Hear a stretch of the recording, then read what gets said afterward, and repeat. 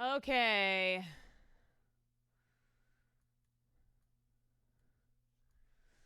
All right. Well, we're going to see if this works. We're just going to do it. We're just going to hope that my stream doesn't F because Spectrum, we got a message earlier today that we were going to have an outage, a full outage until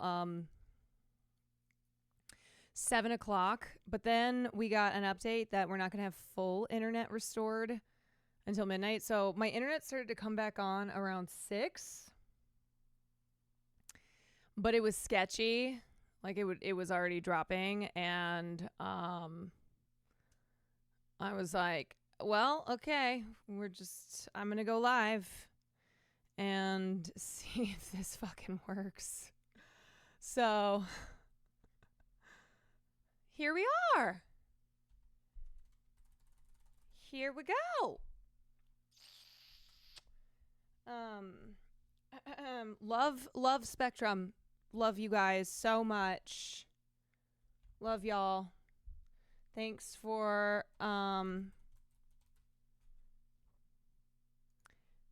everything. Thanks for always being here for me.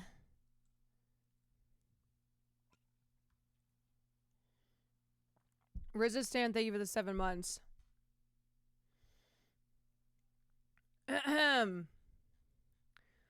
Anyway, how are y'all doing? Hi. Hello. Yeah, I was only I couldn't be on my computer today, like getting things prepped for stream until 6 o'clock. So I was like quickly trying to put shit together. Yeah, I'm just now seeing that Eric Adams got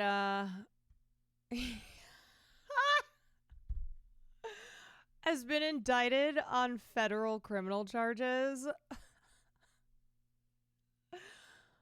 That's what we call an RIP bozo. Yeah, the man who called himself the future of the Democratic Party.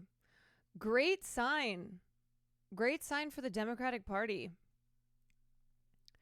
When the future of the Democratic Party has just been indicted on federal criminal charges. Canadians are sorry. Thank you for the 5 months. Dr. Bear, thank you for the 12 months. Sulio, thank you for the 9 months. Anonymous gave me 3 months. He's a dope mod, a doper person. Yes, he is. Indeed. Indeed. Let's see if we can watch a little... okay, hold on.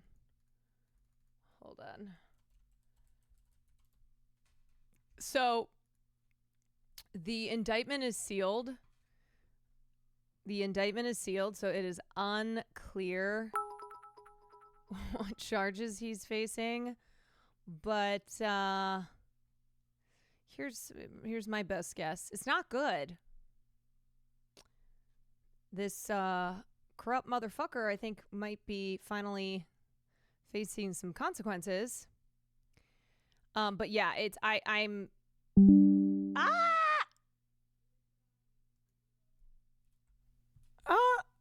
okay, what the fuck was that? Hello? Boy. Okay. All right. Cool. 1 second, y'all. Okay. I just gotta fix one thing. There we go. Okay. My mic should be a little bit turned up now. Yeah. Start spreading the news. Eric Adams is indicted today. I can't wait to see what the charges are. In old New York, I wanna wake up and see that he's been charged for corruption.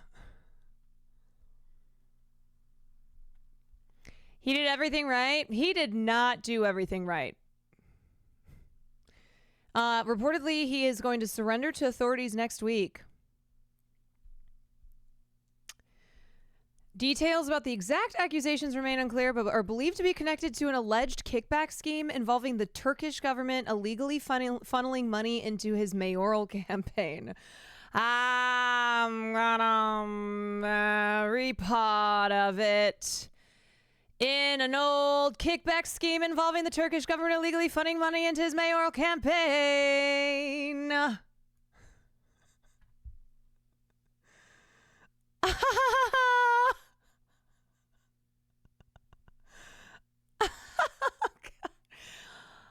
Oh. New York, New York, everybody.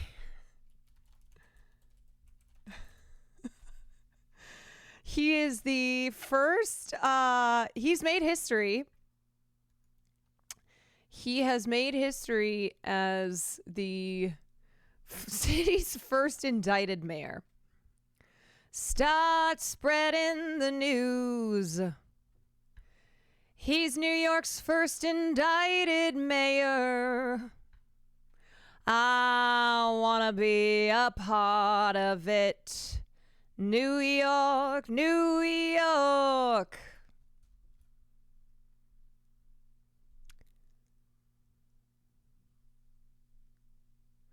Just a quick heads up, Twitch is going belly up right now. So you're fighting a battle on two fronts with streaming. Great. I like things to be as difficult as possible. They can't stop me from doing my jazz hands. Higesius, thank you for the 5 community subs. Thank you, Higesius. Polyceramic, thank you for the 3 months. Shoko, thank you for the 7 months. Concrete jungle where dreams are made of, where you can collude with the Turkish government in New York, where Eric Adams has been indicted and maybe will be arrested tomorrow. No, he's turning himself in. Alt Left Milo, thank you for the 6 months. Preston, thank you for the bits. Ian, thank you for the 10 months. BR, thank you for the 24 months. Also, you guys, I missed celebrating it, but I'm at 2 years of streaming. I am. Is this Krug, Gabe, and Radio on Spotify? No, this is my it's Daily Mix too, but I think it's probably also the Kruangbin radio because that's the first song at the top. Yeah, it's my 2-year anniversary, so I'm going to do an unplanned 48-hour stream starting now. Jelly Reek, thank you for the 3 months. Dark Pulsing Soul, thank you for the 13 months. Yeah, it's very exciting. A little surreal. 4 more years, you'll be able to name 3 emotes. Yeah, I think that's true. I think maybe maybe 4 more years, and I'll be able to do something like that. Wish they'd start arresting all politicians who receive money by Israel, but we know that won't happen. Oh, no. And if you even call out the influence of a pro-Israel lobby pack like AIPAC, you'll get called anti-Semitic. So.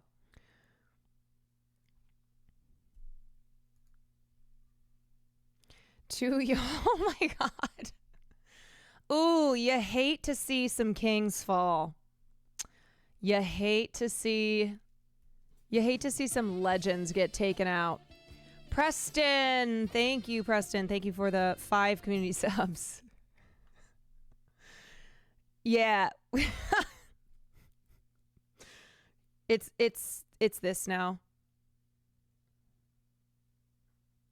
It's no longer a heart. It's a heart that's broken in 2.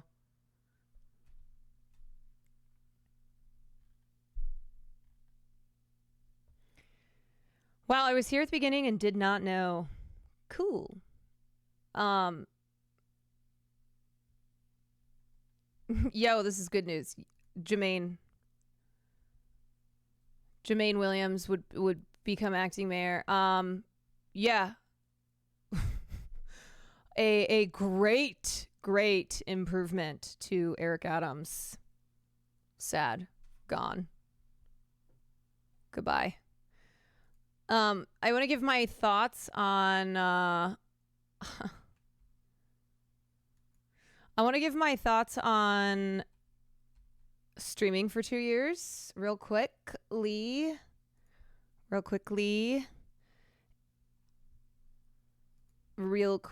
and then we can get back into looking at a little bit of Eric Adams stuff. I don't think. Obviously, it's always.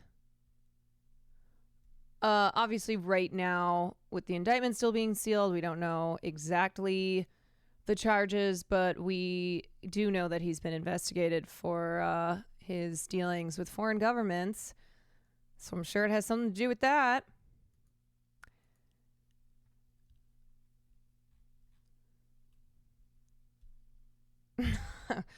Nate Silver, always with the great taste. Okay, hold on a sec before we look at anything else. Are you for real doing a 48-hour stream to celebrate? No, I'm not. I'm not. I don't even know if Spectrum would let me. They'd be like, no, bitch. No. Rin, thank you for the tier 1. Can they indict Hochul next? Yeah, that Disney ass villainess. She needs to go down. Examine everything that she examine all of her dealings, okay? Take a look at her real estate big daddies who certainly did not have any influence on her housing policies in New York. Okay, so anyway, 2 years of streaming. What can I say? Wow, 2 years. I remember hitting 1 year, and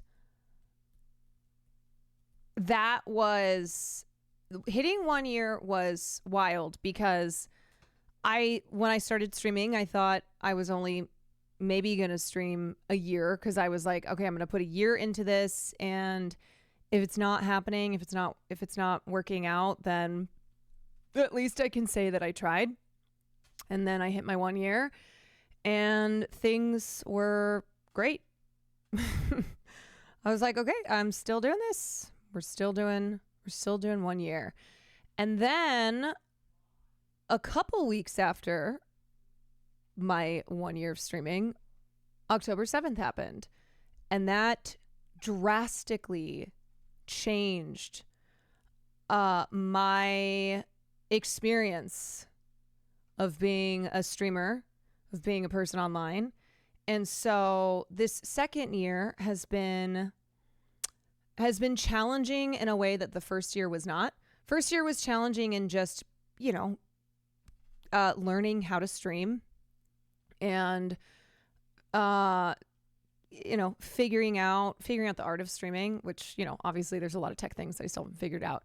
But the second year was dealing with enormous blowback and hate online for my for what I had to say, and that led into it's now it wasn't just then people hating me because of my support for Palestine and my efforts to try and historically contextualize a day like October 7th, but then it was just full on hate for me as we don't want this person here. We don't want this woman, this whore here. And so, yeah, I mean, the last year has been was certainly has certainly been an experience of being like, okay, a lot more people know who I am, which is good and bad. Good in that more people have found more people have found my content, more people have joined the community, more people have been impacted positively by me being on this platform, but then also bad because more people know who I am now. And those people in particular have made it a full-time job out of hating people like me. It's like, get a job, leave her alone, you know? I think most of your haters come from a certain community. Certainly. Yeah, absolutely. But what I was trying to say is like 10/7 is not the only thing that exposed me to a lot of harassment and hatred. And there's been, there's just been hate from quite a few communities. And that comes from me just being now in the game longer. I've been here for 2 years now. People have learned who I am. They've learned who I am. They have heard the things that I have to say. God forbid I should just shut the fuck up.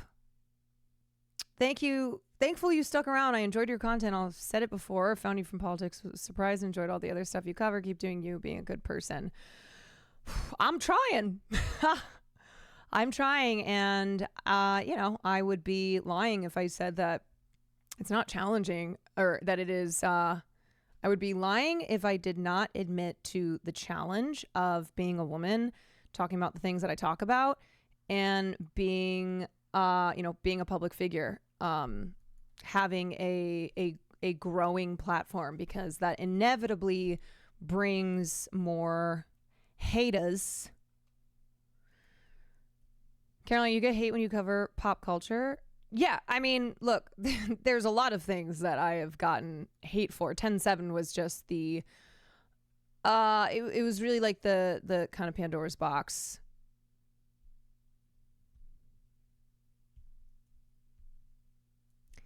When you did the 24-hour stream, I was already a big fan of yours, and it's hard to believe that was a year ago. And tuning in all the time. Then after the coverage of Palestine, I was here every night watching. I'm a super fan. Loved getting to be here as you've grown your stream community and region. Will be here for another year.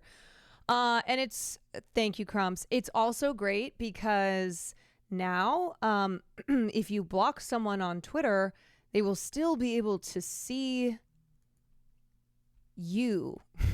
Thank you so much, Elon. The block button was always one feature that I will speak for myself and a lot of women that made us feel safer, like we could exist in online spaces and block out freaks who would say just the most heinous things to us and would stalk us and harass us. And, I guess we didn't really need it. Guess we didn't need it.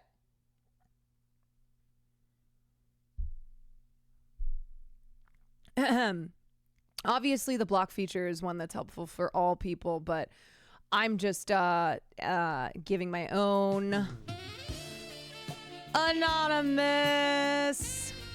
Anon, thank you. Thank you for the 24 subs to represent the 24 months. I'm going to talk about streaming the way that people will describe their baby's age, where I'm always going to speak in months. Even if I get to like 5 years of streaming, it'll be 60 months. Y'all, I'm at 60 months of streaming. I cannot believe it. Soon to be 61 months. Yeah. My baby, how old is he? He's 75 months old. It's how your subs show up. That's true. That is true. Mako Muff, thank you for the 14 months. Black Kusuku, thank you for the 25 months. Hogan, thank you for the gifted sub. Elon just wants everyone to be forced to see his tweets. Yeah, every other tweet, I swear to God I've had him blocked, and still every other tweet on my timeline is an Elon tweet being like, much to think about. Interesting. I find you and your stream super fun to tune into. You were the reason my nights living alone made me feel less alone. Oh, that makes me feel good. You know, it's stuff like that that keep doing it. Keep pushing through it. Sorry you have to deal with that. Sorry it's much worse because you do get more shit because of sexism, but I appreciate what you do so much more because of it. Thank you for what you do. Thank you for being a voice that tries to improve people's minds and lives through critical discourse and thinking. Thank you, Dibs. Thank you for that nice first time chat message. But yeah, so I'm still happy to be here, and I was talking to Sam about this, and Rin, thank you so much for the 5. Thank you for the 5 community subs. I was talking to Sam about this, and I'm like, you know, I think we all recognize that hate comments are still the minority, but because people who despise you make it a full-time job, they are relentless in it. And it's, you know, it's easier said than done to remind yourself of the good that you've done on the platform and the importance of being there, because hating ass bitches display some real unemployed behavior for sure. People don't say love comments the same way people say hate comments. Yeah, what did she say? She was like, she said something that was so wise. She said people don't leave positive Yelp reviews. Like if there's a video, you know, like a YouTube video or something, people prefer, like, instead there's the tendency to leave a negative review. I know. And you know what it is? Like, basically, anytime I will check comments, like I don't even realize that I'm doing it, and I check comments, it's always a bad time. If it's on, you know, if it's depending whose video it is that I'm featured in, and same thing with depending on whose stream I'm on. So that's one thing that I've learned as a way to protect my mental health, is like I really have to stay away from the comment section. And so that's the other thing, is like, because in my mind I go, I know there's a lot of hate. I know there's a lot of hate for me in these comments. It means that I miss out on people who are like, hey, I really appreciate your work. Hey, just wanted to say, you know, love what you're doing. Because, you know, those get, I have to sift through like really bad comments to get to one like that. So yeah, comment sections are generally something that I try to stay away from. Negativity thrives on social media. It does, which is why I've been all about moodang. I'm like, please, let us just have something good. Please give us something good.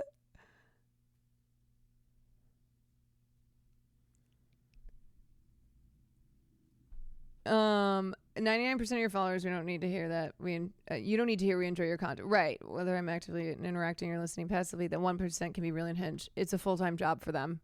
It's truly a full-time job. Trotter, thank you for the tier 1. Test call, thank you for the prime. Tiffany, thank you for the 3 months. H. Jolnir, thank you for the 4 months.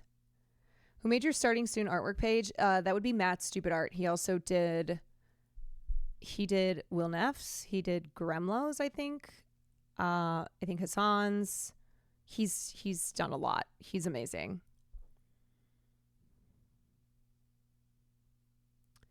Where can I find your playlist? This is just Daily Mix 2. This is Daily Mix 2 on Spotify. But I really wish you would give a hands up for my dude CBD. I'll give a hands up for CBD. I enjoy I enjoy CBD here and there. It's even worse on Twitter now because the crypto bros who bought blue check marks have their tweets shown first. Yeah. So there are days where it feels quite exhausting and it feels more trouble than it's worth to talk about the things that I talk about. But then I remember, one, if I am silenced or silent, then the people whose goal it is to silence me, they achieve that goal. Their full-time job.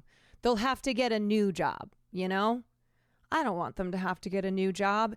It's hard out here to find a job. The job market is tough. So if I leave, if I go, you know what? I've had enough. I'm not doing this anymore. Then they have to get a new job. And I'm not into creating jobs. No. On my presidential platform, I would say I actually am not going to be creating jobs. Less jobs. Less jobs. I am an anti-job creator.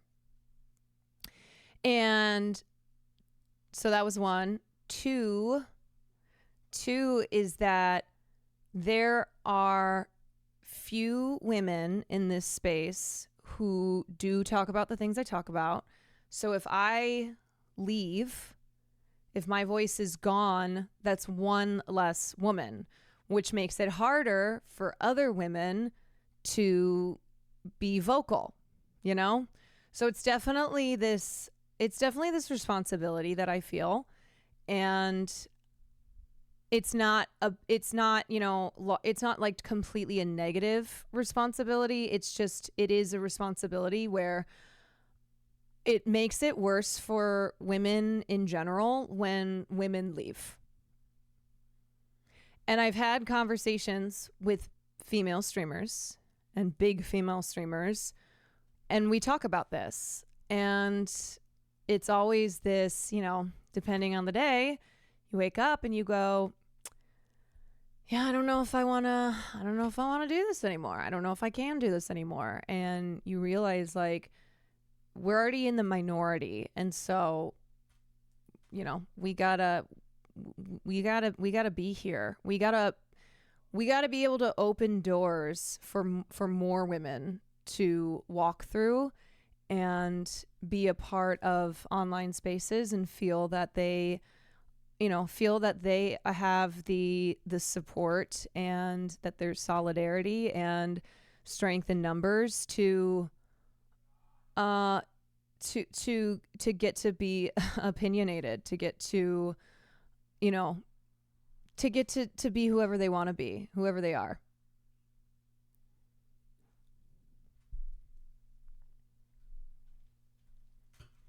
What's your goals after streaming? I don't know. I think if I left streaming, I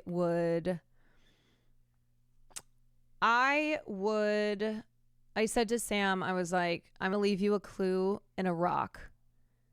Come find me. I'll be polishing my boat on a beach in Mexico. Said I'll be in a small town in Mexico, polishing my boat, and one day I'll look up and I'll see you walking towards me. Get busy living or get busy dying.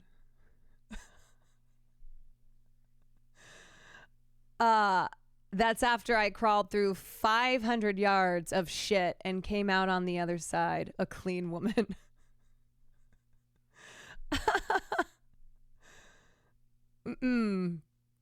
Gunman on the Knoll, thank you for the 2 months. Torusik, thank you for the tier 1. No, if I quit streaming tomorrow, or like if streaming went away tomorrow, I would refocus my attention on the entertainment industry.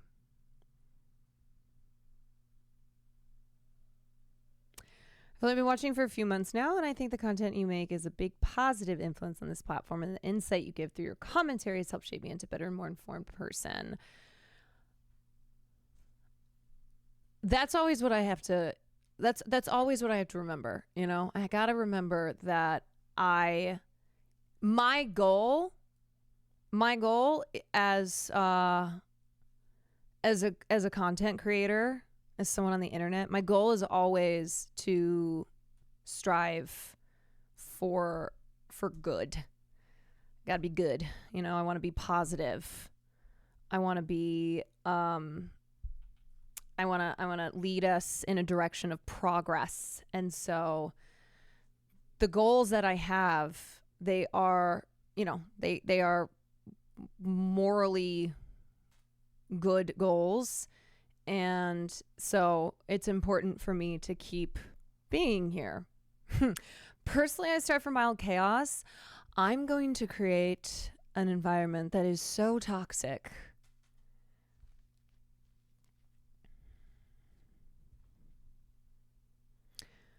Why do you think none cis male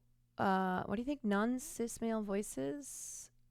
I don't know if that's a typo. Non-cis male voices are less successful than cis male on Twitch.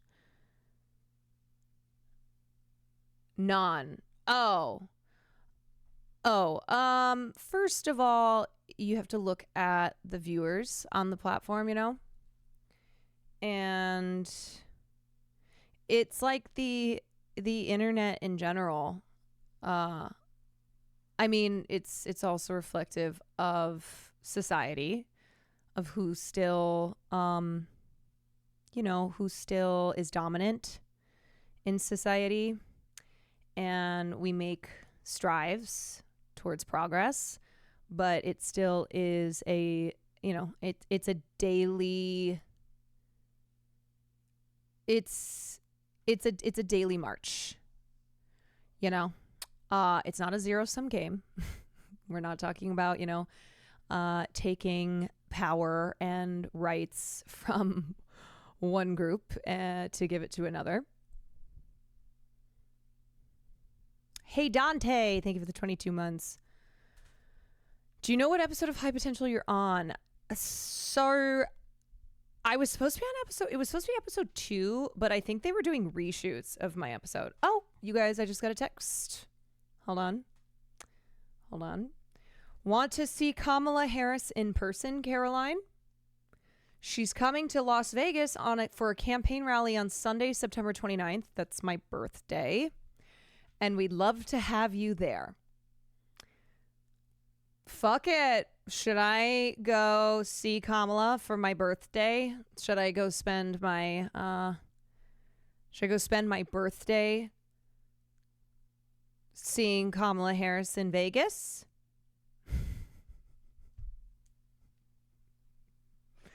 I'm with her. What better way to spend my 32nd birthday than to go see the Mamala?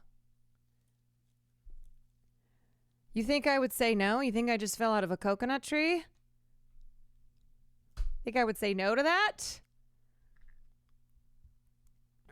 Lived up Kwan seeing her idol? Yes. I'll be like, hi, I recently was emulating you at a performance at a debate that I was a part of, and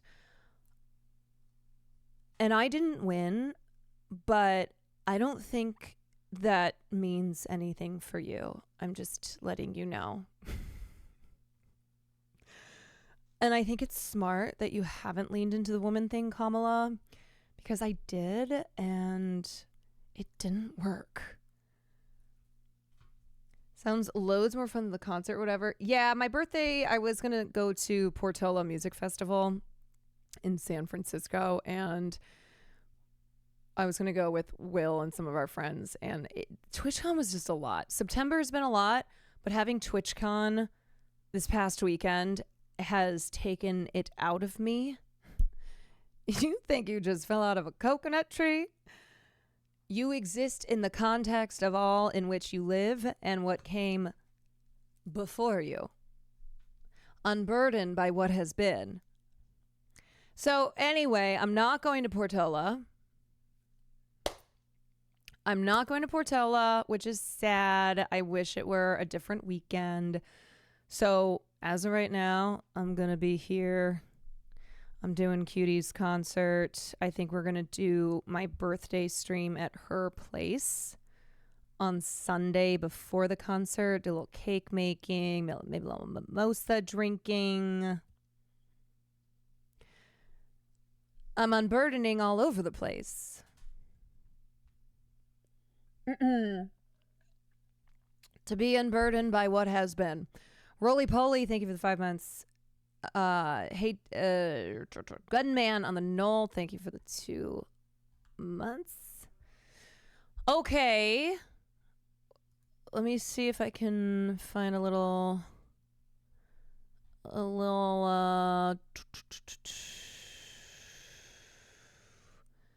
investigations surrounding David Banks' unexpected retirement as New York City Schools chancellor at the end of this school year continues the... We are going to bring you now more news. We'll just look a little bit. We'll just look a little bit at the Eric Adams indictment, and then tomorrow we should have more. We should have more updates. New York City is the Athens of America. It was so nice to meet you and Will on Friday. Y'all are so kind and tall in person. It was really nice to meet you too. Istanbul of America. Everyone knows that New York City is the Athens of America. It's the Istanbul of America. There's evidence. There is evidence that he was being financed by the Turkish government. Caught. The keys of America. The soul of America. We are the Tel Aviv of America. New York City is the Islamabad of America. The Zagreb of America.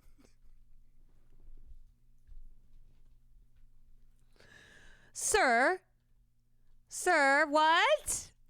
What is Islamabad? We are the Lima of America. New York City is Mexico City of America. This is the... You know, aside from him being just such a piece of shit mayor, he's really dumb. He's just a very stupid man. These are words. Those are words. They are words. He kind of gives a little bit of like old George W. vibes in the way that he's just always word salading and will say something and you're like, that's a made up word. You just made that up. But he doesn't have the charm that W had when he would consistently make Dublin errors. Of America, New York City. Everyone knows that New York City is the Athens of America. It's the Istanbul of America. It's the... There's all the proof that we needed. Okay, another great Nate Silver take. It's probably foolish to think a New York City mayor will successfully translate into being a national political figure, but I still think Eric Adams would be in my top 5 for who will be the next Democratic presidential nominee after Joe Biden. Oh, really, Nate? He's good. He's going to be good at getting media attention. Oh, yes, no, you're right. Nate Silver from the past. Hi, this is us from the future. You are correct that he will be good at getting media attention. In fact, he's the first mayor of New York who's indicted on federal charges, and so he'll be getting a lot of media attention from that. Oh, he'll be getting media attention, all right. And he has a chance of carving out a niche that's different from what other Democrats are offering. True. He's not wrong. That's a potentially powerful combination given how primaries are conducted nowadays. Also, the competition isn't great. You know, maybe we should have Eric Adams so that we have 2 presidential candidates who have been indicted on federal charges. Maybe the stipulation for running for president of the United States should be that you have been indicted on on federal charges. What if the 2 of them, you have Eric Adams and Trump running for president from jail? Like, that's how American politics, that's the future that we want. That's what we want. People aren't thinking about this quite right. Other than Kamala Harris, nobody is more than less than 10% to be the right answer to this question. They're all inherently long shots. So you'd rather have someone with obvious strengths and obvious liabilities rather than a generic D. The former mayors of New York City have a bad track record. Talking point is also really underpowered. It's something like 10 to 15% of president. You know, I think it takes a real ego. You got to be a real egomaniac to consistently put out opinions like this that are so poor, that are just shown to be completely asinine. Yeah, he loves to do this. He loves to put out these, like, you know, don't quote me on this, but here's what I think is going to happen, so that in the, you know, less than 1% chance of Nate Silver being correct, he can point to it as, you know, proof of his genius. Most politicians are narcissists. I mean, most people who work in politics are narcissists. I say this as someone who worked in politics. Some of the worst narcissists that I've ever met worked in politics, from field workers to fundraisers to candidates to you name it. Narcissists galore in politics. Because a lot of it, like, especially when you're doing, you know, horse race commentary, like talking about poll numbers and this and that, people are just making shit up and trying to sound right and trying to be right. And also a lot of people just regurgitate what other people have said, but try to do it in a way where it's like, I came up with this and I'm a genius.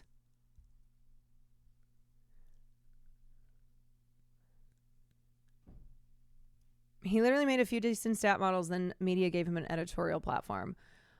Yeah, he rightfully gets shit on a lot, I will say. Nate Silver is definitely somebody who induces groans and eye rolls, and a lot of people can't stand Officials calling Are Mayor you hitting Eric your bell? Adams to resign here because of all of this. I want to put this up. You see there from the New York Times that Alexandria Ocasio-Cortez said Eric Adams should resign as mayor of New York City for the good of the city, because she becomes the most prominent Democrat to push for his ouster amid federal corruption. Update, he was not hitting his bell. I'm just hearing things. I'm hearing a ghost bell. Investigations involving his administration. Okay, by the way, we'll look at this, and then the main story that I have for tonight is actually a rare true crime. Rare true crime content for me. I usually don't do true crime, but it relates to Ryan Murphy, public enemy number one. And so we'll be revisiting the Menendez brothers because of Ryan Murphy's show, Monsters, that, he first did an entire series on Jeffrey Dahmer, which I talked about at length. Fuck you, Ryan Murphy. And then the second season is all about the Menendez brothers. And there has now, there's a lot of controversy, of course, because it's Ryan Murphy. So we'll be covering that. AOC says this: I do not see how Mayor Adams can continue governing New York City. The flood of resignations and vacancies are threatening government function. Nonstop investigations will make it impossible to recruit and retain a qualified administration. That's just part of her statement there on social media. Linda Schmidt has the new statement. Mayor Eric Adams firing back at AOC here. We have it. Let's take that live here. Let's take that full. This is how Mayor Adams is responding to. When AOC hits, she hits so hard. She does. A swing and a thunk. Like she... I wish. I just never. Anyway, Anyway. Do this. Yeah, when she doesn't, it's painful. Saying for anyone who self-righteously claims people charged with serious crimes should not does be in Olay jail, have a tweet out? to now say that the second black mayor of New York should resign because of rumors and innuendo without even a single charge being filed is the height of hypocrisy. I am leading this city to protect it from exactly that kind of phony politics. The people of this city elected me to fight for them, and I will stay and fight no matter what. Okay. I mean, Istanbul is the United States. What? We are getting some breaking news in right now. This is quite something. Okay, this is coming to us from the New York Times. Wait, you guys, hold on a second. Maybe he actually got so confused by his own comparison of New York and Istanbul.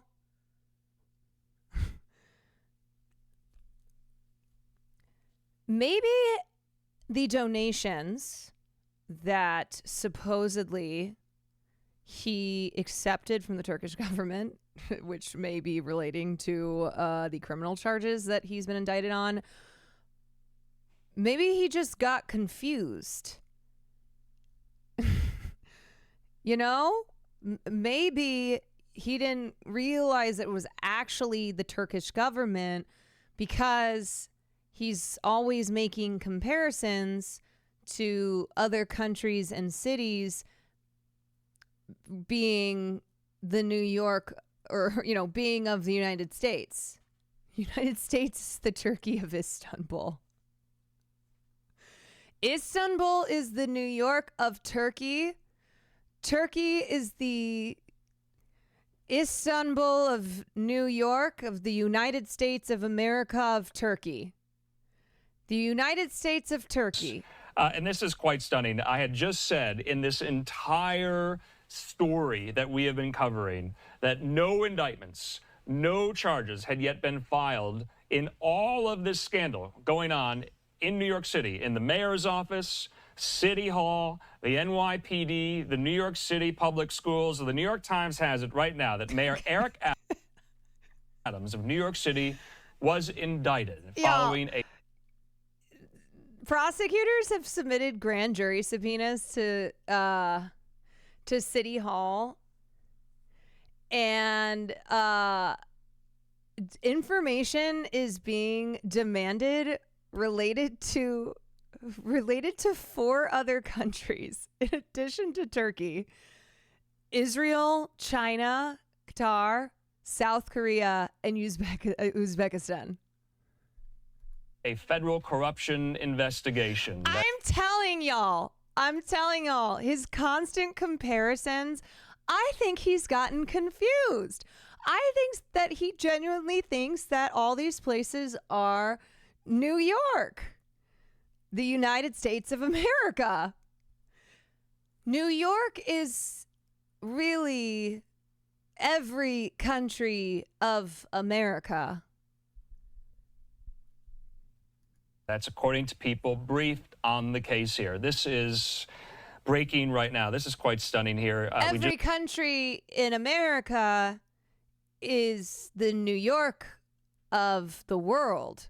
Just read out that statement from the mayor firing back at AOC. AOC becoming the first New York member of Congress to call on Adams to resign. There are, though, in Albany, several state lawmakers who have already done just that, calling on Adams to resign. Think about it. AOC becomes the first U.S. House member from the New York delegation to do just that. Now, Mayor Eric Adams of New York City has been indicted following a federal corruption investigation. Remember, he first came to power as mayor back in 2021 after winning that election there. You go, Gert. And so we don't know what that indictment says. This is just from the New York Times. We're going to wait to see if other outlets confirm it, like the Associated Press. We're waiting on sources here at Fox as well to confirm what we just brought to you, as well as Fox 5 there in New York. And we'll wait to see from the mayor's office what their response is to this, and once that indictment, whenever it is unsealed, we'll have to look at what charges Adams is facing here, but that is the news right now. Mayor Eric Adams of New York City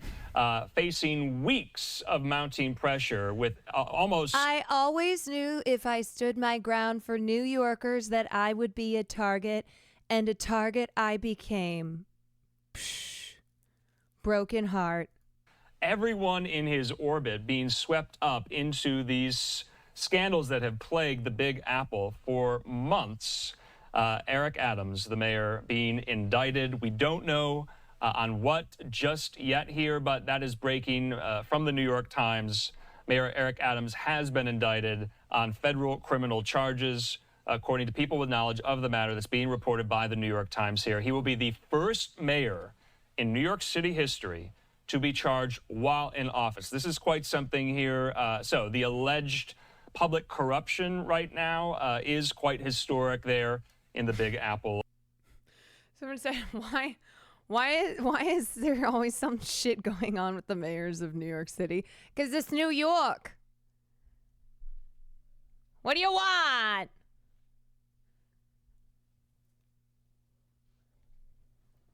Don't be a bitch. That's how we do it in New York. In New York, that's why it's called the concrete jungle, baby.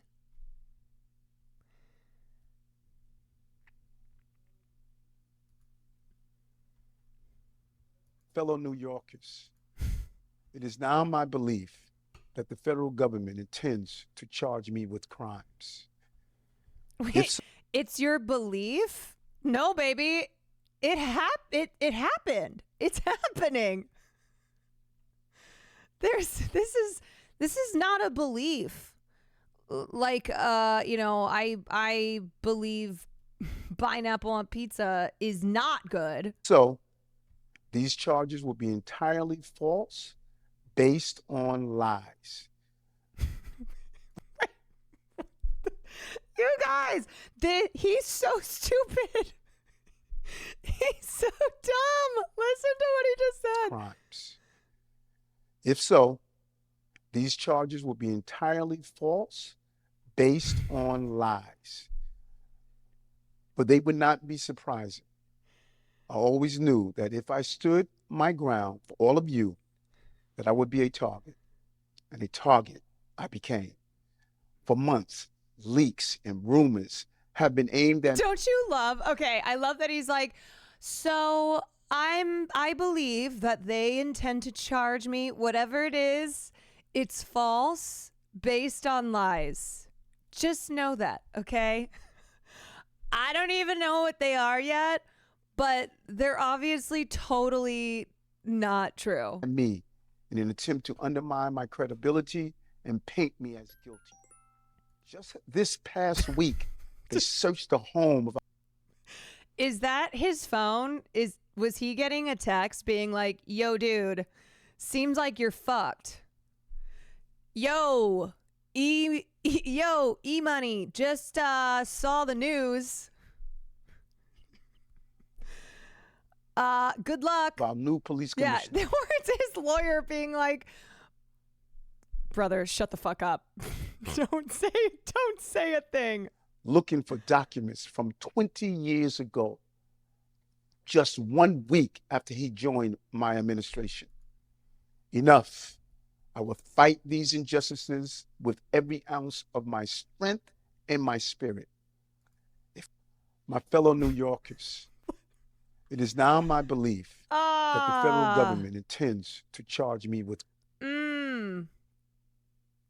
We should get Lolo to represent him pro bono. Yeah. Hey, Eric, I have a lawyer for you. I've got a lawyer for you. But yeah, in case it's not clear, fuck Eric Adams. I will be laughing all the way through, because this man has been a disaster for New York City. He is, he has sicked the NYPD on protesters, on homeless, on, the people of New York Fuck this guy. He's already, Lolo's already on the case. Mayor Adams, sir, I'm awaiting your call. Eric Adams would be making a huge mistake if he doesn't take Lolo up on his offer here. Yeah, but isn't it funny how Mayor Adams, who's Mr. Law and Order, which basically just means more funding to the cops to murder people who skip the fare in the subway, spend more money on cops than it costs from the total number of people who are fare skippers. It's always the law and order guys, always the law and order guys who turn out to have been up to some criminal activity, always. Always.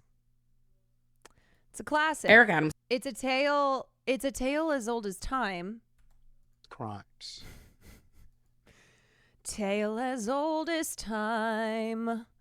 Always doing crimes. Doesn't support the mental health initiatives. When he became mayor, what he did was make it so that people could be involuntarily committed. That's his version of mental health assistance.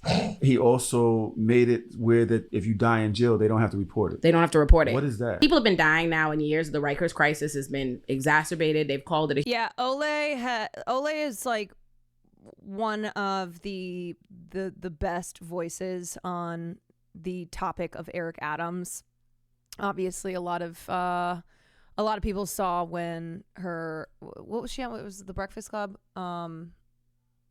Where she just eviscerated him. Yeah, she's got his fucking number. Yeah, it was Breakfast Club. Mm-hmm. A human rights crisis. I think over 31 people have died in Rikers since Eric Adams became mayor that we know of. And I say that we know of because when he got tired of people like me drawing attention to that and the public outrage and backlash, what he did was he just completely got rid of the policy and decided they would no longer inform the public of any in-custody death. And if the media finds out about it and asks about it, then they'll confirm it, but they will not announce it or tell anybody. I've talked to mothers whose sons have died in Rikers. They don't even get a call. They don't even hear about it, don't know. What? A mother of one of the young men who had died at Rikers, his name was Stephen Kadu. His mother spoke there and she talked about the fact she got a call. She got a call because they happened to be asking about something different, like where to go send his clothes or something, is how she realizes her son is dead. Eric Adams isn't. Do you know what I can guarantee you? I can guarantee that whatever crimes Eric Adams committed are sure to be some of the dumbest crimes imaginable.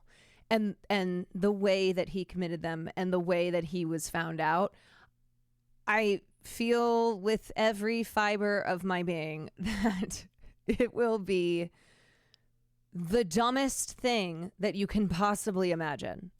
It will be so... I'm going to commit crimes that are so stupid and in such a stupid way, and I'm going to get caught because I am so stupid. Eric Adams haters are rejoicing. I worked with Ryan Murphy once, and that dick stole my parking spot. Why am I not surprised?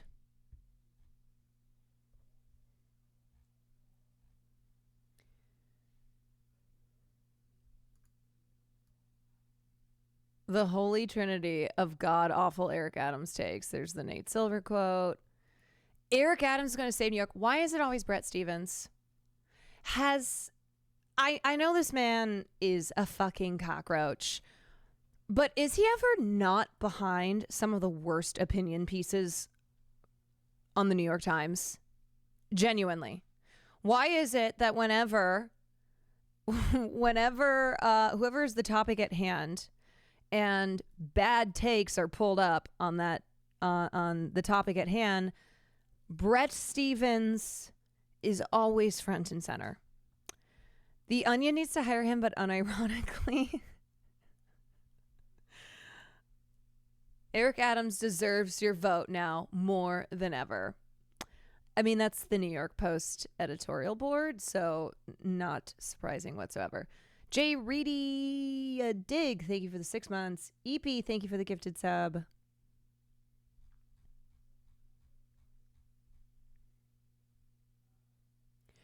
Your mom should expose him. My mom does not like Brett Stevens. We've had many a conversation where we've talked shit on him. So, for those who don't know, my mom is the biggest New York Times reader. She is always in the comments. In fact, apparently she achieved some sort of special status because her comments get a lot of like attention or likes. So she's all over the New York Times. A top commenter.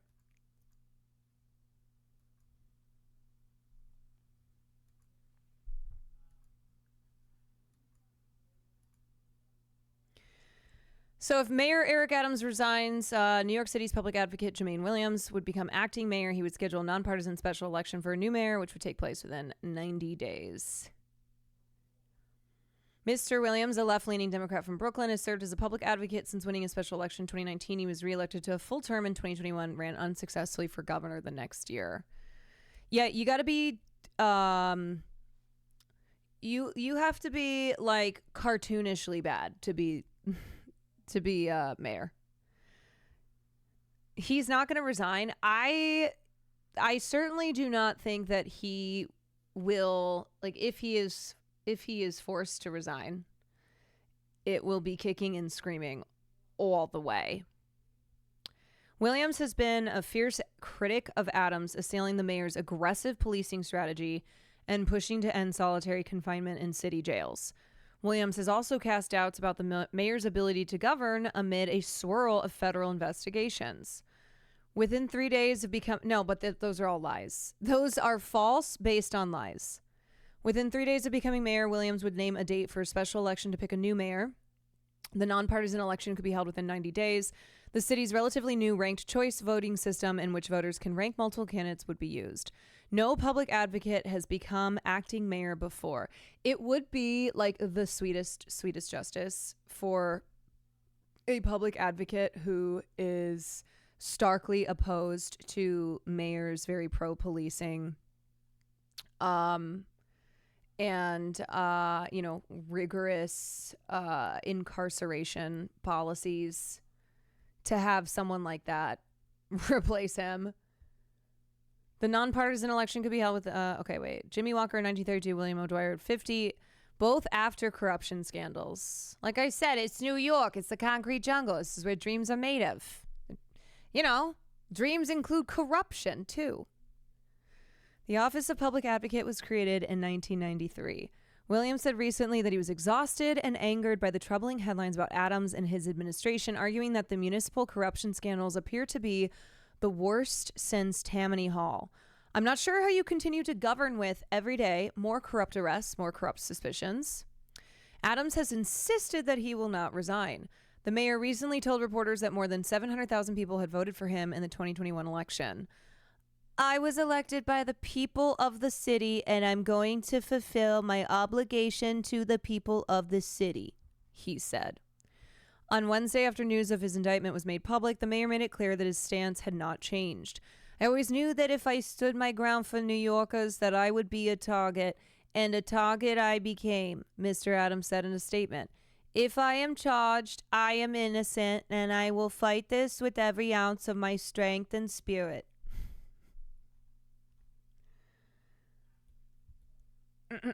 What about his obligation to D's? Yeah. What about him? All right. Well, we'll follow up with this tomorrow. Oh, quick little clip for y'all here. My Irish queen, Sally Rooney. Any Sally Rooney fans? Anybody?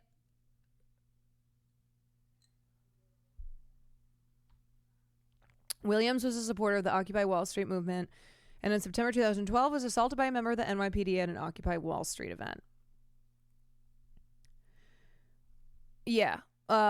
Certainly on the opposite side of the spectrum than Eric Adams when it comes to aggressive policing in New York City.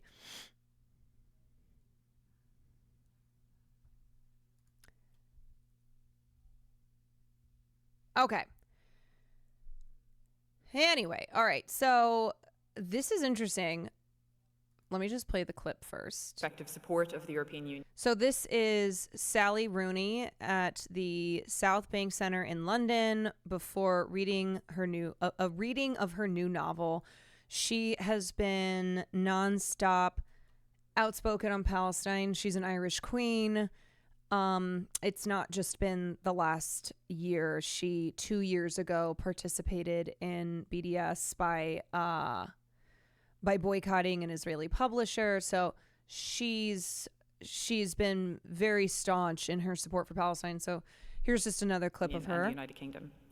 Countless heritage sites, museums, libraries, schools and mosques, as well as arts venues and cultural centres much like this one, have been irretrievably destroyed. And that is not even to speak of over 40,000 people confirmed dead, each one a precious and irreplaceable life, each one loved and mourned. It is difficult to avoid the conclusion that we are witnessing an unfolding genocide. The violent death of any civilian in Israel, in Lebanon, in Palestine, or anywhere is a terrible tragedy and an outrage. And the roots of this particular tragedy are in the illegal Israeli occupation of Palestine and the apartheid system under which Palestinians are forced to live. As we are lucky enough to be here tonight in London, in these beautiful surroundings, for what I hope will be an evening of celebration and community, I want to make clear that we are also here in solidarity with the people of Palestine. And I want to urge you all, just as I also urge myself, not to turn away, not to give in to despair or fatigue, to keep protesting, to keep speaking out, to keep demanding an end to this horrifying war. It is the least that we can do. Thank you. So anyway, I saw someone quote tweet this, and there's somebody who's in the industry, and they said, word on the street is that, like, is that Sally Rooney had personally called one of your faves and asked them to be outspoken, like to speak out on Palestine, and they said no. And look, I know that's not the point, but we are also pop culture stream here, and I am so curious. I'm so curious on who that might have been. Right? Like, Sib, I need to know. So I'm quite curious, and I really hope it's neither of the neither Paul Mescal or Daisy Edgar Jones, who were both the stars of Normal People, which was a great show based on Sally Rooney's novel. Let's just say it's Ryan Murphy, because fuck Ryan Murphy. That's the theme of today.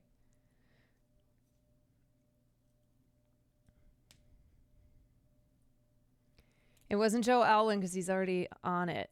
Yeah, like I'm trying to think, was it an Irish actor? Because that's especially like, yo, do you not see all of these Irish baddies out here who have been very outspoken on Palestine? Like Ireland is, is a country that has, by and large, supported Palestinian liberation because of, their own history. They're spiritually aligned with Palestine. So I hope it's not an Irish fave. I hope not. Yeah, it was Austin Show. Anyway, I just saw that and I was like, oh, ooh. I wonder who that might be. Okay. Let's get to talking about our Just for a moment on a main story tonight. Speaking of actors, did you cover Javier Bardem's statement on Palestine yet? I don't know if I did. I did watch this. Sometimes I can't remember if I've covered something on stream or if I just watched it on my own time. So this is at the San Sebastian Film Festival. Spain has also been one of the better countries in calling out Israel's crimes and also withholding aid, withholding weapons to Israel. Me remite directamente a Gaza. Lo que está sucediendo en Gaza es totalmente inadmisible, es terrible, es deshumanizante. Here, I can read the subtitles. Oh, please.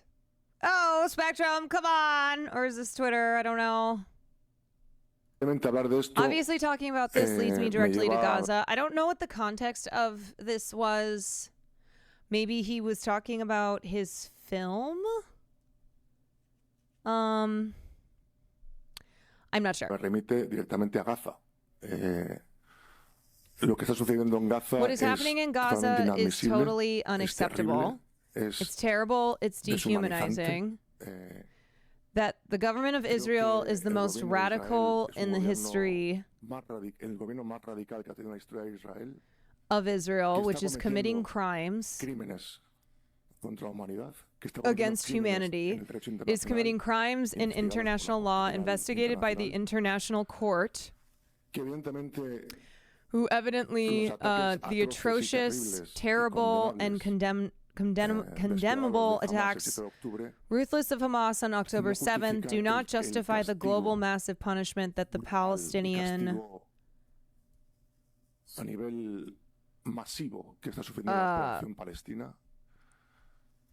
that impunity. Yeah, I think these captions are kind of not that great, but basically he's saying like the point being that October 7th justifies everything, but nothing justifies October 7th, but October 7th justifies everything. And that Israel is acting with impunity. The actions in Gaza and in Cisjordania has to change. I think that countries like the United States, Germany, and England especially have to consider their logic of behavior and unconditional support when we are seeing crimes in human rights, crimes of international legality, such as prohibiting food, water, medicines, electricity, using UNICEF, the war against children, and the trauma that this is generating for generations. Obviously, I say or don't say, nothing I say or don't say will change anything, but I think society is beginning to understand that legitimate criticism of a government has nothing to do with, in this case, the false accusation of anti-Semitism, or in the case that one never can criticize and condemn the terrible actions of Islamophobia. We as society, we are all a world, we are all victims of what is happening. To a secondary or tertiary, but victims degree. Yeah, we have the right and moral and ethical duty to denounce what we consider unfair. I think it's important to also recognize that current Israeli government, which is one of the most radical in Israel's, an ultra-nationalist with extreme right wing, is representative at all of the Jewish community and even not even Israel, all of Israel and society. For example, the ultra-Orthodox think that rebuilding the state, Israel in Holy Land, goes against Hay muchas voces. Yeah, I mean, okay, this is the captions are so rough, but y'all get what he's saying. En estos últimos 10 meses, The last 10 months that que se have han been puesto very muy en against contra the de- actions, de las acciones tanto en Gaza como en Cisjordania. both in Gaza voces and dentro de la Cisjordania, comunidad judía. voices within the Jewish Hay community. un There's malestar a social social importante que discomfort tiene that que ver has to con- do with the con la need necesidad de que haya un eco for an social eco-social rejection of such policies, rechazo such actions. a tales políticas, a tales acciones. Y repito, It's our es responsibility, responsabilidad nuestra, you, the media, ustedes, and I as a nosotros como medios, citizen, y yo como ciudadano, el poder mirar y denunciar aquellas situaciones que consideramos to have power and denounce these situations inaceptables y pedir a la justicia, a la Corte Penal Internacional, a la Justicia Internacional de las Naciones of Unidas, Justice of Nations. Cisjordania is the West Bank in Spanish. Okay, that makes more sense. I do like the idea though of there being a Cisjordania because there's a Transjordania. que se condene y se juzgue a sus responsables, en este caso Netanyahu y los Yeah, so he's responsables de calling out Hamas, Netanyahu los matantes here. de Hamas. Como se está haciendo, como se quiere hacer, ¿no? Hacia donde nos estamos dirigiendo es realmente un lugar Where we are heading is terrible, terrible and I think que creo que a todos nos asusta muchísimo. that Y scares us, necesitamos la and we have to use our voz social voices to put an end que ponga fin to a the la impunidad impunity and y unconditional al apoyo support. incondicional, que no es otra cosa que darle alas a Which is nothing more abuso than giving wings to the abuse del of derecho international internacional, ¿no? y de los derechos humanos. and human rights violations. I'm assuming that's what he was saying there.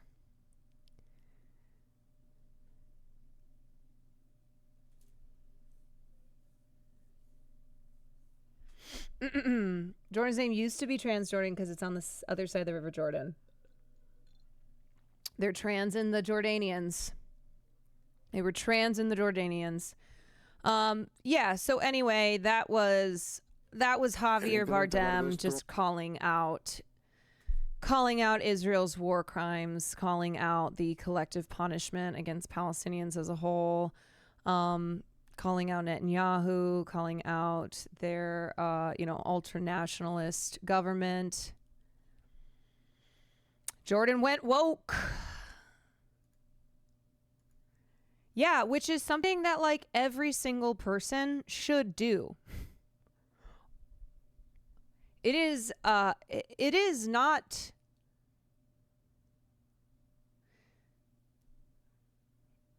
not hard to recognize.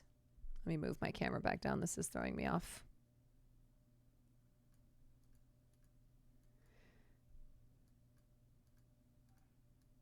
It's not hard to recognize the things that Javier Bardem was talking about and that a lot of people have been talking about. And it's at a point where if you are not calling this out, if you have not correctly identified what Israel has been doing, then it's because you are choosing not to.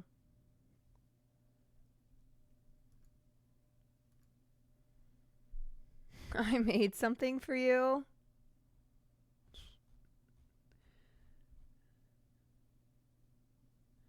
The case for scary. Are you getting your work done at work? Your Spanish is as good as your Armenian. Thank you very much. Are you getting your work done? Are you are you just making power words? I don't have any work. Okay. The case for Scary Game Month. October equals spooky month, so play scary games, please. I do play scary games. Why Chilla's art games are perfect for you. Haven't I played Chilla's art games? Short, spooky, but not terrifying. Quick, brief, momentary, temporary. Like short, even at Caroline speed. Most around 1 hour, which is like 2 to 3 hours Caroline speed. Okay. Purchase bundle of all 20 plus games here, or here are 5 highlights. Night delivery. I swear to God I played this. Didn't I? I didn't play this one. Shinkansen. Not really scary, just a little spooky. Parasocial. I thought I played this too. Night security. The bathhouse. Chat, give subs now to make her play. Look, I'm not somebody you have to convince to... I played 2 of these, but I'm not somebody that y'all have to convince to play spooky games. I love spooky games. You played the convenience store and the closing shift. Okay. Well, October is coming up. We will certainly play spooky games. Anonymous gifter, thank you for the 5 community subs. Blinky Bun Bun, thank you for the prime. Daniel West, thank you for the 7 months. The closing shift is the roof, anyone? Yes, the scene that almost killed me. Shinkansen. Yeah, I went real Midwestern on that. Shinkansen. You guys, I already didn't I play Shinkansen? Come on. I thought I played Shinkansen. No?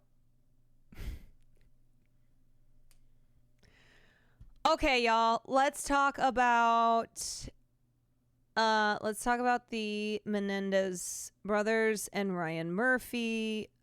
What did I just do? Okay. Got it. Okay. So, have you played Mortuary Assistant? Yes. I think there's a whole... yeah, Preston just linked in chat all the games that I've played. Yes, I'm also watching The Penguin.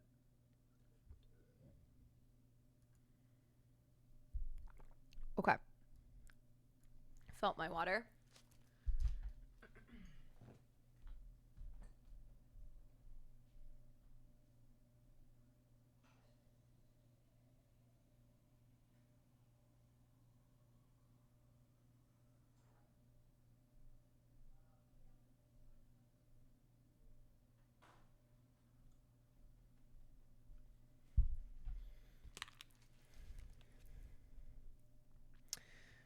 Okie dokie. So why are we talking about the Menendez brothers, who are currently serving life sentences without parole for the 1989 murder of their parents, Jose and Kitty Menendez? Well, we're talking about them because Ryan Murphy's series, Monsters, which this season features the Menendez brothers, so it's the Lyle and Eric Menendez story, takes some liberties, okay? And this is part of the ongoing conversation that we've had around true crime not being, not being treated on film and TV in the way that it maximizes care for the victims, maximizes, the truth of the story. And it's Ryan Murphy, and Ryan Murphy loves camp. He loves, he loves gossip. He loves the salacious aspect of something like true crime. And when he's doing, fiction like American Horror Story, who gives a shit? Take all the creative liberties that you want. But when doing something like the Dahmer story, to which the victims' surviving family members were very upset because, one, they were not consulted whatsoever. They did not know that this project was going to be made. And two, because of the way that Dahmer humanized Dahmer and how so much of it was really about Dahmer, and the victims were just, largely plot points. And anyway, I talked all about Dahmer in a different stream, but today we're talking about the Lyle and Eric Menendez. And Murphy co-created and co-wrote the series, which tells the story of the murders using a rotating point of view. At times, the series depicts the brothers as victims of their father's alleged sexual and physical abuse. At other times, they're portrayed as cold-blooded killers. In some scenes, their relationship is sexually charged. So it might help to give you an idea of the vibe of the show if I play the trailer for you.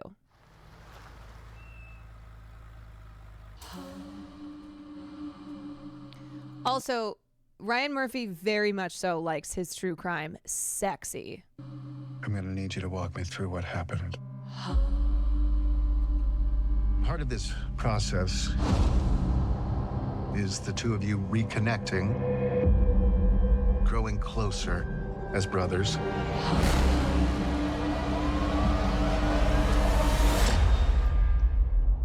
Eric and I killed our parents together, so I'd say that makes us pretty close.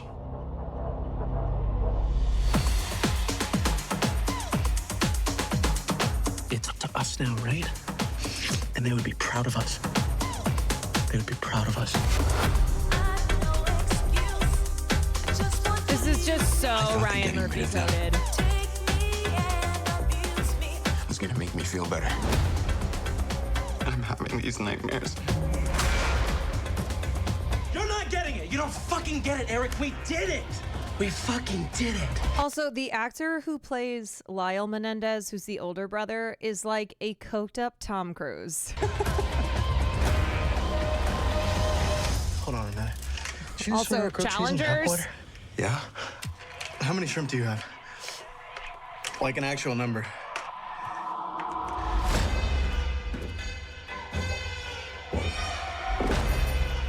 Our life was one thing. And we decided we weren't gonna take that anymore. Unbelievable. Starting right now. We're gonna demand more out of life. I want your money. And we are never gonna fucking go back.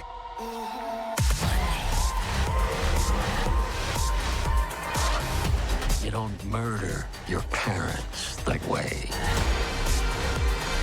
Literally defacing them. That's not about money. That's about something deeper and darker. Eric, I know that they would be proud of us. Also, you can see very clearly that Ryan is leaning into the homosexuality element, which we will talk about when we get into revisiting the case, because that is something that was like a big part of the first trial, was Eric's sexuality being, being speculated on, him being accused and labeled as a homosexual. And keep in mind that a big part of the Menendez brothers case was the psychological, emotional, physical, and sexual abuse that they said they faced at the hands of their parents, and especially their father. And so tying in like, oh, well, Eric Menendez is homosexual, that was like an intentionally nasty part of the first trial where, the prosecution accused him of recounting his homosexual encounters with other men as a way to fabricate stories of abuse that his father did to him. And just how much like being homosexual was forced upon Eric Menendez. And anyway, like watching this trailer, you can see how much Murphy leans into that like glitzy, glamorous, gay. It feels birdcagey at times. Yeah, it feels. Nathan Lane is actually in the movie. He plays the reporter Dominic Dunn. But just the vibe that you're getting from the trailer, and what's not in the trailer is we'll talk about in the second episode why a lot of people are online saying, oh yeah, no, it's fuck Ryan Murphy.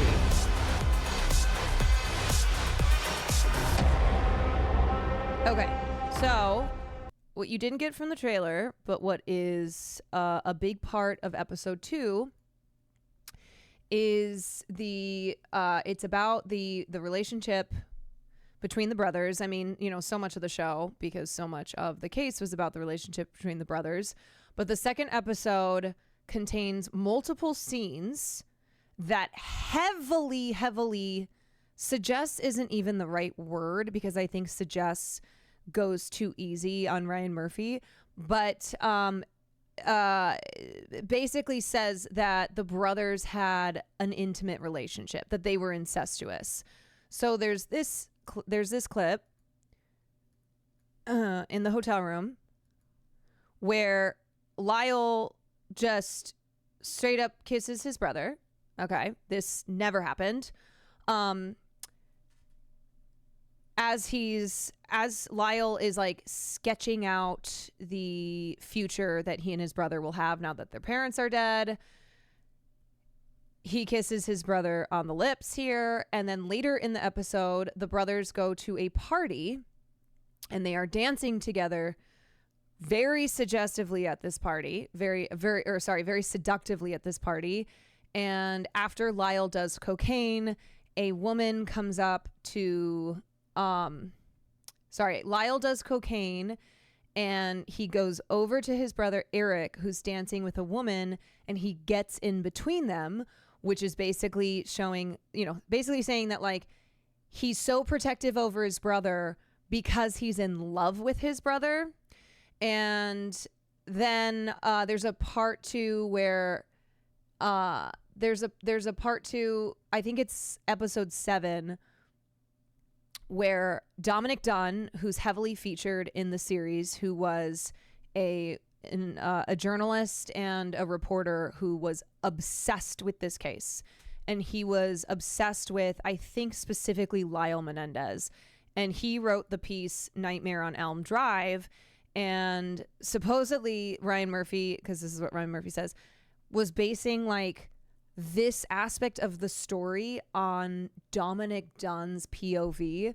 But the thing is that Dominic Dunn, who's played by Nathan Lane in the show and who covered the case, in the show suggests that the brothers were, quote, hiding an even darker secret that had nothing to do with Jose, aka that they are lovers, that they are incestuous.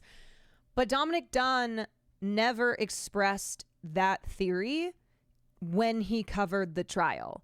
He did, in this article, talk about sources who had told him that the brothers had been sexually abused. And he also, like, there are definitely shady things about Dominic Dunn. And I think I have this piece here.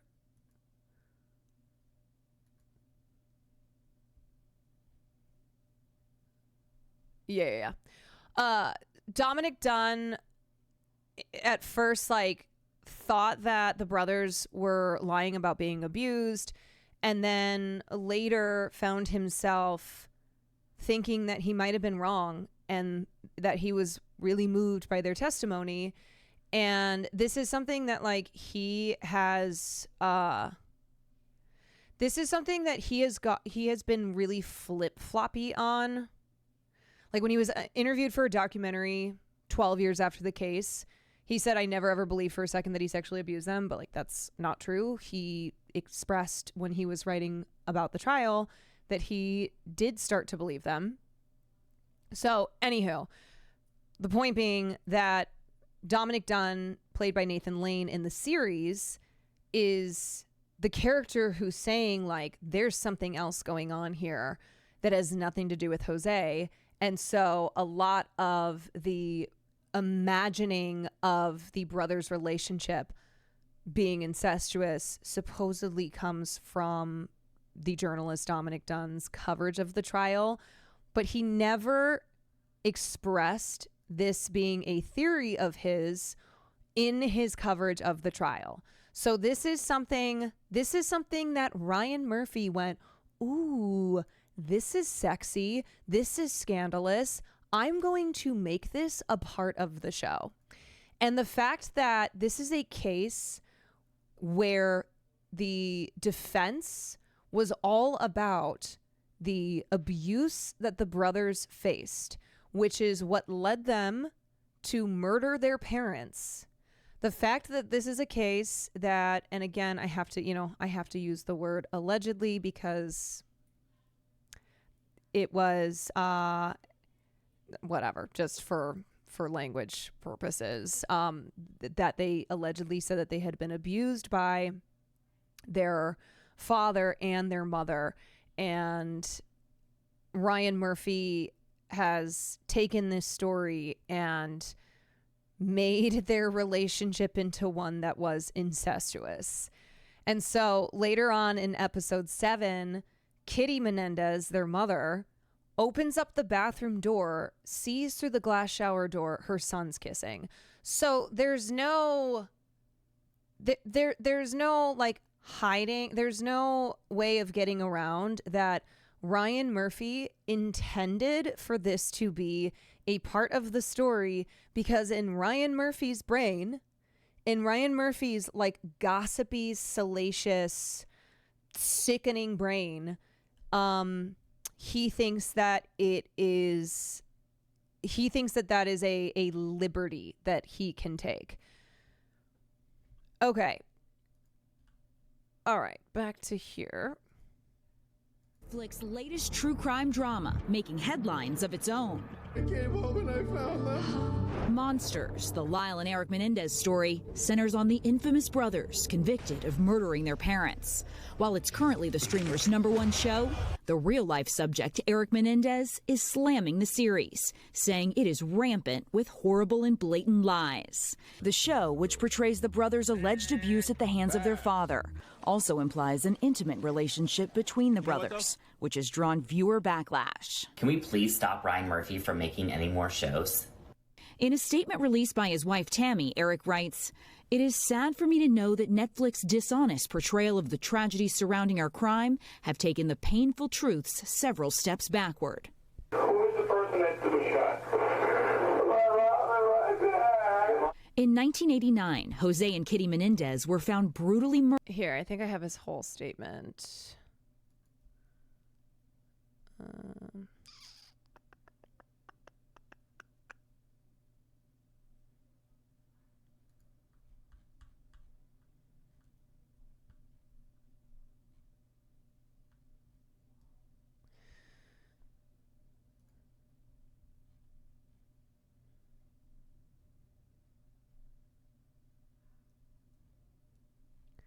Where I just want I hate when it breaks it up. Okay, whatever.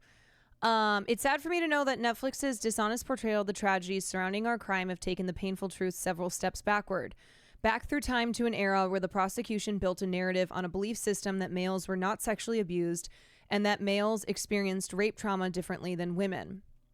The statement posted by Tammy Menendez said, "How demoralizing it is to know that one man with power can undermine decades of progress in shedding light on childhood trauma. Violence is never an answer, never a solution, and is always tragic.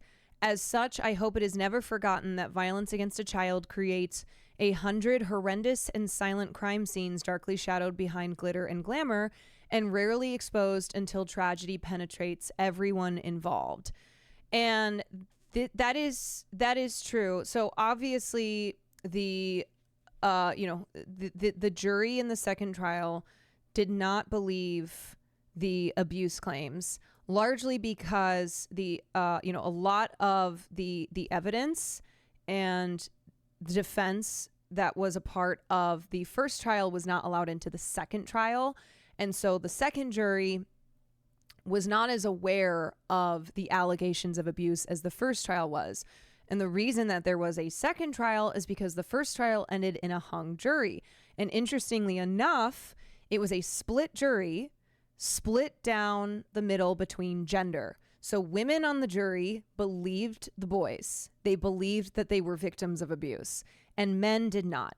And what was happening during this time, during the 90s, well, there's a lot happening, but in particular, when it came to male sexual abuse, that was something that was not considered to be real.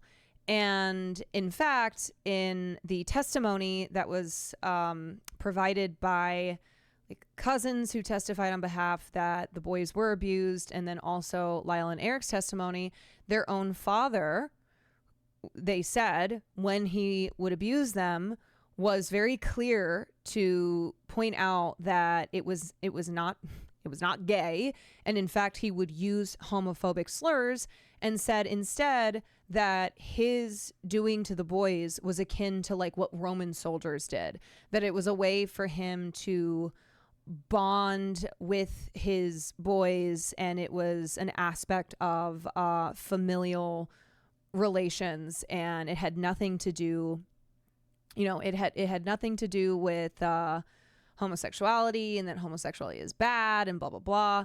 So there was certainly a lot of homophobia in that era. There were beliefs that men cannot be sexually abused and that it is a moral failing of men.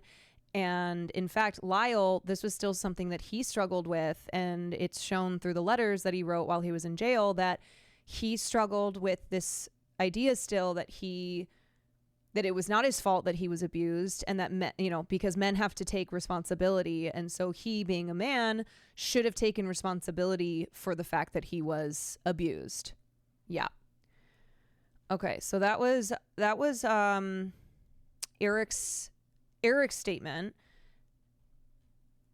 And then I don't know if they cover murdered Murphy's in their response Beverly to this. Hills Let me see. mansion. Their sons ultimately admitted to the fatal shootings, but argued it was an act of self-defense, saying their father had physically and sexually abused them for years. He said that he didn't mean to hurt me. Now Eric is criticizing the show's co-creator for what he calls appalling character portrayals of him and his brother, adding, "I believe Ryan Murphy cannot be this naive and inaccurate about the facts of our lives so as to do this without bad intent." Just days after Eric denounced the show, Kim Kardashian visited the California prison where the brothers are serving life sentences, along with Cooper Koch, the actor portraying Eric. Kardashian wasn't there to see the brothers specifically, but they were part of a group of 40 prisoners meeting with the star as part of her regular work on prison reform, according to a source familiar with the situation. The criminal justice advocate has collaborated with the Monsters creator before, starring in season 12 of Murphy's show American Horror Story. She's like the Pope. Your entire attitude right now. My favorite Now actress. with the Menendez brothers back in the spotlight, the retelling of their decades-old case courting new controversy. And Kelly, this is not the first time that Netflix and Ryan Murphy, for that matter, have faced some criticism when it comes to a special. No, it's not. Remember the Dahmer series from 2022 that dramatized the Jeffrey Dahmer murders? Well, victims' families from that situation said watching that actually re-traumatized them. Right, and let's be clear, when someone like Ryan Murphy is doing a series based on true crime events, his number one purpose in doing so is entertainment, okay? Not to say that Ryan Murphy is the only one who takes giant liberties when using real life events because, because the intent is to create something that is very entertaining. But because of how big Ryan Murphy is, and Dahmer was the number one show, the Lyle and Eric Menendez story is currently the number one show, and because Ryan Murphy has really, he's Ryan Murphy, so he runs the show. Like, he calls all the shots. Ryan Murphy does what Ryan Murphy wants to do, and he's got enormous name recognition. And so he is just going to continue to make these projects where he, where he uses really horrific events that happened in real life for purely entertainment purposes. The actual story is so horrible, there's no reason to dramatize it. And here's the thing, if he wants to tell a story about brothers who were sexually abused and then formed an incestuous relationship with each other, go tell that story, but have it be fiction. Don't do this fictional, dramatizing of something that happened in real life and for people who are still alive. Now, that show went on to receive critical acclaim and is one of Netflix's most watched ever. But in the case of the Menendez series now, I mean, it debuted on Friday. It's #1 on the Netflix charts. So this controversy doesn't seem to be affecting the streaming numbers. We, of course, reached out to Ryan Murphy and Netflix for comment, but didn't receive anything back. Okay. All right, Kaylee, thank you. Okay, so let's take a look at Ryan Murphy's response here. I know he hasn't watched the show, so I find that curious. Murphy told E! News on the red carpet at the September 23rd premiere. You might know him of his new series, Grotesquerie. I hope he does watch it. I think if he did watch it, he would be incredibly proud of Cooper Koch, who plays him.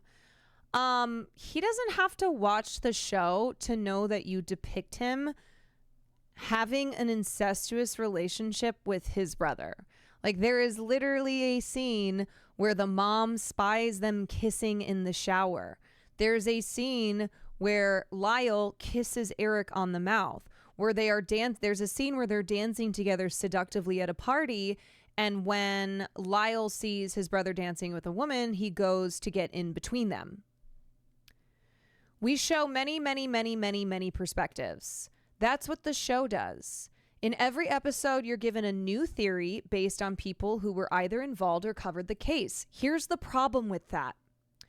The incestuous relationship between the brothers was not a common theory. It was also not a common rumor. This is something that during the first trial, or I think it was the first trial, there was like one juror who suggested it and it was thrown out. And then otherwise, like, this was not something that was like dominating the headlines, which, you know, we're talking about the media covering a high profile case, a wealthy family from Bel Air, you know, good looking, work in the industry, whose sons, the sons murdered the parents. And the fact that like that was still not something that dominated the headlines. Now, Eric's homosexuality, his being accused of being a homosexual, was something that certainly dominated the trial and in the media, but not them having an incestuous relationship. So Ryan Murphy saying, you're given a new theory based on people who are either involved or cover the case. Like, it's so important that he presented the brothers as having an incestuous relationship because this was a major theory that people had. No, not at all. Not at all. This was Ryan Murphy wanting to do that because he thought it would make his show sexier and he thought it would make it more shocking. Some of the controversy seems to be people thinking, for example, that the brothers are having an incestuous relationship. There are people who say that never happened. There were people who say it did happen. Fuck you, Ryan, for all the reasons that I just explained. It's like, oh, one person might have thought something, so you're going to make that a part of the show? Many people are saying, no, many people were not saying. Murphy describes the series as a whodunit. We know how it ended, he said. We know 2 people were brutally shot. Our view and what we wanted to do was present you all the facts and have you do 2 things. Make up your own mind about who's innocent, who's guilty, who's the monster, and also have a conversation about something that's never talked about in our culture, which is male sexual abuse, which we do responsibly. Yes, male sexual abuse is not talked about enough. It is not depicted enough. It's why Baby Reindeer had such a huge impact because of its subject material. But how fucking dare you, Ryan Murphy, to act as if you are heroically showing male sexual abuse while also creating this fantasy that the brothers were incestuous. And another sick, fucked up part of this is that when Lyle was on the stand, he admitted to, when he was younger, having sexually abused his brother. He didn't know that it was sexual abuse, but he said that he did to his brother what his father did to him, and he thought that that was just what you did because that was what his father taught him. Again, I'm not saying that, like, I'm simply like telling you what Lyle said on the stand. And so the fact that what he was speaking to was his trauma, and that he then turned around and abused his brother because of the trauma that had been inflicted on him and because he didn't know any better, to then have that be like twisted up into, oh yeah, the brothers are lovers. No, that is, it is like, it is sickening to do that.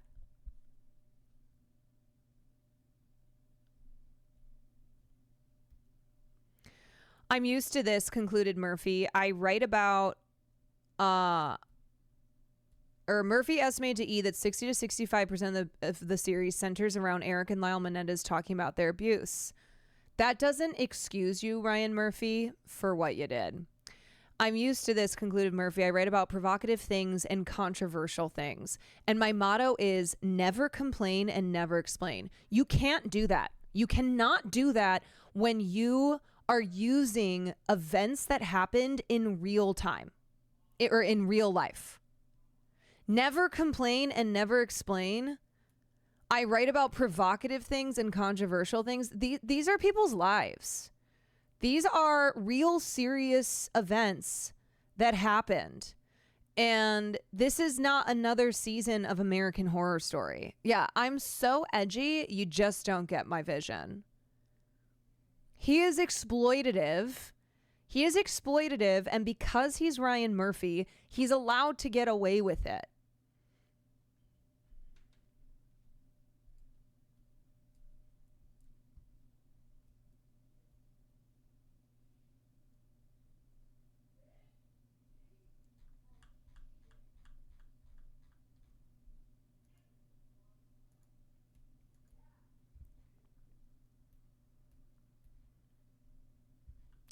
Okay, I just want to read a little bit from this piece. Inside Dominic Dunn's ties to Menendez brothers, shared parental abuse, gay identity, exclusive book excerpt. In an excerpt from his biography, Money, Murder, and Dominic Dunn, Robert Hoefler reveals how Vanity Fair's star reporter became obsessed with one of the young killers. And this is who Ryan Murphy is saying, like, well, you know, there's a lot of perspectives in the show. I had to make sure that I was showing all the perspectives. And the other thing is, it's like, no, you don't. What do you mean you have a duty to showing all of the theories, which, first of all, he's not showing as a theory, he's just showing as a fact. And secondly, this story was about 4 people, okay? It was about Kitty and Jose, the parents, and Lyle and Eric, the sons. And the main question in the Menendez case was, did the Menendez boys kill their parents because they were being abused, and they had been abused for years, and they felt it was the only way to free themselves? And Lyle in particular was motivated to kill his father when he found out that his brother's abuse was continuing. He thought that it had stopped, and he found out that it was still going on. Or did the brothers kill their parents for money because they were spoiled brats who wanted their parents' wealth? We know that they killed their parents. So it's not a question of did they or didn't they. It's a question of why. And it is unfortunate that the witnesses and the evidence that was presented in the first trial that spoke to the abuse that the brothers faced was not allowed into the second trial, which was pretty much a guarantee for the brothers to be found guilty.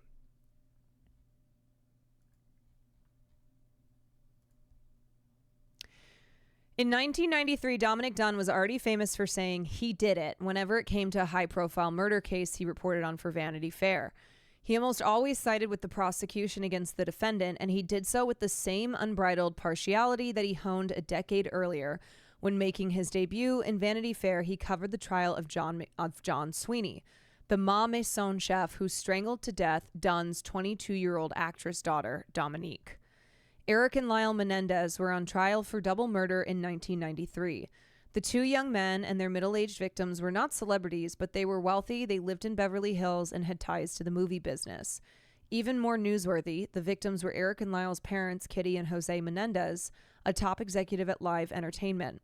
The brothers loaded and reloaded their 12-gauge Mossberg shotguns 14 times in the TV room of the family mansion at 722 North Elm Drive. There was no doubt that Eric and Lyle had murdered their parents on August 20th, 1989, as the couple sat watching The Spy Who Loved Me on the VCR. The big question of the sensational Menendez trial was whether the father had sexually abused his sons. Dunn said he believed without a doubt that Jose never molested them. He said it before the trial began, and he said it 12 years later when interviewed for a documentary based on his life. I never ever believed for a second that he sexually abused them, he told the camera. Actually, Dunn did believe the two sons' accusations against Jose Menendez, and he believed it for more than a second. He believed it for the better part of a day. September 11th, 1993 was Lyle Menendez's first day on the stand in his own defense. Defense attorney Jill Lansing questioned him on the stand. Why did you kill your parents? Because we were afraid, Lyle whispered, the tears already beginning to form. He raped me.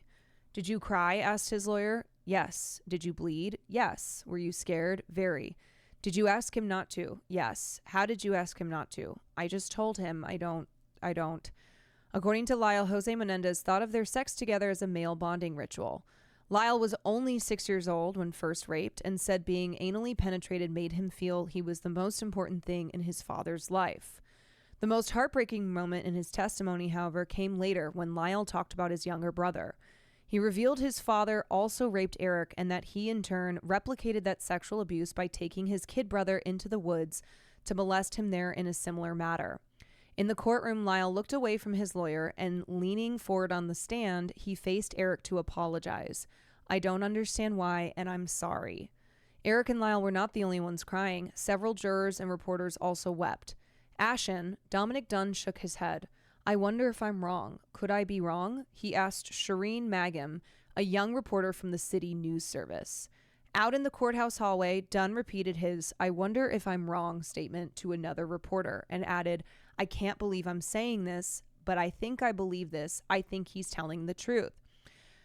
So, and then in the hallway, Dunn repeated to himself a third time, I may be wrong. This is, I wanted to read this part because I think it's another example of how Ryan Murphy is so heavily leaning on the words and the reporting of Dominic Dunn, of which one, Dominic Dunn never wrote that he theorized an incestuous relationship between the brothers, and two, that Dominic Dunn is someone whose word should not be taken as the word of the Lord, because here clearly he's showing oh yeah, I might be wrong about the brothers not having been sexually abused. But then years after the trial was on, was being interviewed for a documentary about him and said, oh no, I never believed for a second that he was sexually abused. So this is who Ryan Murphy thinks is so important to make sure that this perspective is very heavily used in his series on the Menendez brothers.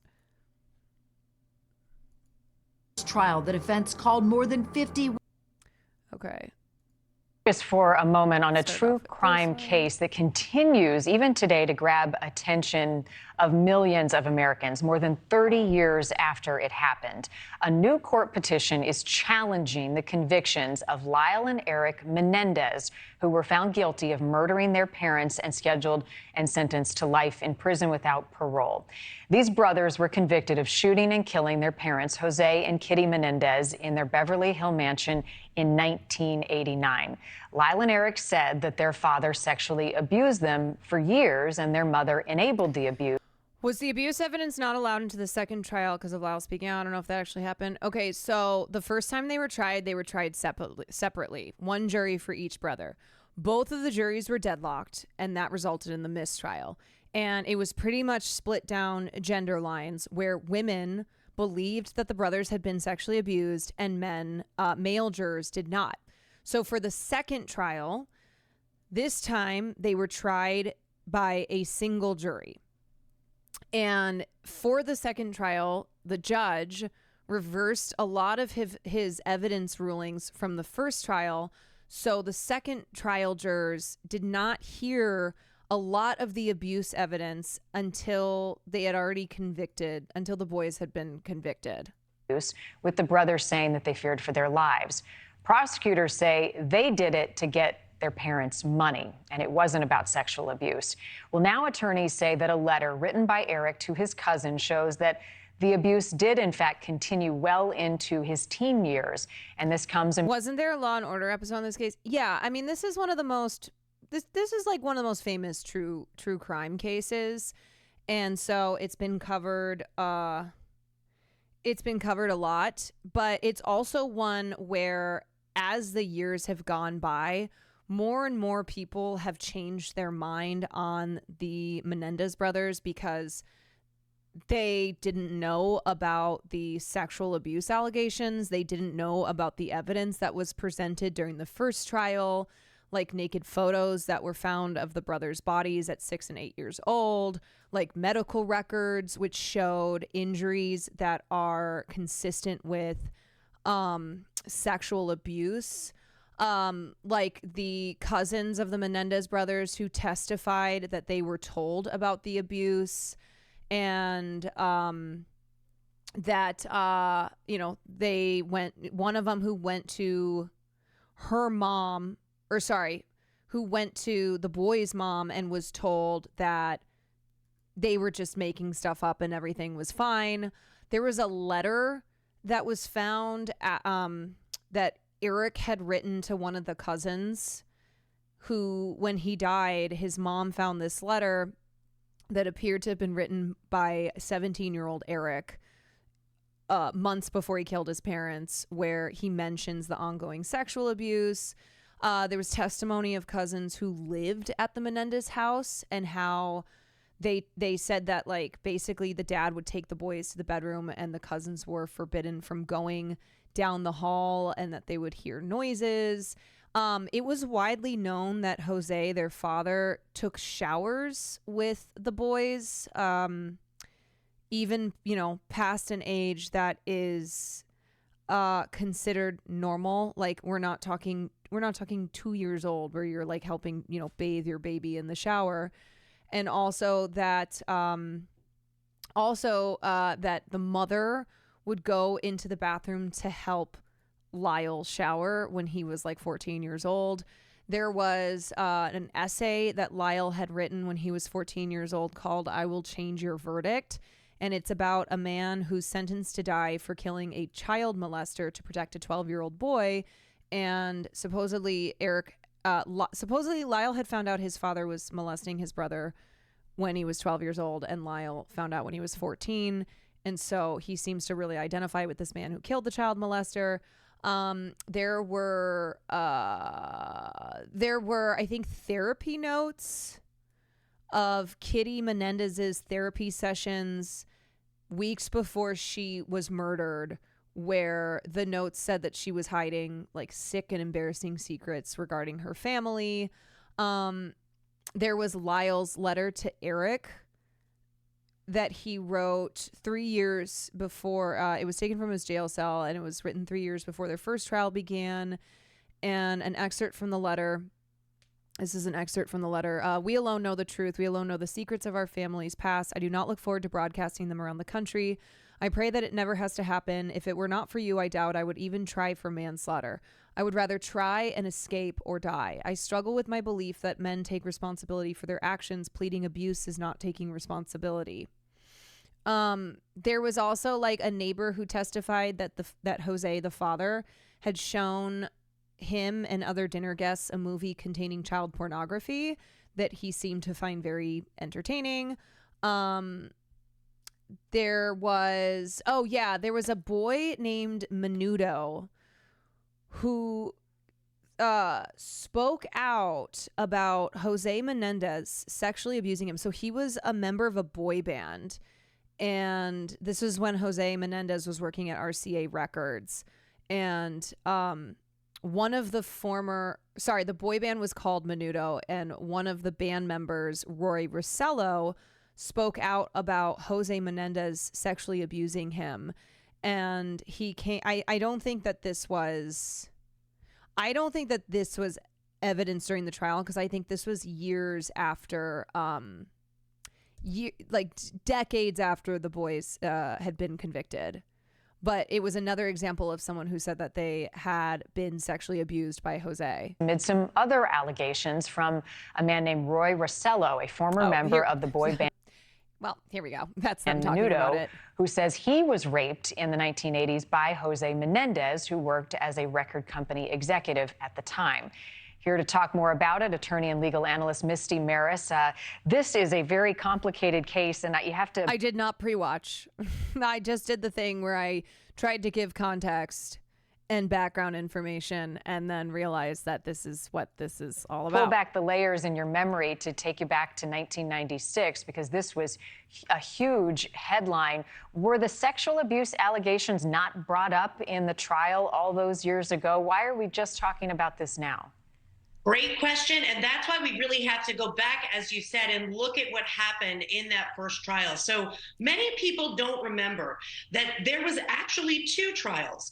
In the first trial, the result was a hung jury for both brothers.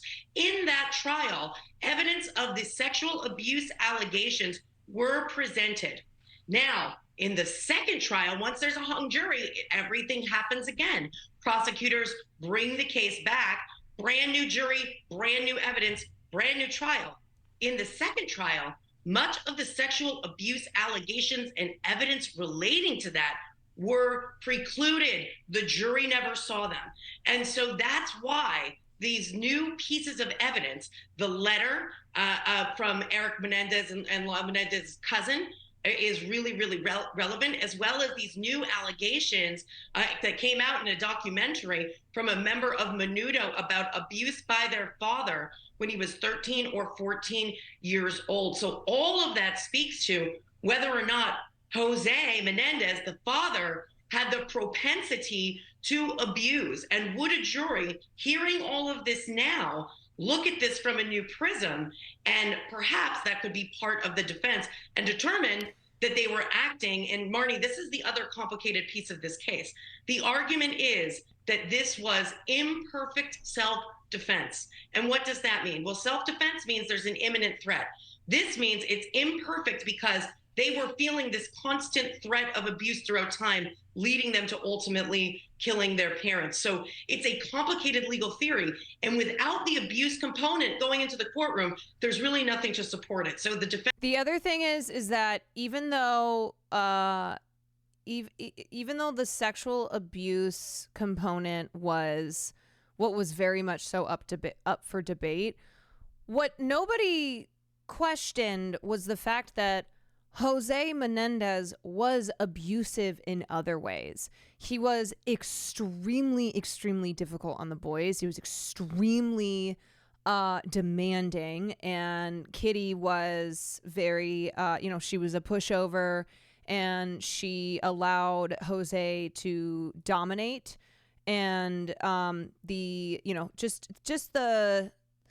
the emotional abuse that Jose inflicted upon his sons and also on his wife was something that was not as much up for debate as the sexual abuse allegations. And there were a number of witnesses who not only testified to sexual abuse, but testified to all other forms of abuse as well, which really painted this picture that these boys were abused in so many ways from the moment that they, from when they were little, from when they were very young. And I think the other thing too is that unfortunately this case happened, this is over 30 years ago.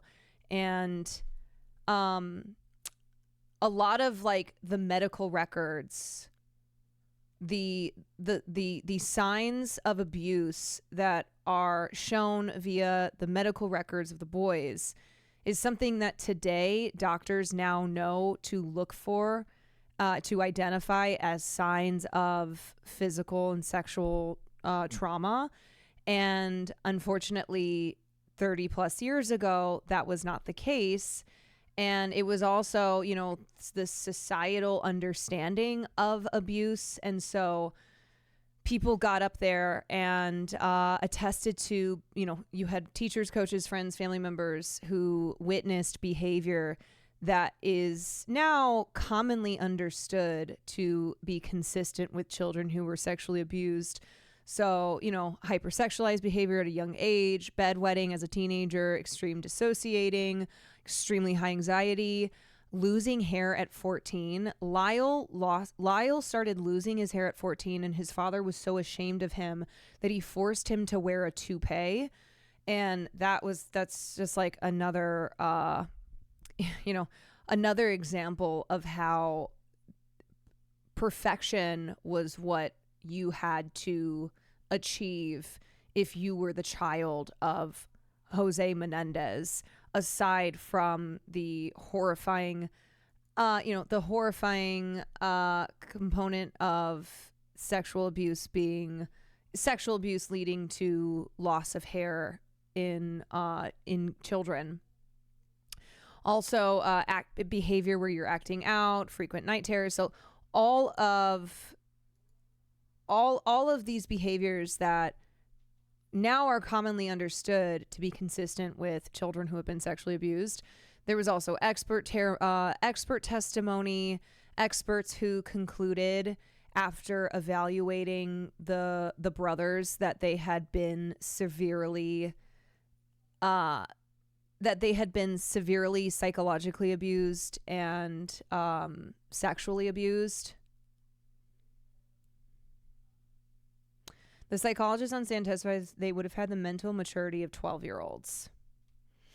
Defense attorneys are now arguing the jury should hear this again, and the jury should see this letter that's never been seen before and hear from other people who may have experienced abuse. Did the media take any part in painting the brothers a certain way?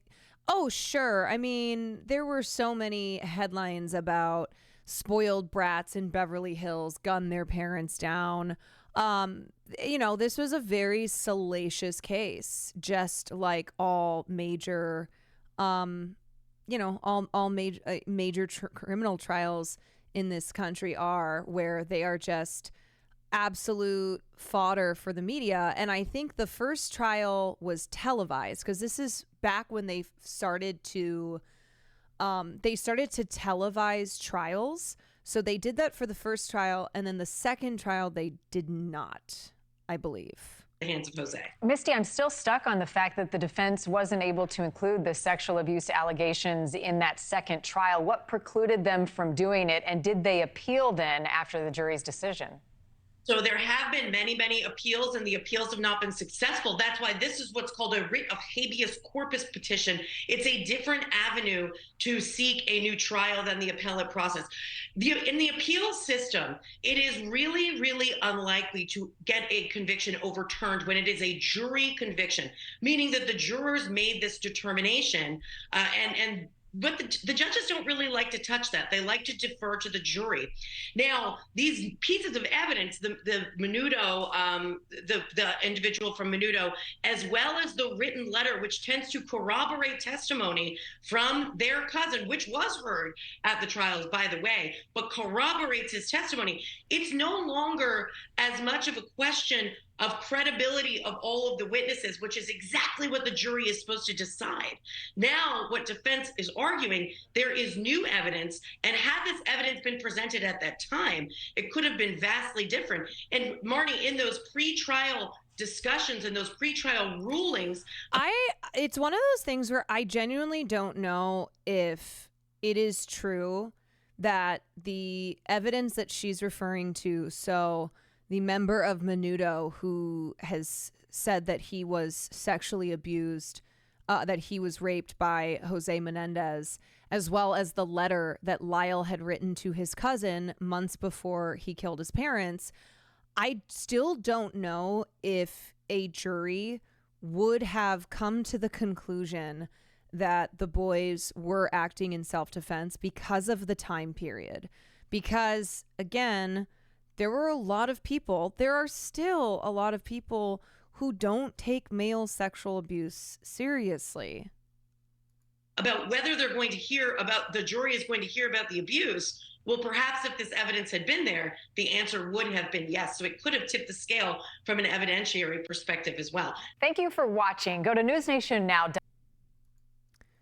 All right, let's watch this An interview. ABC News exclusive, an unprecedented look at a murder case that rocked a generation. Two Beverly Hills brothers, Eric and Lyle Menendez. Yeah, if you remember the Barbara Walters interview from, I think it was 1996, it's pretty gross. I mean, she's dead. But man, oh man, Barbara Walters had many not so great moments throughout her career where she just exercises absolutely no care and no consideration. Convicted of killing their wealthy parents in a grisly double murder. It's been nearly 3 decades ago. It's a case that our Terry Moran has covered. You've covered this from the very start. I have, a long time ago. And you know, Robin, guys, it's a case that has haunted me all these years since I covered it as a young reporter. It's one of those that just grabbed a hold of me and never let go. The Menendez brothers trial, at the time, it was called the crime of the century when it happened. And it had all the ingredients. Murder in Beverly Hills, a family shattered in the most horrifying way. And as the case unfolded, shocking accusations of what was really going on in that home. The victims, Jose Menendez, a Cuban immigrant to this country who'd made good, becoming a corporate chieftain on both coasts and ultimately rising to become a Hollywood power broker, and his wife, Kitty, who seemed an all-American wife and mom, and they seemed to have it all. Their sons, Lyle, 21 at the time of the crime, and Eric, 18, good-looking, outgoing young guys, star tennis players. They had the brightest of futures ahead. But behind those closed doors... Oh, I forgot also there was a brothel madame who said that she had met Jose Menendez in the early 80s, and she would send him escorts, and he would always ask, according to her, for underage and petite girls. And she also claims that one of the girls came back bleeding extensively, and it scared a lot of the women who worked for her. Menendez family was a cauldron of lies and secrets. And on August 20th, 1989, in Beverly Hills... So she stopped taking his calls, is what she said. It all boiled over. Jose and Kitty Menendez brutally murdered, and then, shockingly, Lyle and Eric, their sons, arrested for the crime. And in this ABC News documentary, we gather so many of the voices of the participants. You'll hear them, including for the first time in 20 years, we hear from Lyle Menendez by phone from prison about that night. My name is Lyle Menendez. I've been in prison for 26 years. I am the kid that did kill his parents, and no river of tears has changed that, and no amount of regret has changed it. Beverly Hills is a quiet town. Even the business district kind of folds up at 7 o'clock. We average 2 murders a year and really don't know what you're in for when you get a murder call. What's the problem? I'm sorry, kill my parents. Were they shot? 12 shots in the middle of Beverly Hills on a Sunday night, and no one calls the police. We're waiting at the house. No one shows up. And I still can't believe it. I'm sitting on the stairs afterwards thinking the police are going to be there in seconds. They've got roving patrol. And people, many people did hear the shots. Many neighbors came in and said they heard all these shots, but nobody called because they just figured this is Beverly Hills. This doesn't happen in Beverly Hills. So you called the police, but at that point you had already decided. We were very stunned, and we felt that we would go to jail, obviously, and we, it was a selfish reason to just not want to have to go through that. You know, by this intersection, I could actually see the police tape and the police cars in front of Menendez's house. As we walked in the front door, the only thing I could really detect is the silence. And then in the back of the foyer was this library family room, which is where the murder occurred. The television was on, so it was just a normal evening for them. Kitty was wearing white. She was covered in blood. Jose had a shotgun blast to the back of his head. It was really horrendous. When Jose and Kitty were found dead, the police didn't do what they normally do in a case like that. There are things that could have been done that night that would have proven that they were the killers. The murder weapons were in their cars. Nobody bothered to look. At the time, we felt they were victims, and you're not going to press them because their parents just got blown away. I remember it was the morning after the murder. I The pulled footage up is to the giving house, Nightcrawler. and then all of a sudden, my car door slammed open, and Eric jumped in and scared the hell out of me. Frantically said to me that they needed my husband's legal help. I said, Eric, what's going on here? Well, he says, Mrs. Wright, my parents were murdered last night. And I said, what? He was not sad, not crying, no emotion whatsoever. Who would think of legal advice the day of your parents' murder, unless you're guilty? But the real issue in this case, of course, wasn't who did it. The Menendez brothers quickly confessed after they were arrested. The question is, why did they kill their parents? And what they said about that in court, claims of a life of abuse, including sexual abuse at the hands of their father, that shocked the country, triggered a national debate. And one last thing, that interview with Barbara Walters back in 1995, that is the last time they saw each other. Yeah. And if the penal system works, they will never see each other again. So that was the last time they saw each other. Let's see, this is 7 years ago. Until 2000 and I think, let's see, they were separated in 1995. I think it was like 2019 or 2019. Like, it's recent. It's recent that they were reunited. So they had asked to be put in, they had asked to go to the same prison to be by each other. And instead they were separated. They were separated for decades. And when they finally won, they had appealed over and over again to just get to be together. And when it was finally agreed that yes, we will transfer, I think Lyle was transferred to Eric's prison. When they saw each other, they just ran and hugged and cried for like 5 minutes straight. Yeah, it's I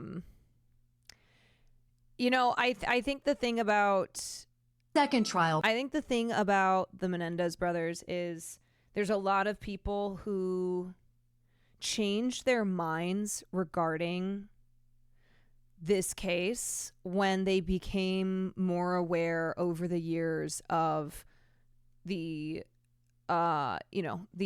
testimony and the other evidence detailing the abuse that the boys faced, as well as just our society progressing as far as our understanding of child sexual abuse. and specifically male sexual abuse. So this is one of those cases that the boys are, the brothers are they're still in prison. They will be in prison for the rest of their lives without a possibility of parole.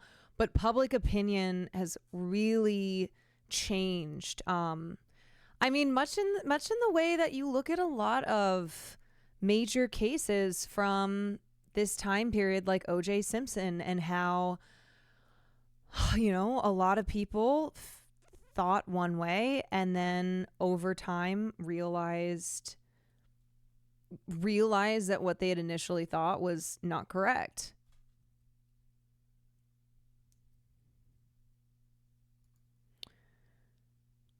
Feels like media should stay far away from criminal proceedings as they really drive a narrative in a certain way.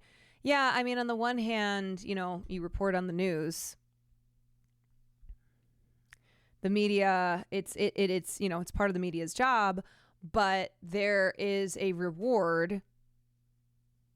You are rewarded with the more salacious and gossipy your coverage is of something like a major homicide trial.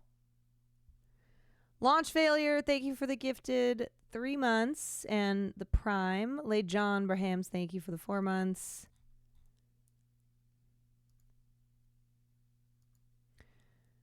Anyway, okay, let's watch this 48 Hours episode. The Menendez brothers fight for freedom. Cousins, his name was Andy. He had testified that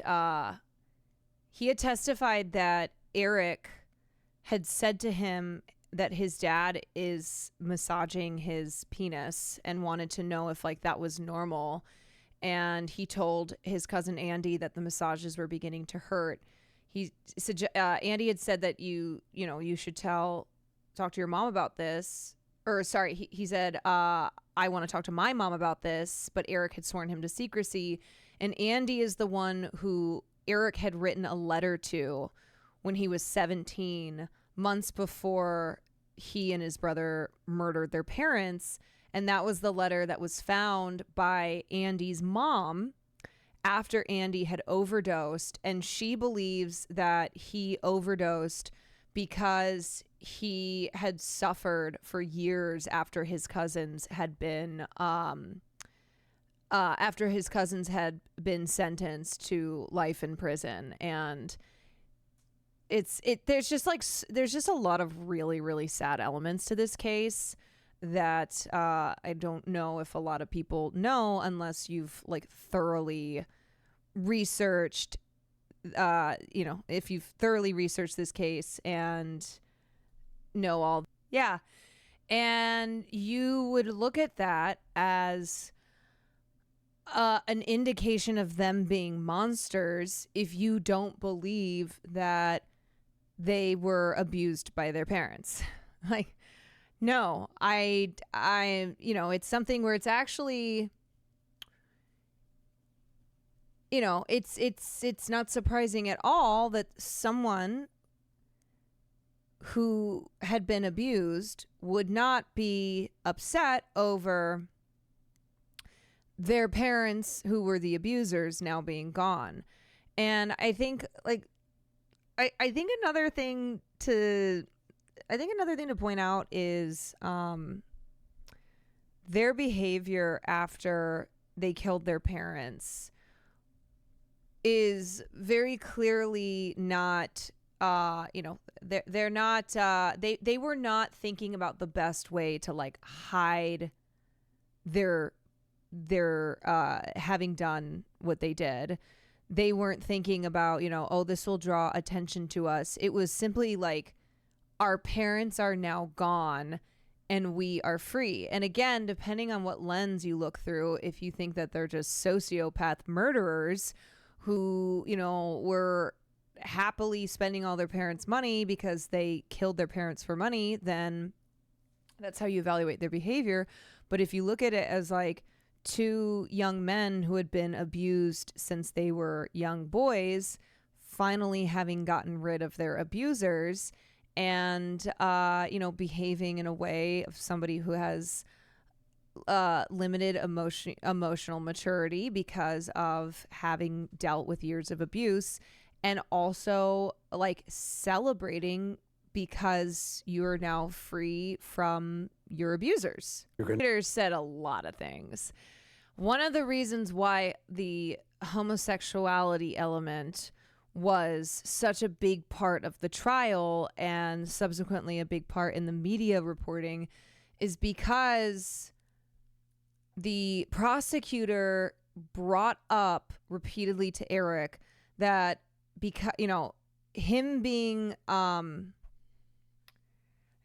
sexually molested would mean that he had actually enjoyed it and therefore must be gay, and tried to make claims that Eric had engaged in oral sex with male prisoners. Like, basically it was this whole fabricated bullshit narrative that any depictions of abuse that Eric was claiming were from his own homosexual encounters with other men, and how I'm trying to find this quote, but I remember something about how the prosecutor said that men can't be raped because they like don't have something about how like they don't have the equipment to be raped. I don't know if somebody can find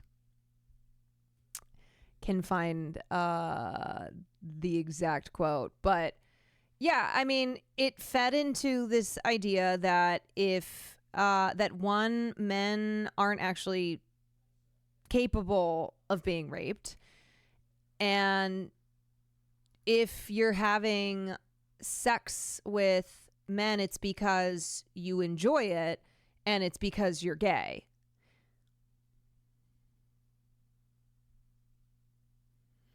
Oh, there's that disgusting prosecutor on the dock. I will haunt her in the afterlife. Yeah, I'm trying to remember what that prosecutor's name is. So Eric has clarified in an interview with Barbara Walters 3 years after the trial that he's not gay, and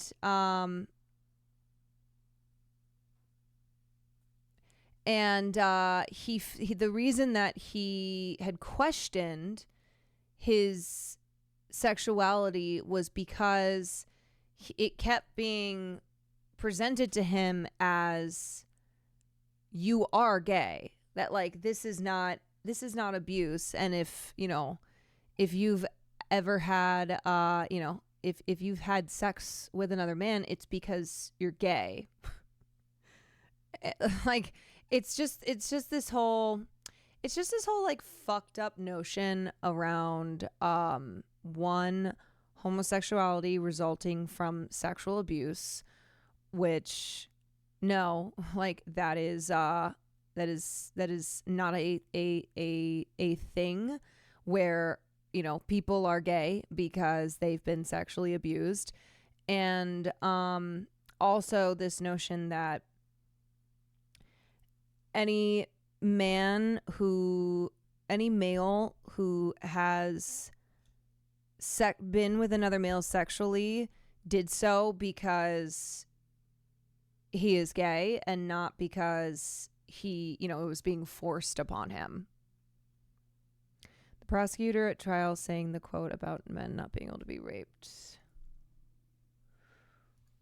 Okay, one second. Quote is in the last paragraph of that Independent article. This might be faster. Hold on.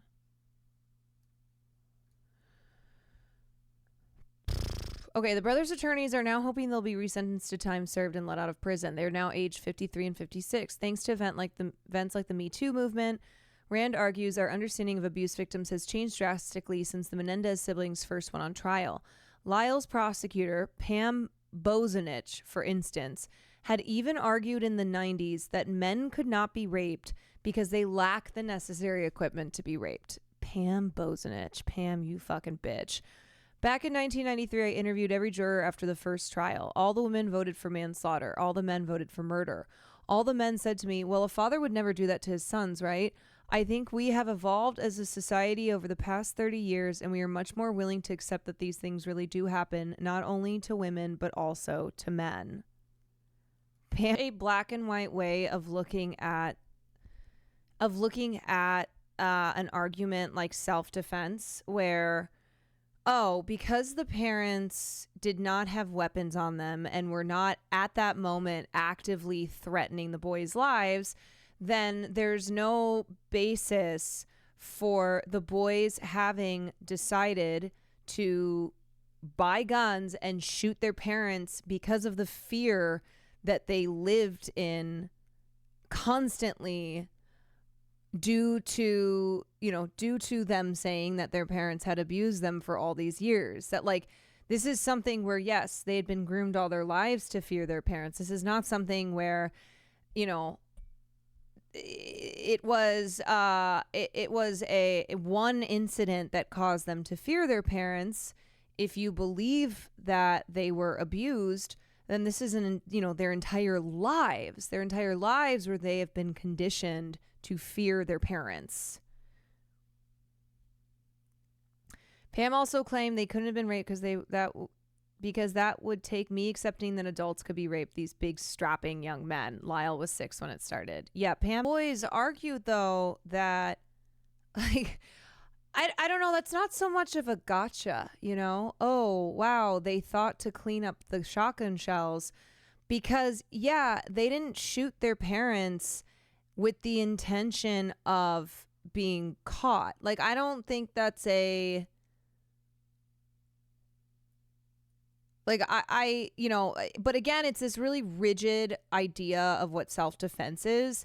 And it's also clear, based on what you believe in this case, it's clear if you are a person who believes that the boys were abused or that you don't. It's her yes, she's obviously trying to discredit them. But I think if you were to press her on her beliefs regarding the lifetime of abuse that both boys had faced, that she would not think that was the case. Let's just keep that in mind with trauma, that it completely rewires your brain. And so I keep saying this, but, like, if you view the Menendez brothers case through the lens of they had so much trauma because they had been abused for years, then there's, like, no having to pick apart all of these little details here of, well, why did they then do that? Or, well, this shows. But if you don't believe that they were abused, then it doesn't matter, right? Like, you aren't looking at this case with the same understanding of, oh yeah, this is what trauma and abuse. A Ms. Kiff wants to collaborate request. I'm declining. With peace and love. I am declining because, one, talk about E-Rob, talk on what? And two, I'm covering the Menendez brothers. We're covering a serious topic here. Ms. Kiff, what the fuck? What the fuck? With peace and love, I'm declining this collaboration offer. I'm right in the middle of covering the Menendez brothers' fight for freedom. God damn it. I know, I'm so sorry. That's why I said with peace and love.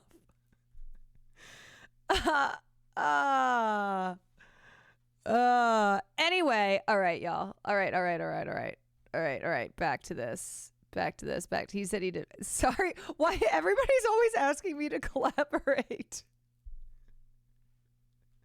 And I'm always like, I do hope it's I do hope it's accidental that they're asking me to.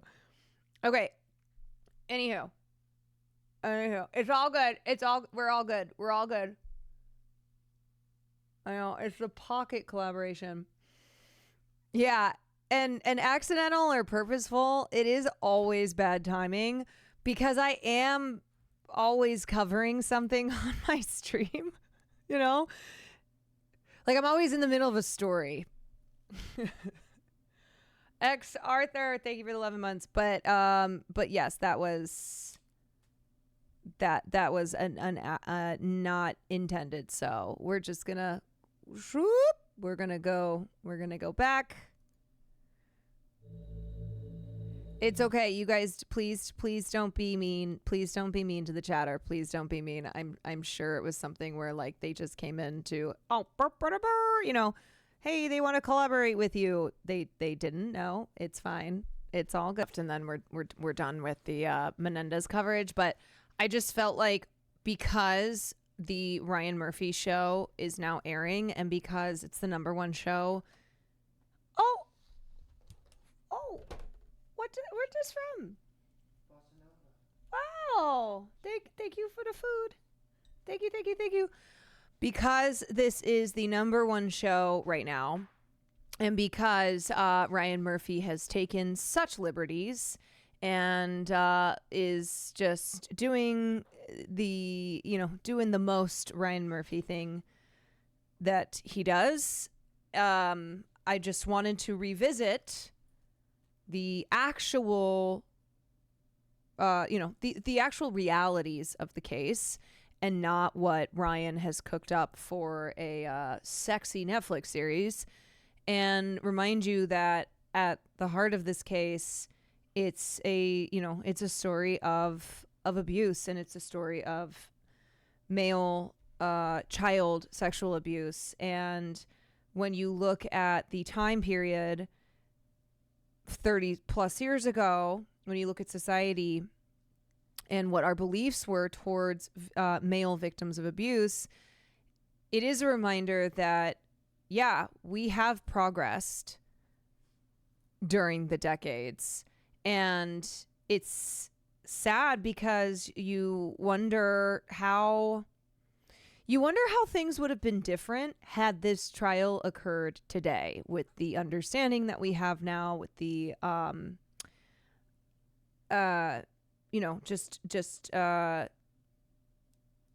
sorry, I just got very distracted by Farley. All right, chill. Fucking chill. The Menendez brothers are murderers. Yeah. They themselves have said, from the years of being in prison and, thinking about their actions that night, that they would go back and not have murdered their parents. No one is saying that murder is okay. No one is saying that they did not murder their parents. That has never been the question here. The point of this conversation is talking about what was at the center of this case, which is the years of abuse that the brothers testified to and that others testified to. And that is what we're talking about. We're not like saying, yeah, if you've been abused, you should go murder your abuser. But it's more complicated than simply, oh, these boys murdered their parents because they wanted money.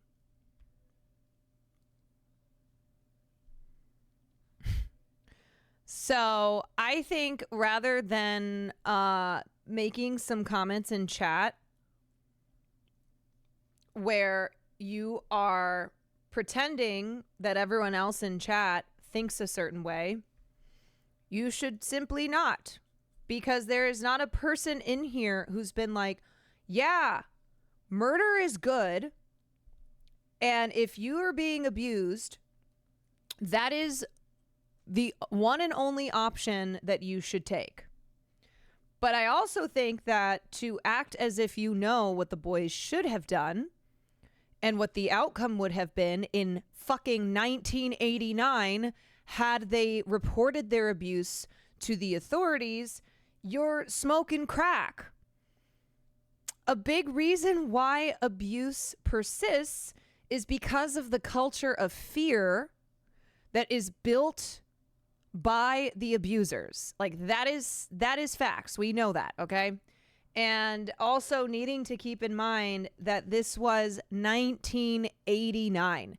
It is not 2024. It is not in a society where we have these conversations about abuse, where, people have been more open about their experiences with abuse and have more resources available to them. This was a different time. Did chat fall out of coconut tree? No, it's not chat. Certain chatters who need to make it very clear that they do not believe in murder and that they think everyone else in here is pro-murder. I legit thought it was in the 90s, not 1989. The murders happened in 1989. The trial took place in the 90s. There's really not that much of a difference still, though. That's not a like, oh, wait, it was 1989, not 1993. Oh, damn, hell of a difference. No, like, still largely the same when it came to our, our understanding at large of abuse. Like, the way that society treated victims of abuse and, society's understanding of sexual abuse. Not much of a difference between 89 and 93. The prosecutor says some stupid shit like men can't be abused, and the judge threw out the evidence they were abused. I'm pretty sure the justice system wouldn't have done fuck all to save them from the abuse. Right.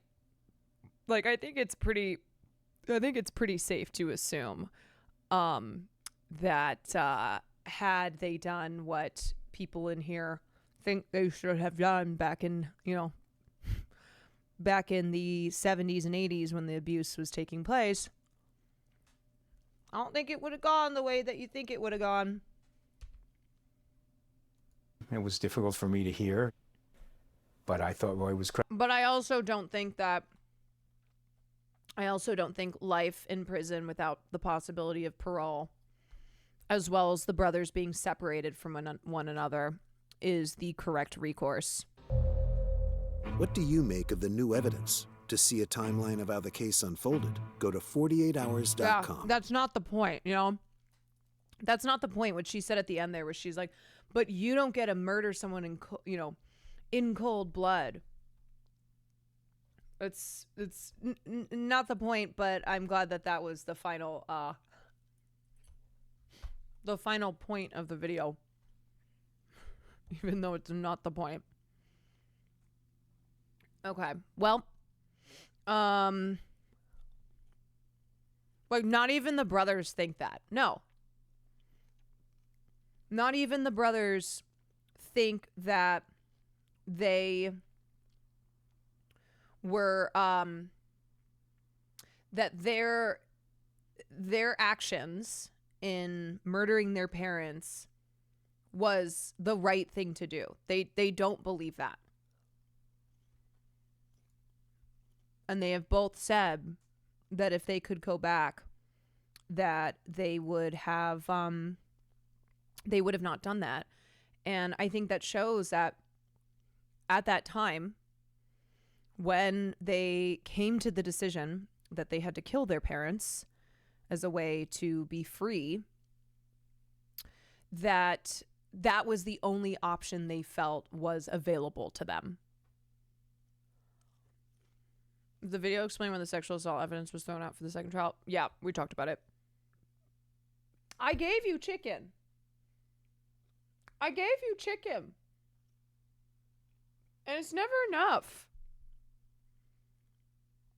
Thank you, Carolyn, for showing this. I do not think I could have handled it alone, even if I had to mute. Thank you to chatters who have listened.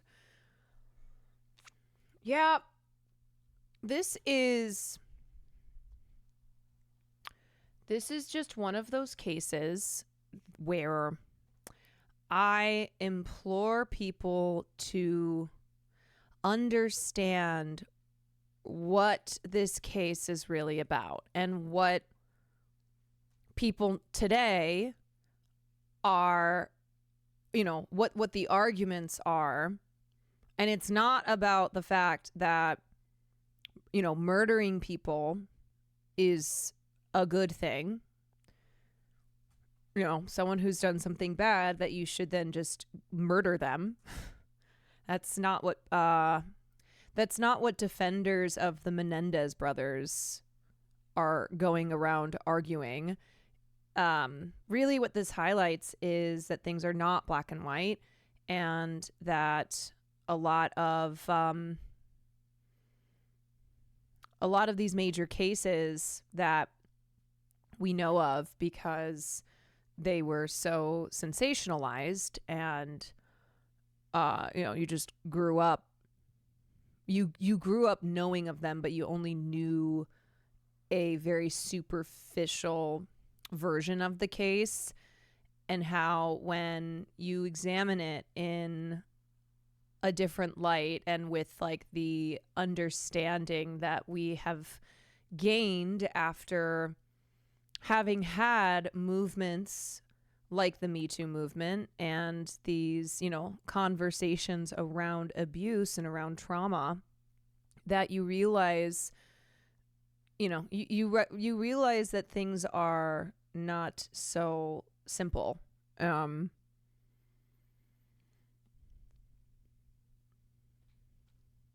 There will apparently be a doc the Menendez brothers releasing on Netflix on the 7th of October. Yeah, because of Ryan Murphy's show, there's a lot of attention around this case again. And you also have the Netflix documentary coming out.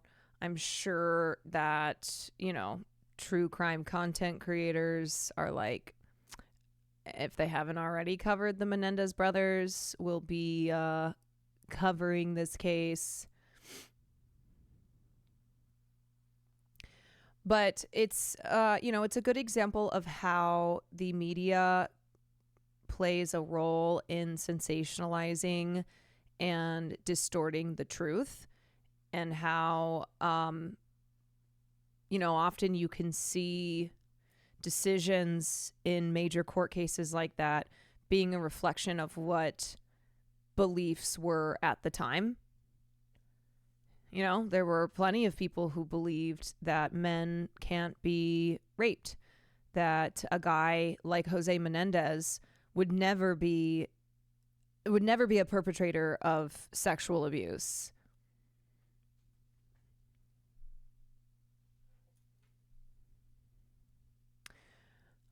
Oh my gosh, good news, Bisan just won. Oh, that's exciting news. Wait a sec, let's take a look. Bisan just won the Emmy for Outstanding Hard News Feature Story Short Form for her report on Israel's attack on Al-Shifa Hospital, where she was sheltered. This is a big fucking deal. This is genuinely a big deal, and I hope Selma Blair and Deborah Messing and all those other cunts who were crying over it and trying to get her Emmy nomination removed, I wish them a very bad evening. I hope that they are having a horrible time because Bisan just won the Emmy for her coverage of the genocide that her people are facing, with, nothing but a phone to cover it. Reports from Rafah Field Hospital in Gaza, CNN. Haiti in crisis, PBS NewsHour, PBS. I hope they're screaming, crying, throwing up. How I Survive, a 7-year-old's life in Gaza, The Guardian Focus, The Guardian. I Cry Quietly, a soldier describes the toll of Russia's war, The New York Times. It's Bisan from Gaza, and I'm still alive. AJ Plus reports, AJ Plus. And the Emmy Award goes to It's Bisan from Gaza, and I'm still alive. AJ Plus. AJ Plus reports. Accepting the Emmy, John Lawrence, Senior Executive Producer. Damn, that's really exciting. The carpet bombings happened in the streets without any warning, and people are killed every single moment. I mean, on the one hand, it's like a little dystopic because an Emmy nomination isn't going to stop the bombs from dropping on Gaza. But on the other hand, to have her, to have her bravery and her work recognized on the Emmy stage, and that forever she and her reporting from Gaza will be, Emmy winning Bisan Odwa. And it's the recognition of it. It's the recognition of, not just what is happening in Gaza, but that the people like Bisan who are covering what is happening, who their lives every single day are at risk, are being honored for doing such. This is a really tough day that Gaza are going through.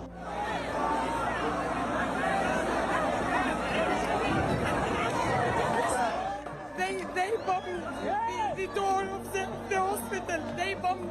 I've been there before 2 minutes. We'd like to thank the Academy for this recognition. This award is testimony to the power of one woman armed only with an iPhone who survived almost a year of bombardment. Over 100 Palestinian journalists have been killed in Gaza, including several of our Al Jazeera colleagues. Our bureau in the occupied West Bank was shut down at gunpoint just last week. We thank you, our journalistic community, for this recognition for Bisan and for the AJ Plus team, and we urge you to join us in saying that journalism is not a crime. Thank you so much. Journalism is not a crime. Yeah, man. I mean, in a world where for so long the Palestinian voice has been suppressed, even as they, even as they experience a genocide, to acknowledge what is happening, and to acknowledge that the reason Bisan has become such a big voice reporting from Gaza is because so many journalists have been killed. And, so many journalists have not been allowed into Gaza because they have been blocked by Israel. And so, a lot of very vital coverage has come from a young girl in Palestine with a cell phone. And just, how remarkable it is that she has day after day captured this footage, and it's our responsibility to share it, right? We have to share Palestinian voices. We have to share with the world what's going on. And so I feel really thrilled that the Emmys selected Bisan to win this award. But it's also sad, and it's also like, it's just a reminder of how many obstacles Palestinians face simply because they are alive. And the obstacle of reporting on what's happening to them, reporting on their lives, reporting on their deaths, and how, the Western world has done everything possible to block it. They do not want the world to see them. They do not want the world to hear their voices. And, Gaza is the most documented genocide of ever. And yet there has been great attempts at suppressing footage and the documenting of what's taking place in Gaza. Journalists, aid workers, doctors, nurses, so many killed. It's an indicator of how unbelievably brutal the assault on Gaza is, to have qualifiers like, oh, it's the most dangerous place for children. Oh, it's the most deadly place for journalists since what is the organization that records journalist deaths, since they started recording in like 1993. Every time you hear something like this, oh, this has been the worst conflict zone per humanitarian workers who have been through, like Syria's civil war, who were there in Rwanda, who, they've been around the fucking block. Her and others doing similar things have definitely made a huge impact in swaying people's opinions. Many don't care until there are name and faces they know and have connected to that are affected. Yeah, and I think the fact that you remove the... No, stop it. Stop. You remove the wall that is, a third source, an outside source reporting on what's happening in Gaza, and what you're getting is you're getting it directly. You're hearing and seeing directly from the people who are being affected by this. And because of the power of, everyone having a phone, and because of the internet, there is no there's no propaganda that you have to sort through. There's no shielding the truth, because the truth can't be shown on mainstream television.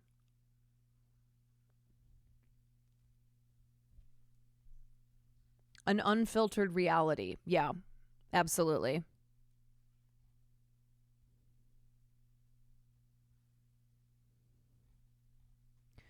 Oh man, I know this isn't the point, but I'm just picturing Deborah Messing sobbing. I'm sure she's cooking up some video that she's gonna post online. I'm sure she's in a group chat with all her fucking Zionist cunt friends who are like, oh my God, I cannot believe that the Emmys have rewarded terrorism. Crazy tweets incoming. Yeah, I'm sure she's in her luxurious bubble bath in her mansion in wherever in Hollywood, just seething and losing her mind that Bisan won. I know that you're hitting the door because you're pissed that I'm not giving you the rest of my chicken. Hold on, y'all. Hold on. This is how crafty he is. Yes, sir.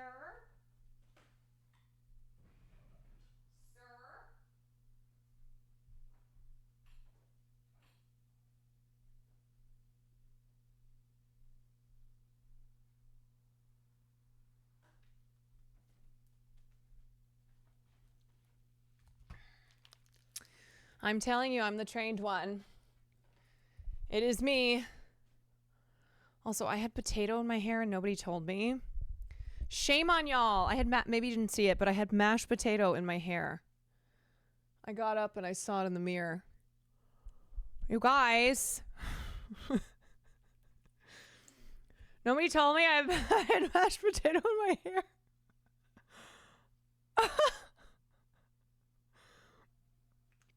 That's like when you have something in your teeth and you talk to a lot of people and it's not until like the 20th person they go, yeah, by the way, you got something. I think that you have a duty. You have a duty to tell someone if they have something on their face or if they have something in their teeth. You know? I thought you were saving it for later. I was. That's why I put it on the counter in a little Tupperware. I was saving it for later. Have you seen The Substance yet? No, because I'm waiting to see it in theaters. I'm the person that always tells people, good. Everyone needs a person like you in their lives. Like, I know the people in my life who will tell me if I've got shit in my teeth. Because here's the thing. Even though, yes, it's initially embarrassing when someone's like, oh, you have something in your tooth.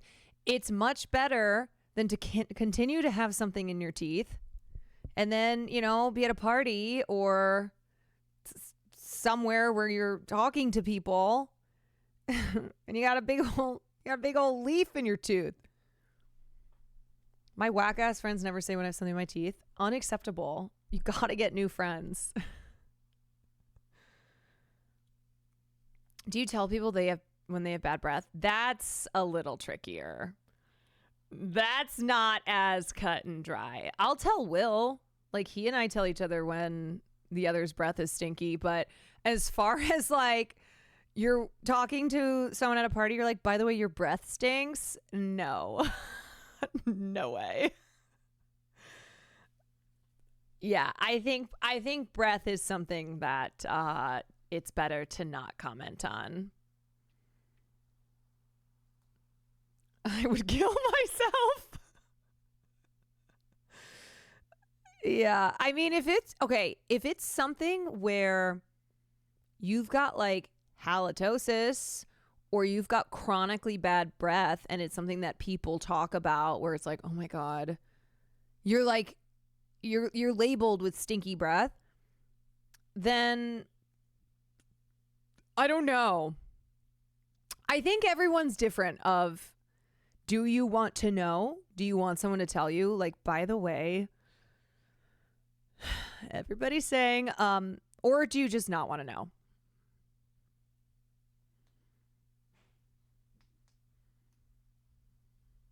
Some people need like dental work too. It's not always so simple. Yeah.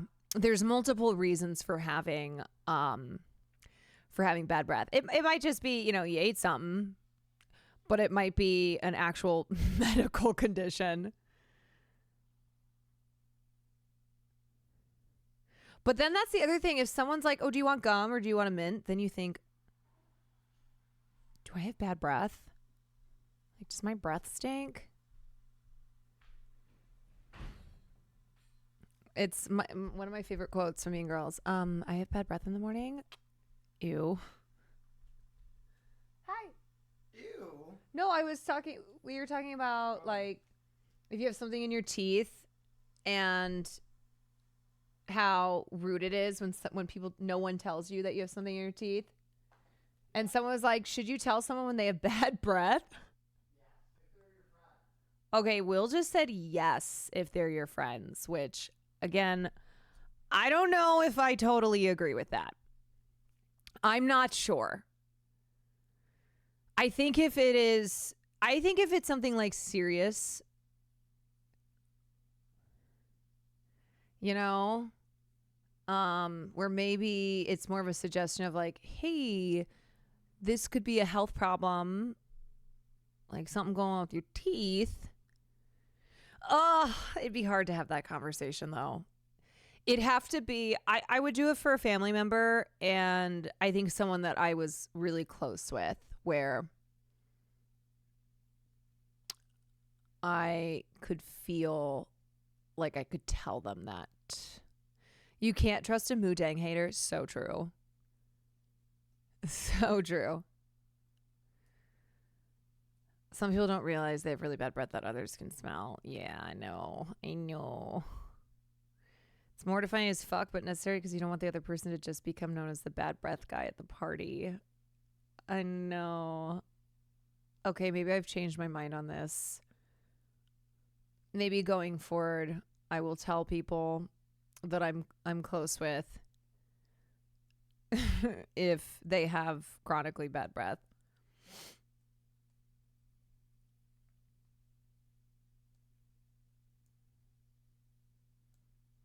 I had a boss who was legit psychologically abusive, and he would say it to fuck with me. That is evil. That is like creatively evil, though. I would never think of that. If I wanted to fuck with someone, if I wanted to be evil to someone, I would never think about telling them something like, by the way, you have bad breath. That's diabolical. But yes, just a reminder, make sure that you flush every day. You should flush twice. Floss.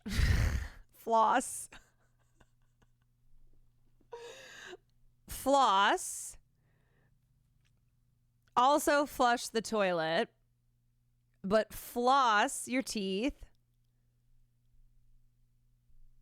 Floss your teeth at least once a day. And then get a tongue scraper. That is, I also will second that. It is life-changing. You can feel it. Like when you scrape your tongue, you can tell immediately you got shit off. Yeah, it is genuinely something where even if you don't think you have breath problems, get a tongue scraper. It does make a difference.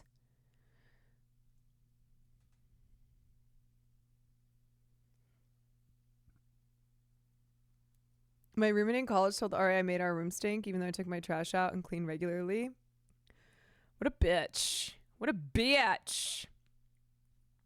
But yeah, there are certain things that shouldn't even be secrets, but it kind of feels like they are secrets that not a lot of people know of. And getting a tongue scraper is one of those. They're not expensive. It's a quick and easy thing. Also check your tonsil stones can form. Yeah, tonsil stones are a reason for stinky breath.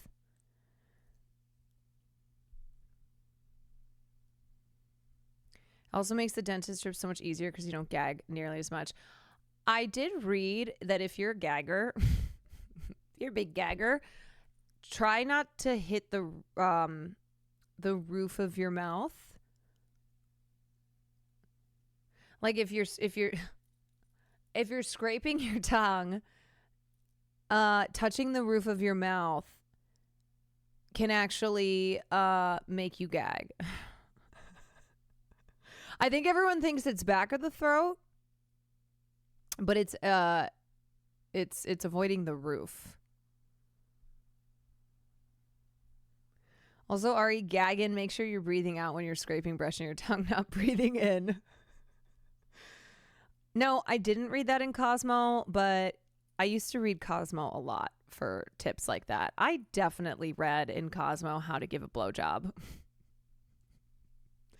I did not know. And when I was going to college, I was like, I probably need to know how to do this. I was not sexually active in high school. No. So Cosmo was what I deeply relied upon. We definitely did the being with my friends and practicing putting a condom on a banana. Shit like that. Cosmo has some crazy tips. We would like basically when I was hanging out with my friends, a fun thing to do would be to read Cosmo and giggle because we were uncomfortable. Cosmo and other magazines were holy grails before the internet. Yes, they were. They absolutely were. 1,001 tips to make your man go wild. I'm like, 1,001? That's how many tips you need? This is more complicated than I thought. Yeah, Cosmo always had those crazy ass lists.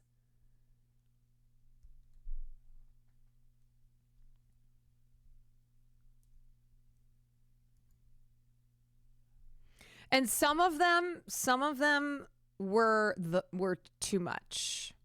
They were so extra. It's now that I look back on it, I'm like, oh, the writer needed to fill space. They said they're going to do 69 tips on a better orgasm. So they got to fill all 69, even when it's, even when it's maniacal. They were suggesting some wild stuff for it being sold at the grocery checkout. Yeah, a lot of times when I was younger and my mom would not buy me those magazines, I would read them while we were in line to check out. I would try and quickly get through a Cosmo magazine as fast as possible. Oh, I did love reading people's dating horror stories. Oh, yeah, that was another one. The dating horror stories. Those were super fun. And also, I could not relate. I would read them and just be like, I don't get it. Can't relate, but also these are these are fun and funny. Yeah, learn how to give a BJ reading Cosmo in under 2 minutes at the checkout line. Yeah, I mean, look, y'all, this is where we went when we didn't have the internet. You had to go to something like Cosmo magazine. 17. What color is your orange polish? It's actually not supposed to be orange. It was like a pink shade, but it turned out orange, and I actually kind of fuck with it. I'm gonna go get my nails redone. I'm gonna go get my birthday nails done because I can't be rocking this going into 32.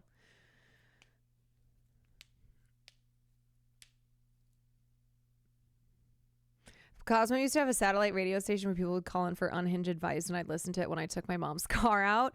Yeah, and the other thing is, if you're like me and you grew up in a Catholic household with a very Catholic mother who was definitely repressed and would spell the word sex, you had no other options.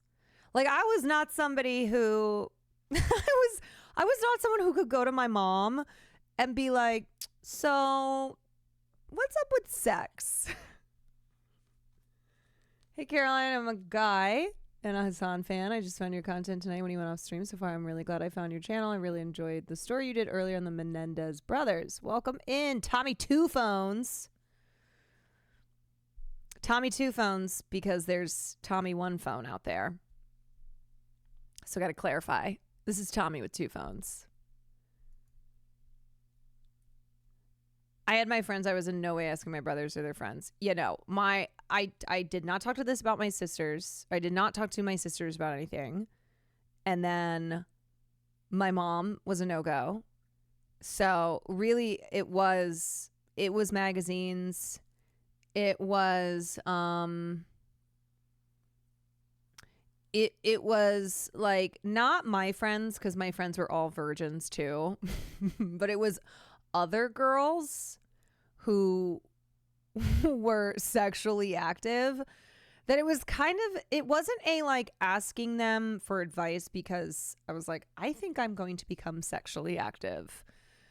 It was more so just sort of living vicariously through girls in high school who were, you know, drinking and doing drugs and having sex and shit like that. Or I was like, I'm not going to do those things, but I do want to hear your stories.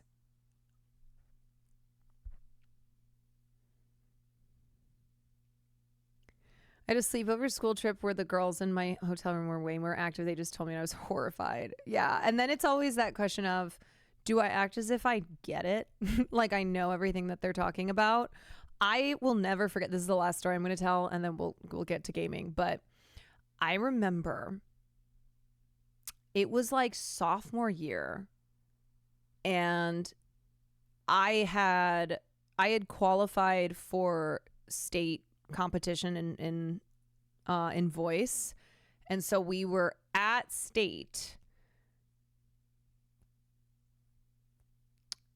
Hi, Carol. I'm usually a lurker, but I love when you game. I always watch the VODs. I really am a Kwan gaming viewer of anything. I hope you keep it up. I don't usually watch live, but I wanted to give you my appreciation. Thanks, Bohemian Basket Case. We're about to get to gaming. We're about to get to gaming if you are still going to stay up. So anyway, we're at state, and it like, you know, all these people are fucking nerds, right? These are, you know, a mix of theater kids and band kids, and we were all in a hotel room and talking about, I think it was like Never Have I Ever, shit like that. There was no booze or anything though. Like, this is very innocent. And one of the nerds was like, never have I ever been eaten out. And everyone was like, responding to it. I did not know what that was. I did not know what that... Wait, I'm sure someone said this before now, but Miz knocked on your door because he's chatting with a Breaking Bad actor. Wait, what? Who's he chatting with? No, all I was told is that he knocked on my door to talk about E-Rob. Hold on. Now, he did not say... The fuck? Like, he's interviewing a guy from an actor from Breaking Bad, the Salamanca twin? Or they were just gaming together? Okay, there was some serious misinformation.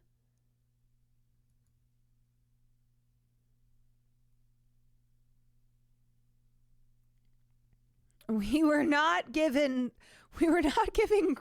crucial details. But also, if they're just like hanging out together, then I don't think that would have been the right setting for me. He was trolling you at the time, but then he got a real ass interview.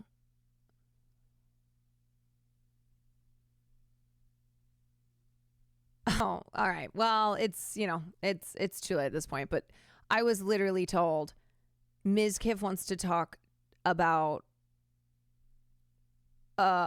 E-Rob.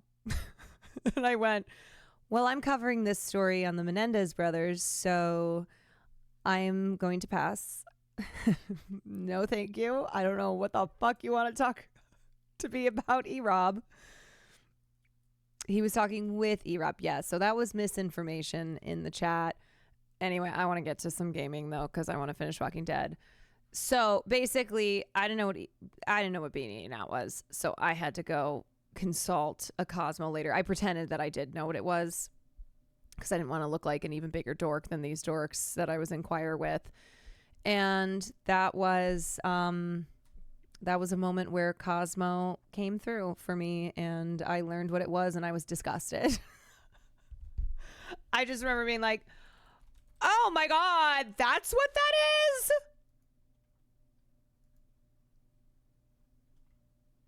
Yuck.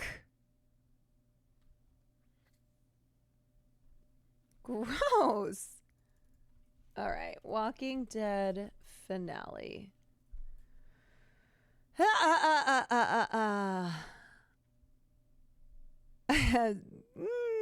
Disgusting.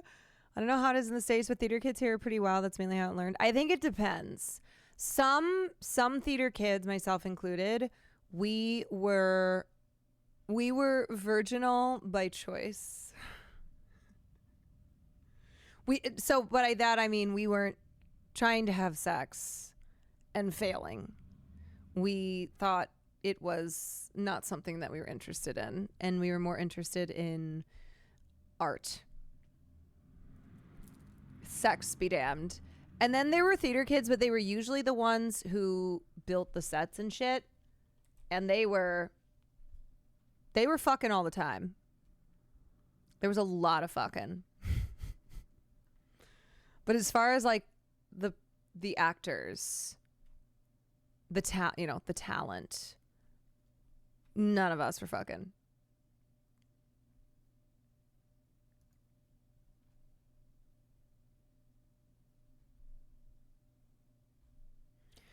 Okay, didn't get through the last 20 minutes of the last episode. Yeah. Oh, of The Walking Dead. Yeah. So here we go. This is the finale. This is the finale of Walking Dead. If you don't want spoilers, then come back. But if you've been here for the entire saga, if you're in line, stay in line. And I have to pee before we game.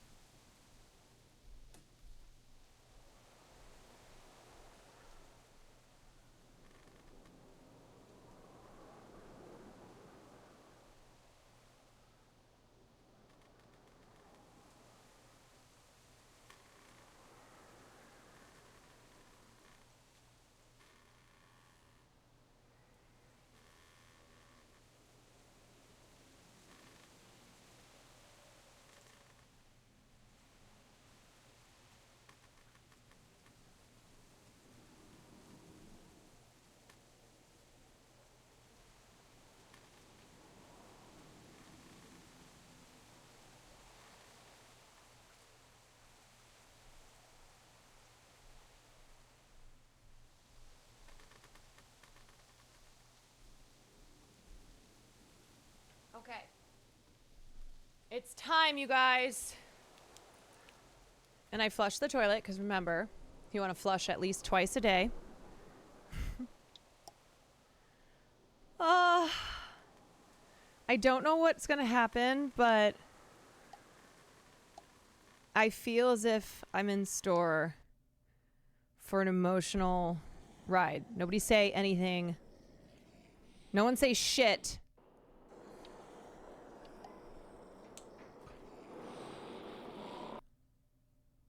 Last time on The Walking Dead. You see the Since I can remember, the White Sox are tied Clem's from always been there sauces. with me. Yeah, they suck. She taught me to be careful. Oh my god, it's Alvin voiceover. Quiet. To be strong. It's AJ. To always aim for the head.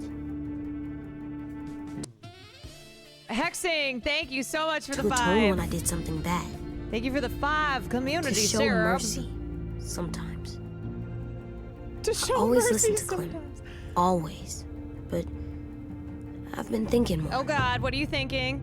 I don't know if she's right every time. She told me to shoot her if she got bit. Okay. That doesn't feel right. We're doing a lot of bad things. To save our friends. To protect our home. And when Clem told me to shoot Lily... I did do that. I got mad. So mad. Mad at me? I don't know what I feel anymore. Oh no. I don't know if Clem knows either. But I remember all the rules.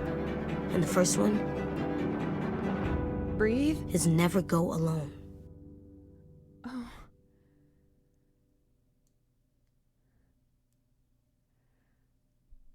Five-year-old with an existential crisis. So much trauma.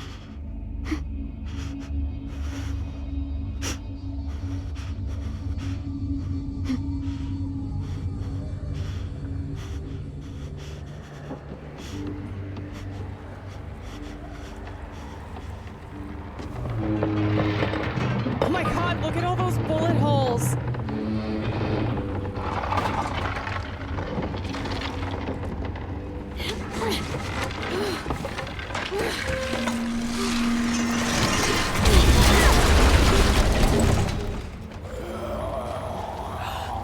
Clem's hat!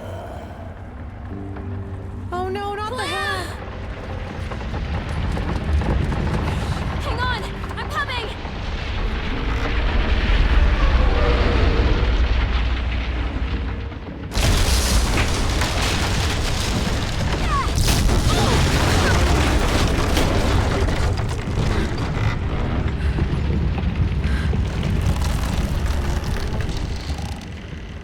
Alright, I gotta lock in. AJ, you have to trust me!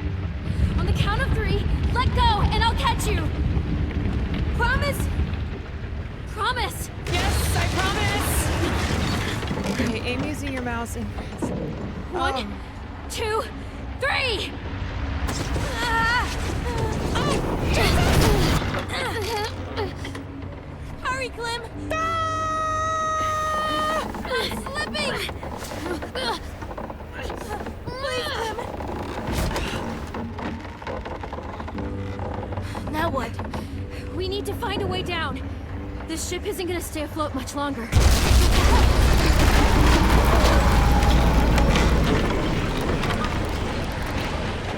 There! We can climb down from there. We have to get there first.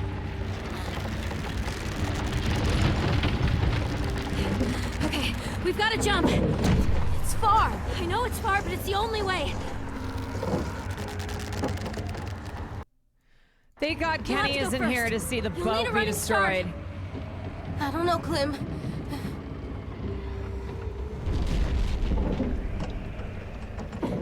Whatever you do, just don't look down. Don't look down. AJ, what do we do when we're scared? We breathe. Better? Better.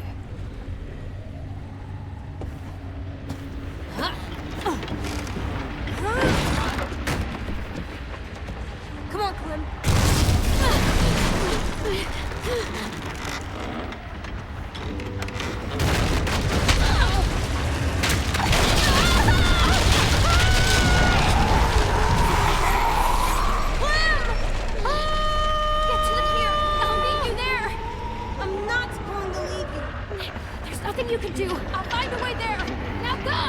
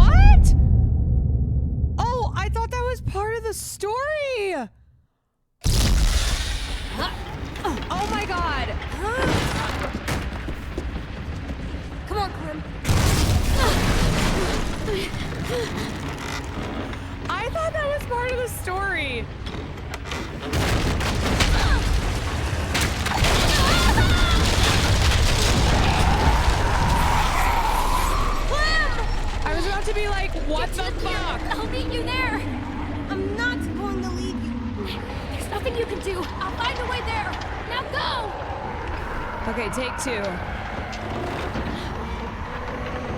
Here we go. What the fuck did I do wrong? Okay. I don't even see what I missed.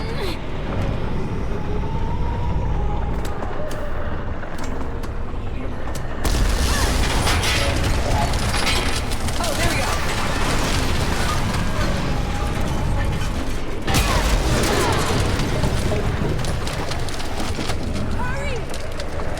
I missed the arrow. Go.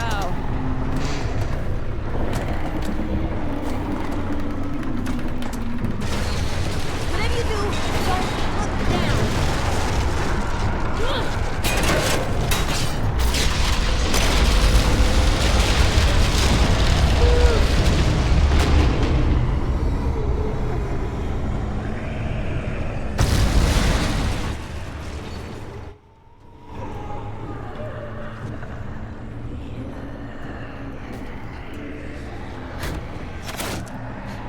Got something.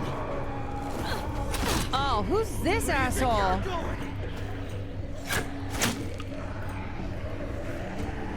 Who's this fucking guy? Wait, what am I looking for? Oh. You might be think you could just leave. Fuck you. Yeah, I do, dude. Ha!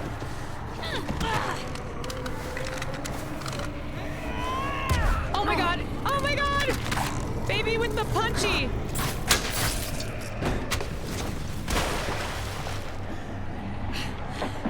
Baby with the punchy!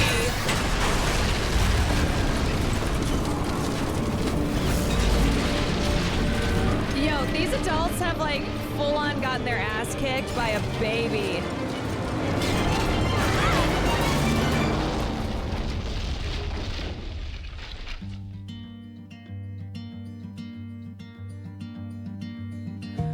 This is the last time that we get the opening music.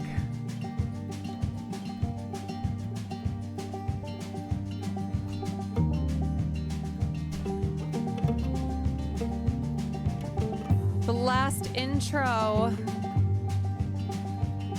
Sometimes I don't know where this dirty road is taking me. Sometimes I don't know the reason why, so I guess I'll keep gambling, lots of moves and lots of rambling. Well, it's easier than just waiting around to die.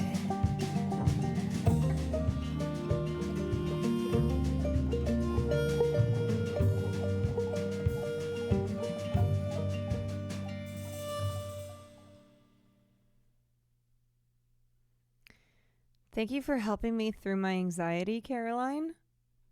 Oh, you're welcome. Yeah, watch The Walking Dead. You won't feel any anxiety. This is an anxiety-free game.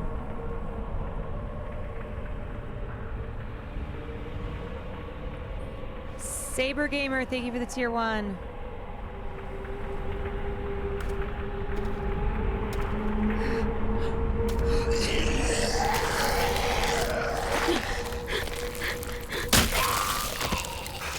Oh, shit! Louis! You made it! Louis! I'm really sorry about your tongue. But at least you're still alive. You have no idea how happy I am to see you right now. Get the fuck off of me!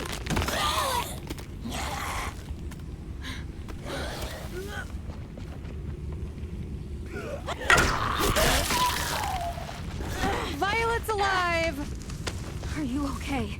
Yeah, my ass is a little singed, but I'm good. Fuck. I can't believe that worked. Oh. Where's Saikuno? Lou. Where's James? What happened to Minnie? I don't know. I lost track after the explosion. Dude, fuck Minnie. Clem! All my homies hate Minnie.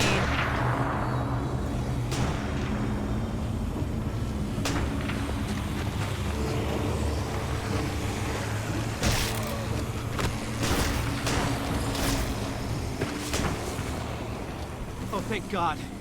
You guys made it. God, they're alive. There's more walkers than I can count. That explosion drew them right to us. Stay cool. We knew this would happen. We just have to get off this beach.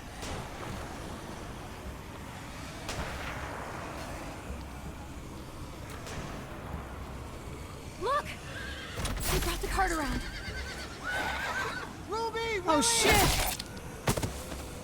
Come on! We're getting out of here! There's no end to these little shits! Put them down!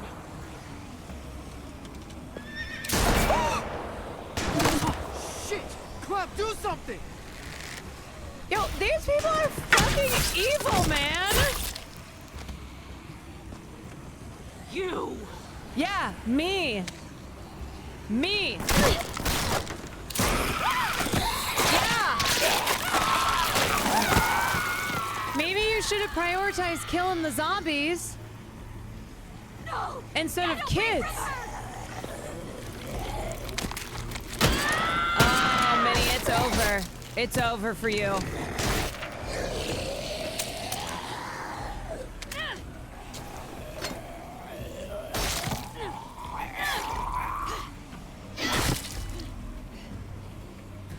What the hell is she doing? She's gonna get herself killed. Well...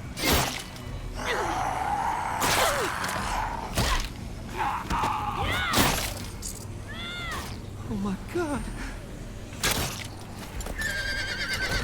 We've got to break for it. Wow, now. what a shame. Everyone run for the cart. I'll stay back and cover you. I'll be right behind you. The second I see an opening, As good I'll as make a dead break for now. it. Yeah, not my problem. We should, like, not save her or cut her arm off. Damn right. I mean, I'll cut her arm off, AJ, but not go with them. No, not the one that was I'm bitten. staying with you. Thanks, kiddo.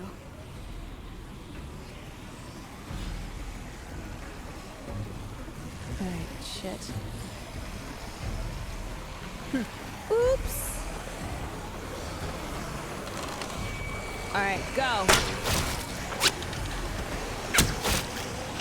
Go, peeps.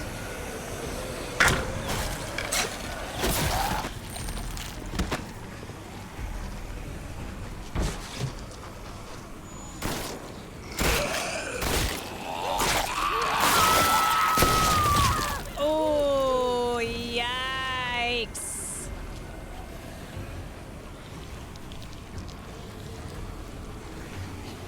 Clementine! No, don't you fucking don't. Fuck you!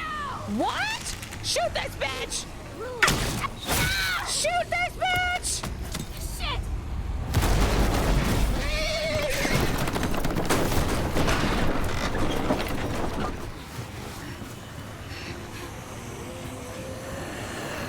God, I just...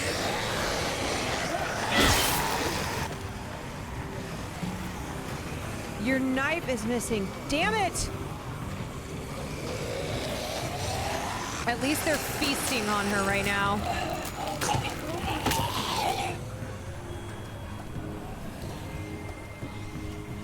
Tin! 10. Go! Yeah, Minnie is horrible.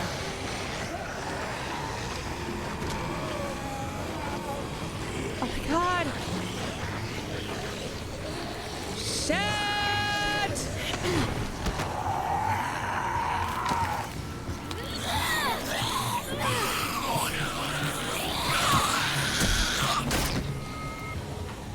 Nice 10. Nice. Yeah, I like that I was walking while escaping. Doo-doo-doo.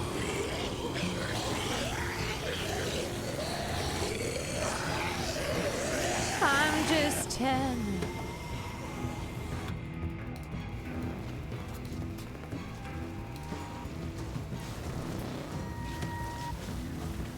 James! Oh my god, everyone's alive.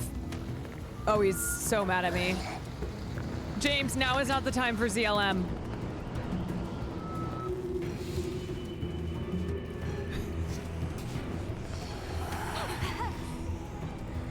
We have to move. We'll have to squeeze through there. We don't know where it goes. Well, we do know there's walkers in the other direction. But... Move it, dummy! AJ! I saw his eyes when he did it. I saw the bloodlust in them. Okay, stop. What are you talking about? Nothing. Go. We don't have time for this, James. What's ZLM? Zombie Lives Matter. We're safe, but not for long. Damn it. It's so dark in here. We can't move forward without a way to see. I'll figure something out.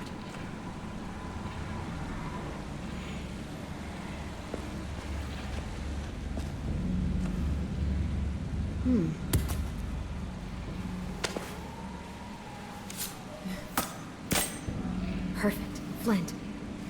I need something to burn. Okay.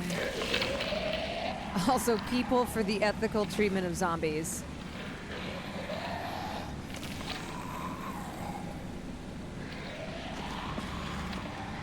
Burn some shit. Clem, did you see Minnie out there? Nah, dog. I didn't see her anywhere. But that doesn't mean she escaped. I saw her on the beach. It's over. It's over. She was bitten. 10. She got 8. So she'll go to the next place with Sophie. They can be together. That's good. Yeah, no, she's going to hell, dog. Anon, thank you for the 6 months. Gifted.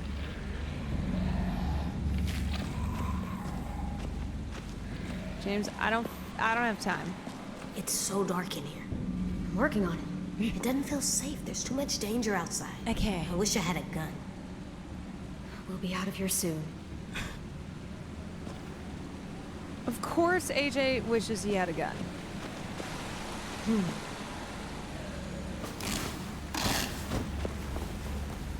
Can't burn this without something to hold it up. Baby wants his blicky.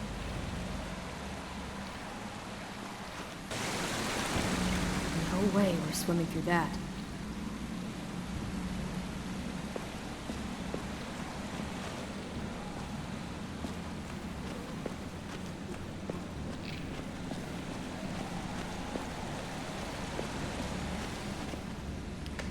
Nala Gray, thank you for the tier 1. Nice in our room. Just have to get home first. I'm a crystal mommy now. Ooh, it's a pretty crystal. Damn it, it's all too wet to burn.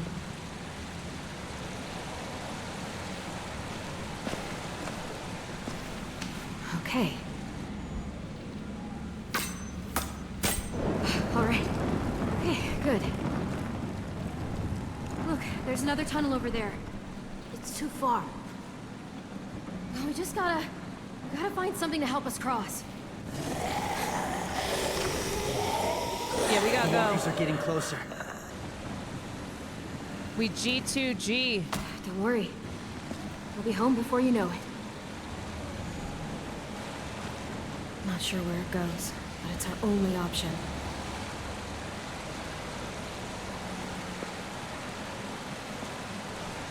Rocks are too small to walk across. But they might stop something flowing downriver.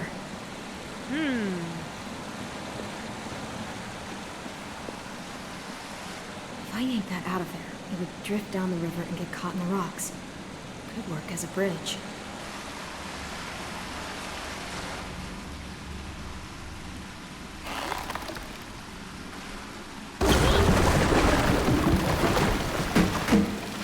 Okay, we just need to go across one by one, and then we'll move the rocks out of the way.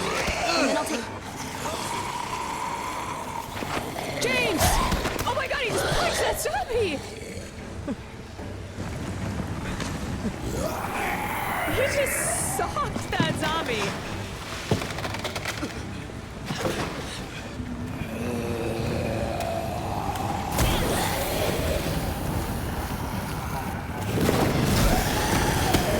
Light him up. Light him up like 4th of July.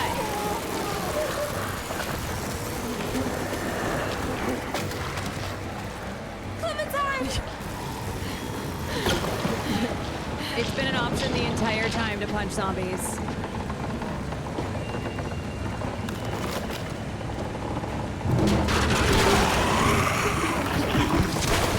Ah, these dummies.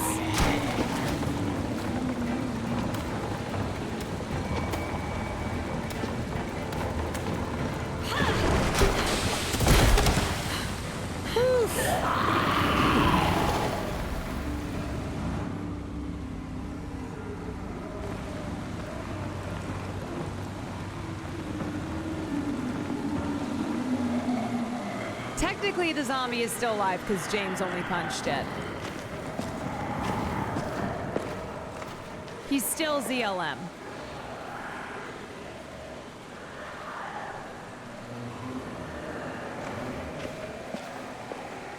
Yeah, is he thinking twice about them being alive?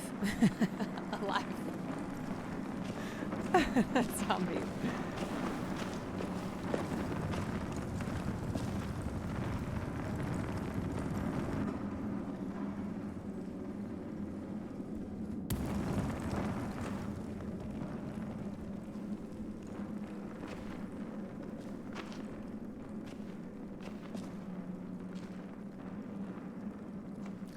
Oh my god, it's like a Nightmare Before Christmas where you have to choose a different tree. Or you have to choose which tree you want to go into, which holiday.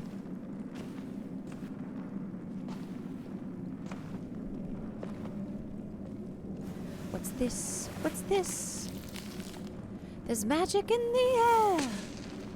All right, which way do we go? 10, do you see a light down any of these tunnels? Or the descent, true.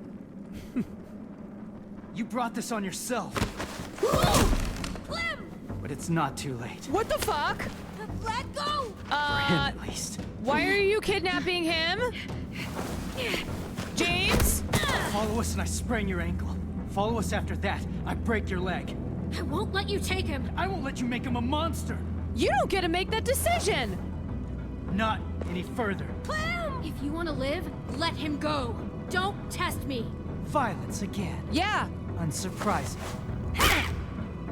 You think AJ wants to go with you? I leave her.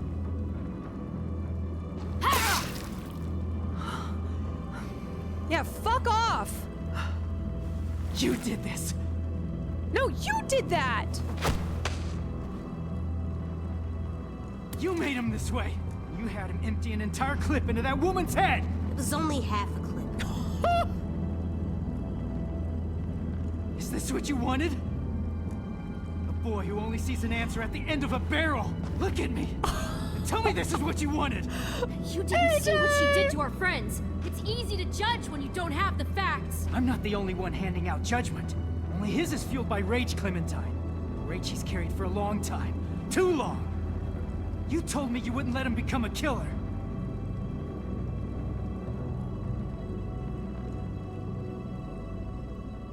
I liked it. Oh, fuck.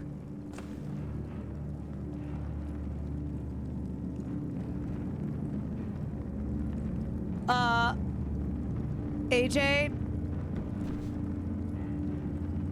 I Okay. liked killing her. made me feel strong. Oh, God. I don't care if it was murder. I don't care if it was anything. AJ, stop. It felt good. AJ. AJ, shh. Best feeling I've had in a long time. Shh. Maybe ever. AJ, stop Come it. on. I know you don't mean it. If I shout it, will you believe me then? Shh. How many times will he have to say it before you've realized you lost him? Stay out of this, or Just I shut swear up, I'll James. claw your fucking eyes Neither out. of you are listening. Anyone that wants to hurt us should be dead. And I'm not sorry about it, and I'm not gonna feel bad about it. AJ. You say I don't mean this when I'm only doing what you I always mean, say. he's not wrong. You always said surviving was the most important thing. Be strong, be brave. If something wants to hurt us, shoot it right in the head. Killing Lily made us safe. That's true. There's nothing wrong with liking that. I mean, this is the world now, I guess. I can't listen to this. You think you can change him? Do it then. Talk to him. AJ, how about you just don't say it out loud?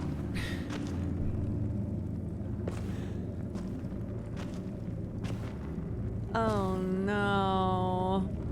Yeah, you don't have to like it though. I think that's the problem. I'm not gonna stop, Clem. I'm not gonna let people that want to hurt us just walk around. You can't tell me to stop and expect me to get it. You can't tell me to stop when you know it just confuses me. I know this world is hard. For us, for you especially. And killing, it's almost unavoidable these days. Having to do it, having to let you do it, we've learned we have to live with it. But you can't ever like it. Come on, AJ, please. I don't know if I should have said I like it. Okay, good. Maybe I don't know the right words for what I See, he's just a baby. Aren't you glad Lily's dead? He's just a baby. You wanted me to kill her. Aren't you glad I did? Yes. It's complicated. Because? Because why? Because... Shit. Whether or not I'm glad Lily's gone isn't the point. We're talking about you. You are talking about me. I'm trying to talk about us. It's always been us. I don't know why you're taking that away. I swear I'm not. You weren't happy firing that gun. You were angry. Angrier than I've ever seen.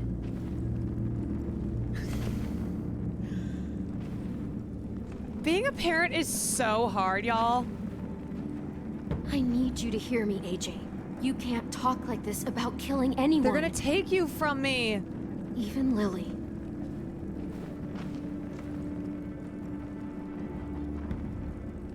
I've heard enough.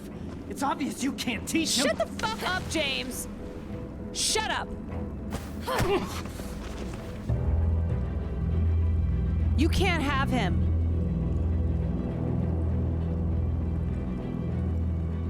What the fuck?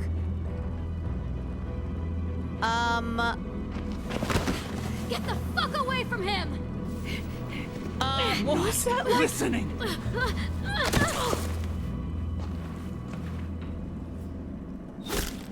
Oh, we hear you. You just don't understand who we are. That's right. That's my guy. Baby with a rock. I understand you.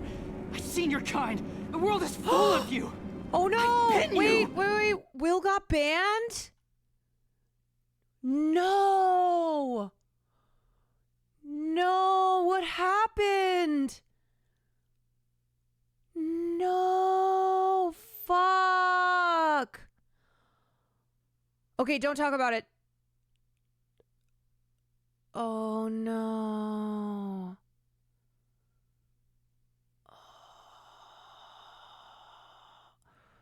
Oh.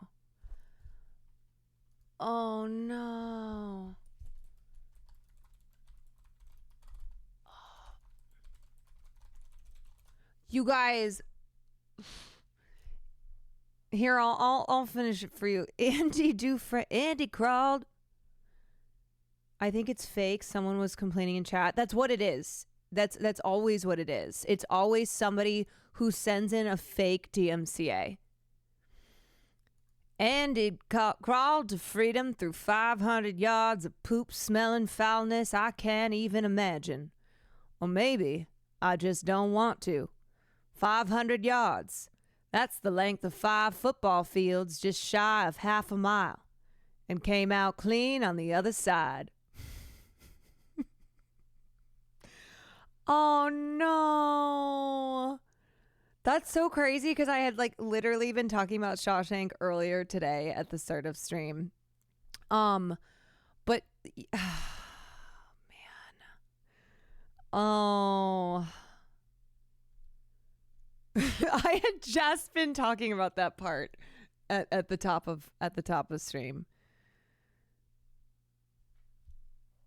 Dang. Yeah, do you guys want me to act it out? Do you want me to act out the rest of the film? Oh, shit. Okay, wait. Hold on.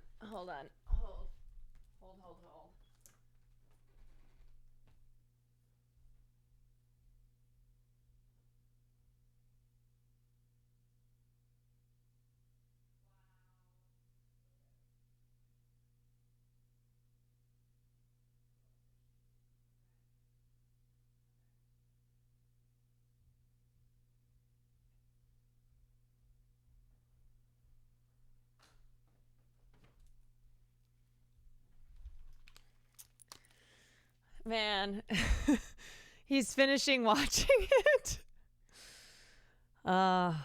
It's gonna get him. And he got another month in the hole. They got our boy. I know. That's unfortunately what it is that it's people who make fake DMCA claims. And they'll get ya. There was 2 first-time chatters that were going off. Yeah.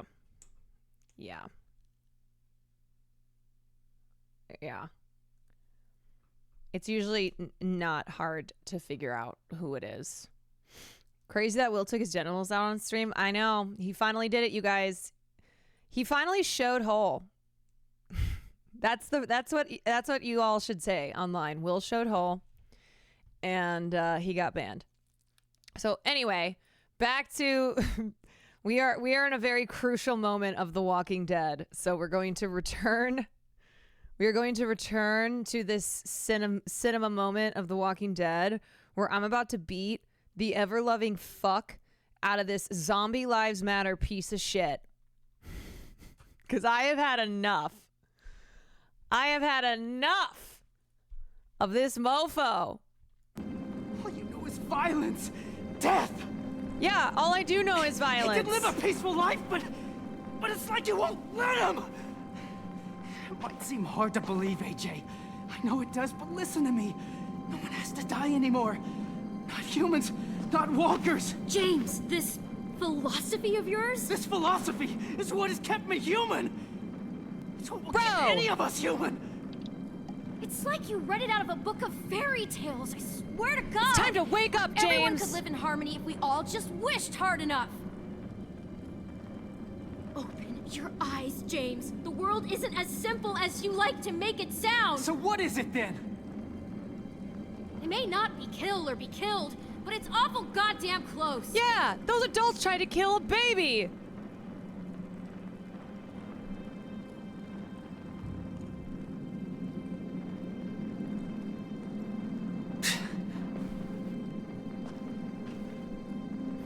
I'll find my own way. Next time you need help, ask someone else. James, come on, man. On the one hand, I get what he's saying, but how dare you try to kidnap my baby? What is it?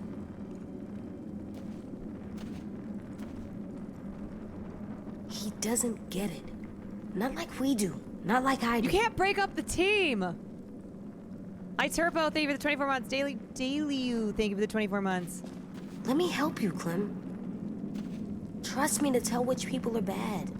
That I won't ever use my gun because I like it. Okay, this is better. But this is progress. only to keep our friends safe. Yes. Please. You can trust me to decide when it's right.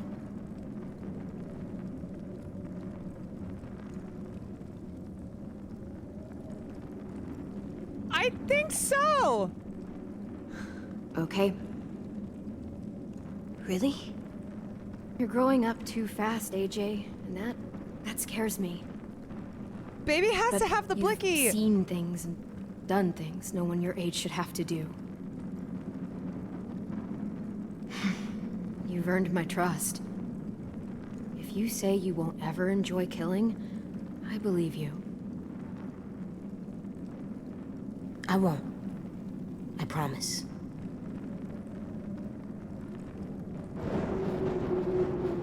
Feel that? I hope this doesn't come back to... That's the way out. Be a problem.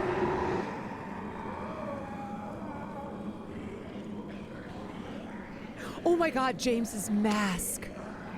He left his mask behind. It's ours now. You have collected skin masks. Goodbye, James. Come on.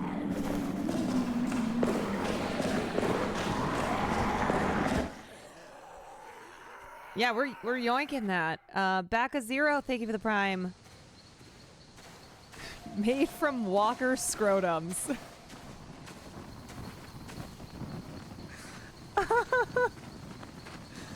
Ooh, you know, I just love having Walker scrotums on my face.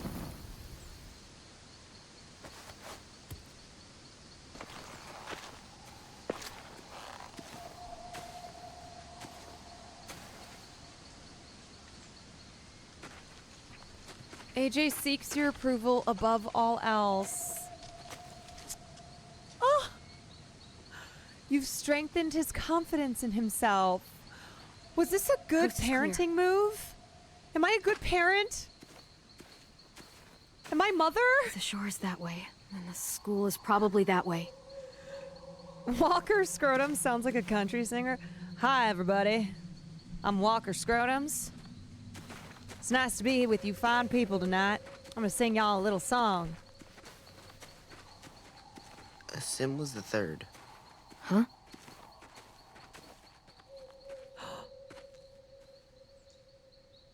The day after AJ killed Marlon.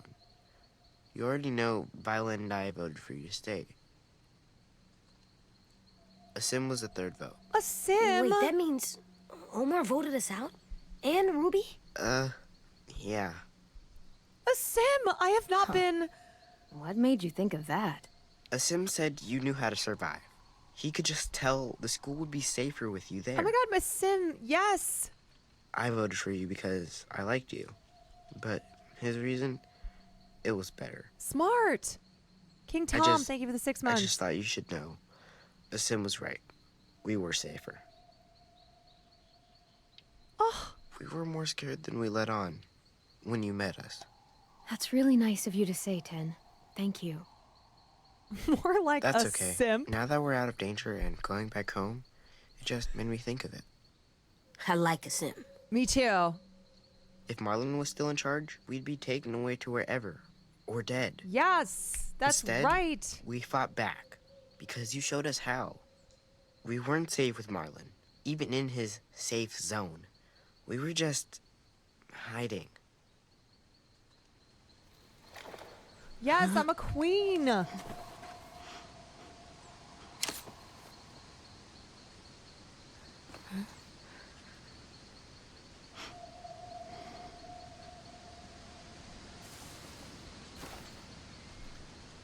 Violet! Violet, you're turning violet, Violet. Violet!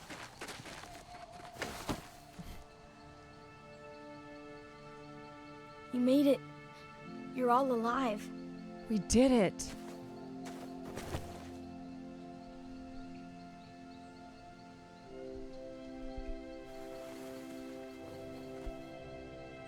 Did everyone else escape? Yeah, they're okay. They took the cart and headed back to the school. Yeah, I accidentally... We're safe, Kwan. I accidentally friend-zoned. All we gotta do now is find our way home. Not Any the idea which way that is? Not the sexy sax I know music. an old bridge near here.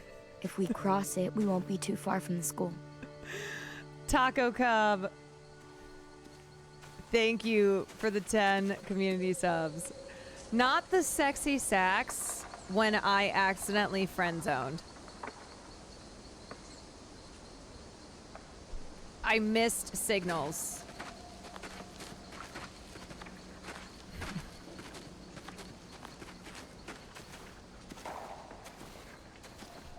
I'm never gonna dance again. Guilty fever got no Well, we were rhythm. looking for you guys, and I thought you might be gone for good. Oh. Shit.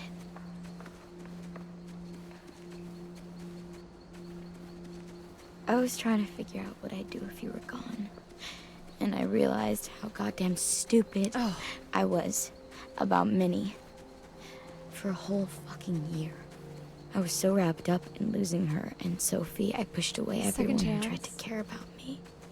Marlon, Brody, Lewis, even you and AJ.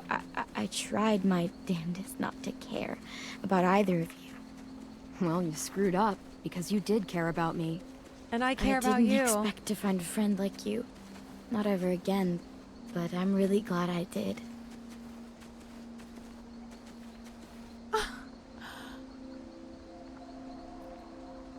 Jesus, everything's so different now. Me, us, the school. Just I remember how Marlon friend? described it, and what we were gonna turn Erickson into. It's not the way any of us pictured it. How did you picture it? I guess I couldn't. I just listened to what Marlon said. How it would be a home. A real one, but I couldn't really wrap my head around it. My family lived in a trailer. I love Violet. What about you? Where'd you live? I lived in a house with my mom and dad. Fence around it, big backyard. What was your favorite part of the house? I had a treehouse in the backyard. I used to take my walkie-talkie up there and play for hours. It's goddamn sexy I pretend sax. it was a ship, and I was the pirate captain. Or it was an igloo, and I was a hunter. Nice, thank you for the 5 community subs. Or a castle, and I was a princess. You guys, this is so Really? platonic. Like with frilly dresses and a tiara? Yeah, but also a sword. Doza, thank a you for the warrior tier 1. princess. Yeah, obviously. And The treehouse kept me treehouse alive is where when all this Lee started. found us. That's where I hid.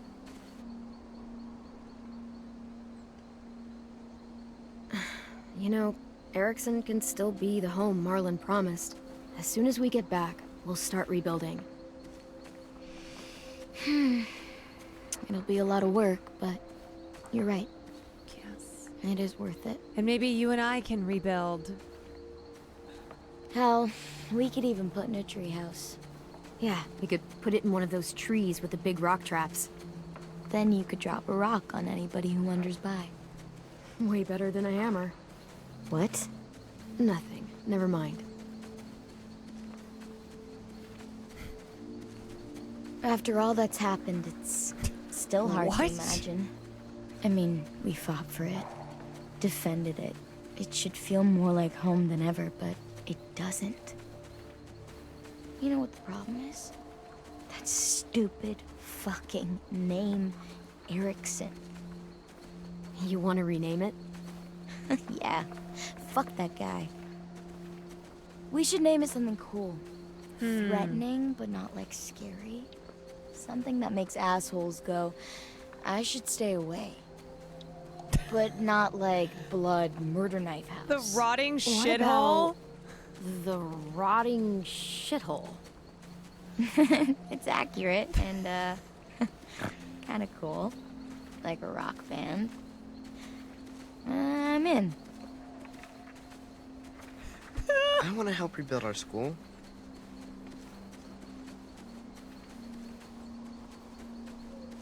You will, Ten. We all will. We can start as soon as we get back. Let's get home to the rotting shithole. Home sweet home.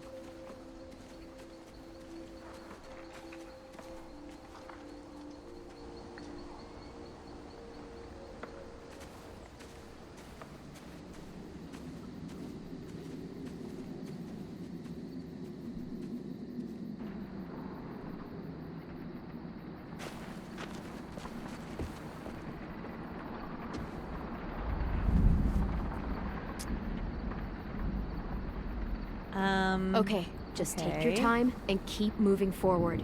Okay.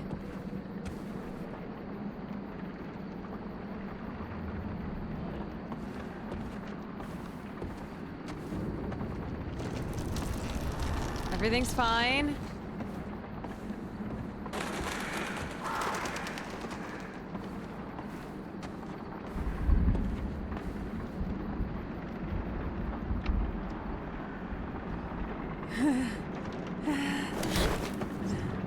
Every bridge in the series has been bad news. Yeah, but not today. It's fine.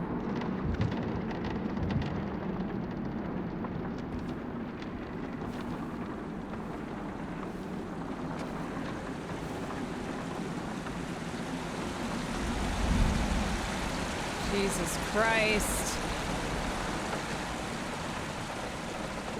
That's far. Really far. Should be able to jump it. It's not that far. It's fine. Yeah, I think we can. We just gotta be careful not to land too hard.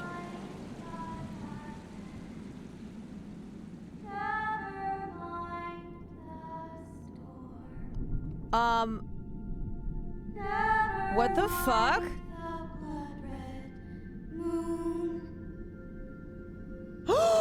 She's still alive? How the fuck is she still alive? Minnie? No 10. No 10. What the fuck? I found you. Oh my god. Oh my god. Brother. Come with me. You're dying. Oh god, she sucks so bad. Yes, I am. I'm finally going someplace better. Stay away from him. I want you there with me. No. Stay the fuck away from him. Where everyone gets to be a No. person again. No. We're gonna go be with Mom. No. And Dad. And Sophie. Ten, snap out of it. She wants to kill you. I know, but 10. Dude, this bitch won't die! Any of you! This bitch will not die!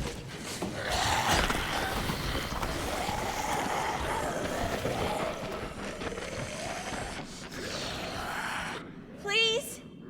Please, Minnie, stop! He needs to be with his family! Don't do this! Oh my god! Don't worry, Ten. She can try to stop me. But I am not going anywhere without you. The night will be over soon. She's fucking insane. Get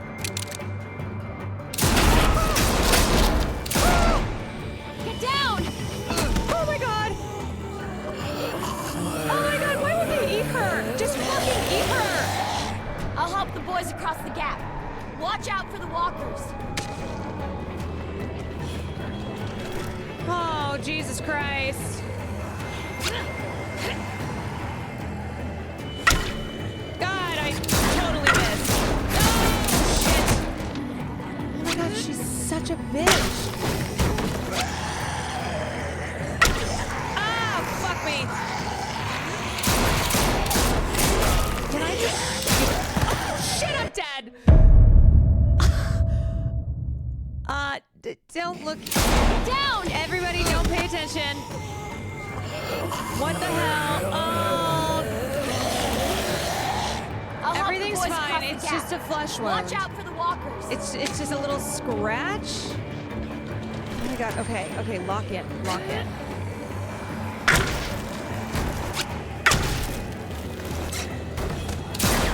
Okay, here she goes. Shoot, shoot. Okay, the red borders.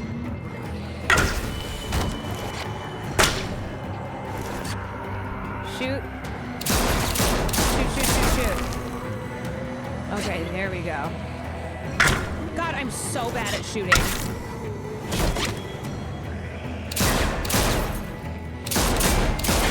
This is scary. Oh no. Oh no, I'm so bad. I'm so bad at shooting. Oh shit! Shit, shit, shit, shit, shit! Ah! I got AJ across, but 10 won't budge. I have to stop her. Oh my god. Ah! Bro! This was just psycho!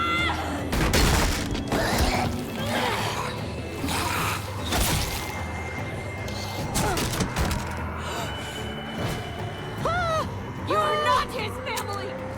Oh, finally she's out of bullets. You were just something in my way. Finally she's out of fucking bullets. God, why is she a super soldier? Oh no, she spit zombie blood in my face! Jesus Christ! Fuck! This crazy ass cunt! I'm taking 10 home! I'm going! Die! Please! Die! Why won't she die? Yeah, please, die!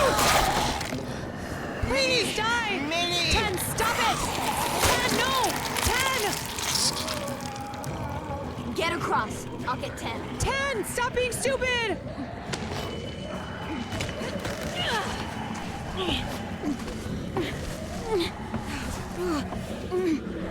Creepier League, thank you for the 11 months.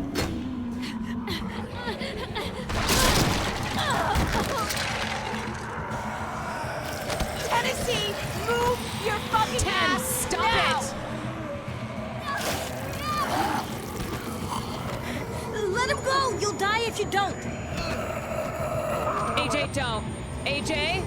AJ, no!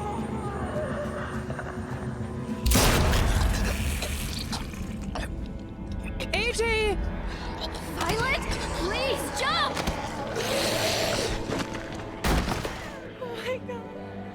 Oh my god, no. That's right. Come with me. AJ! No! What the fuck? How could you do that? I had to. You would never get to see your home again if I didn't. I did it for you. For me. I can't. 10 is gone. That soft little boy who liked to draw, he's gone because of you! AJ saved your life, Vi. You'd be dead if he hadn't taken that shot. You think that's okay?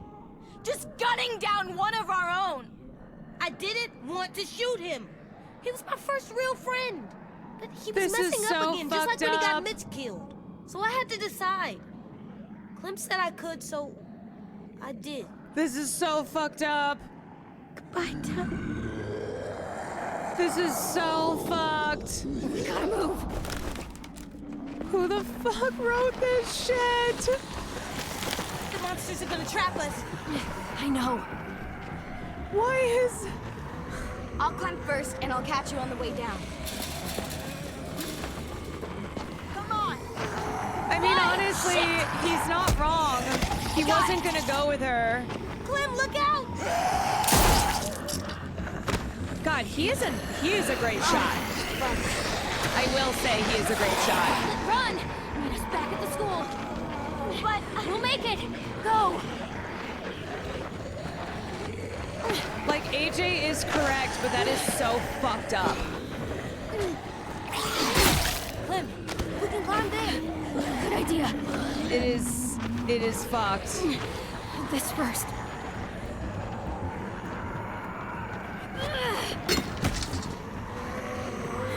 Clem! I got you. Go! I'm right behind you. Oh my god. Oh my god. Oh my god. Grab on! Oh my god. No, not the simple Mufasa.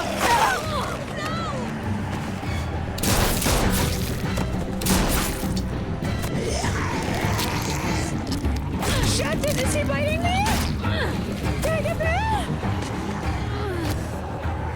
Wait, was that my leg or my boot?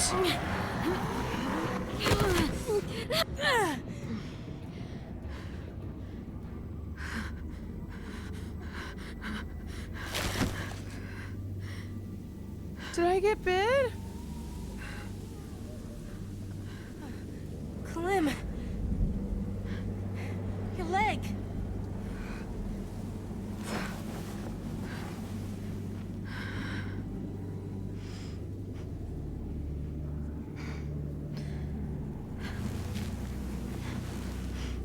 Did I get bit?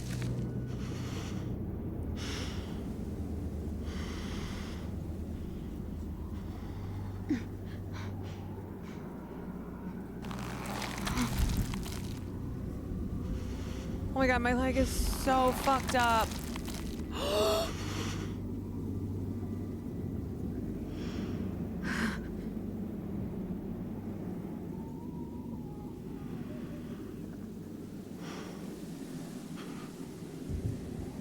I got bit.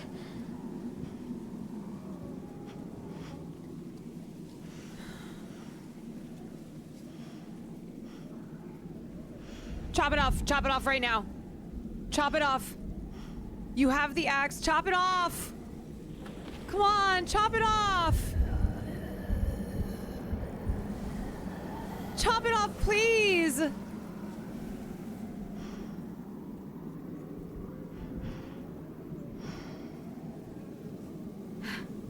Come on. We can't stay here.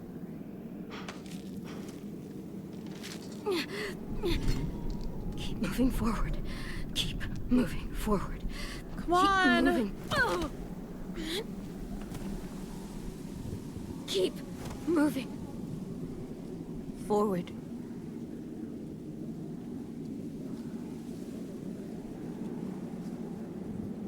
Forward.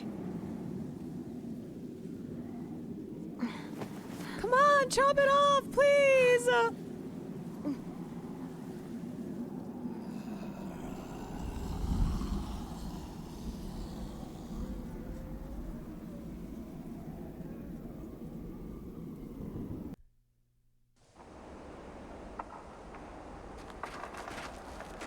He's just a baby. Look how tiny he is. God, fuck you, Minnie. Fuck you, Minnie.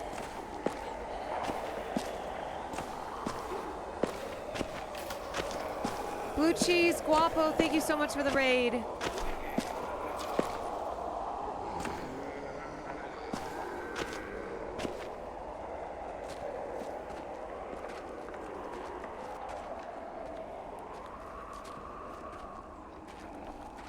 Thank you. Hi, everyone. Welcome in. Hey. I love you.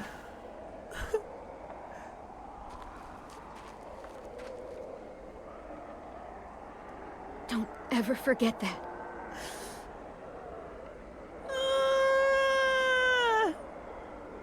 I love you too, Clem. Clem and Chad.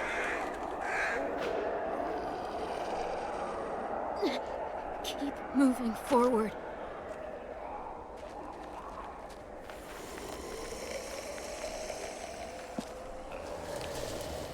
Look! James's barn. It's empty now. We'll be safe in there.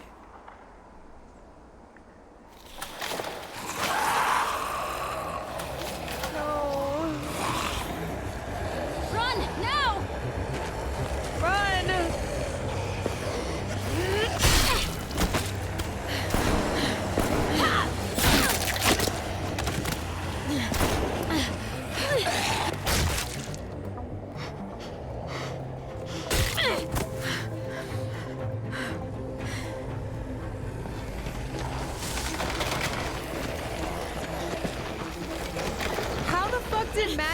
he survived cutting Go, off his AJ, arm. Run! I'm right behind you.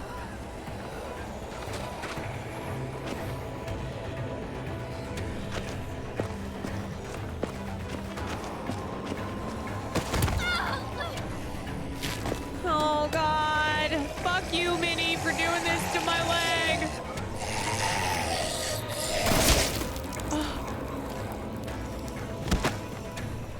Come on, Cliff. No, We can AJ, make go!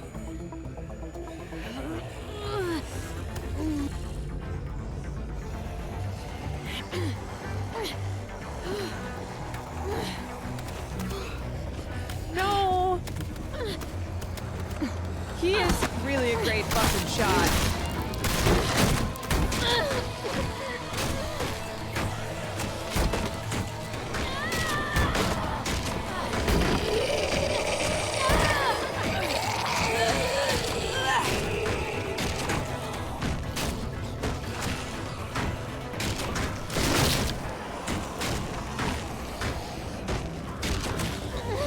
We need to find something to stick between the handles.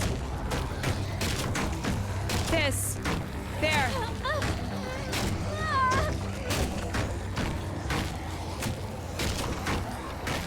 Quick, bar the door. Shit! Oh my God, I'm playing as AJ. I'm AJ now. I'm AJ. Get it through.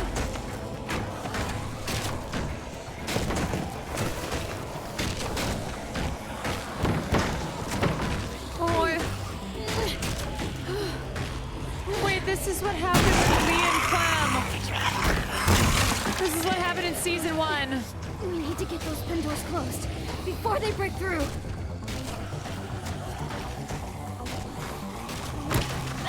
Fuck.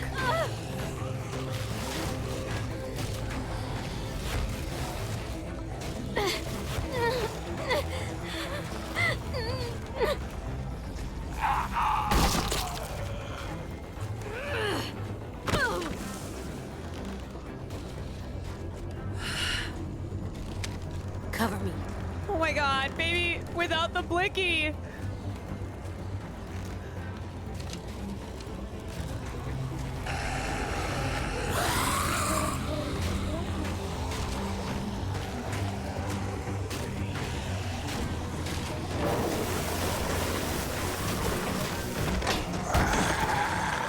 Baby, without the blicky. I can get inside. Hurry.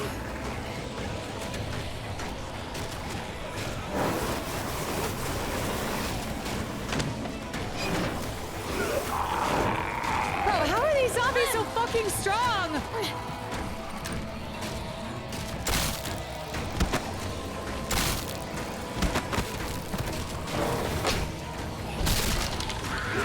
Oh my God. AJ, over there.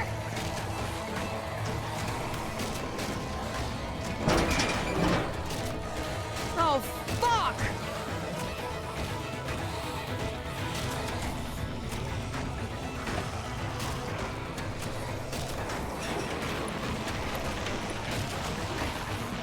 Why does Bart have so many doors?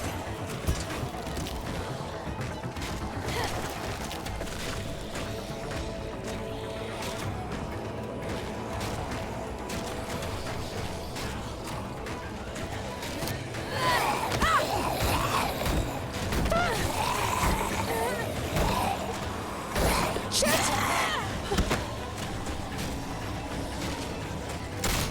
Oh my God, that was clean. Jesus Christ, there's so many! Oh no! Oh my God! Oh my God, it's the move! Baby with the knife! He's so little! He's so tiny!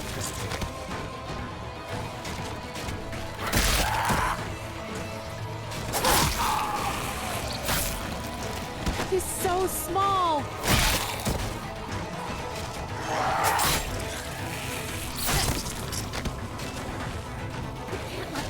side.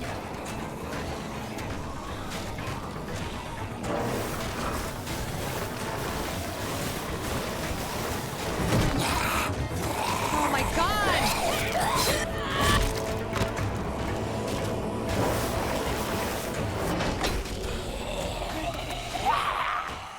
Holy shit, oh my god.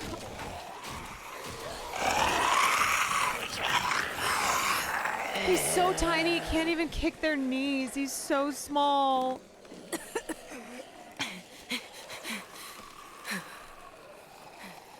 Good job, AJ. You did it. Now what? You need to find a way out of here. We could climb up there. The monsters can't reach us up there. Let's go. Easy climb. Come Farley. on. Please. Try. Farley, not out. You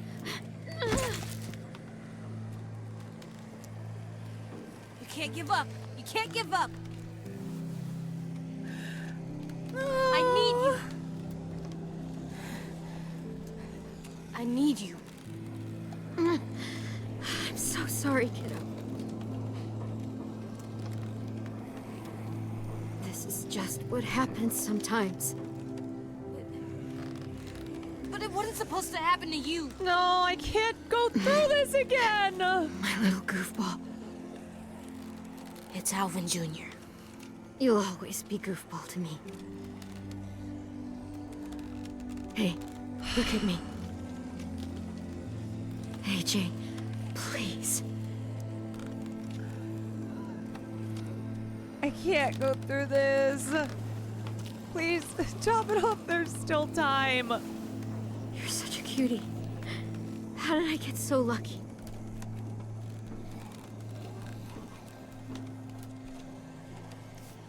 Oh. Gotcha. Please. Don't be silly right now. Not right now. I just wanted to see you smile. One last time. No! Don't say that. Please. Don't say that. I need to make sure you remember. Remember what? The rules. What's number one? Never go alone. So I can't leave. Not without you. AJ. It's your rule. You won't be alone. Not for long. Get back to the school. I don't know how. Sure you do. One of the first things I ever taught you. You need to make sure they can't smell you, so... Oh my god. There's a fresh, juicy walker just waiting to be gutted.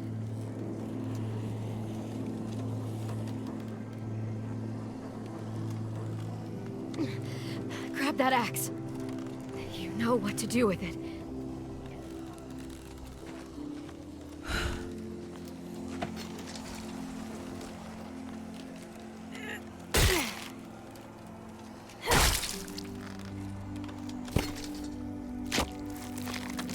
This is fucked up.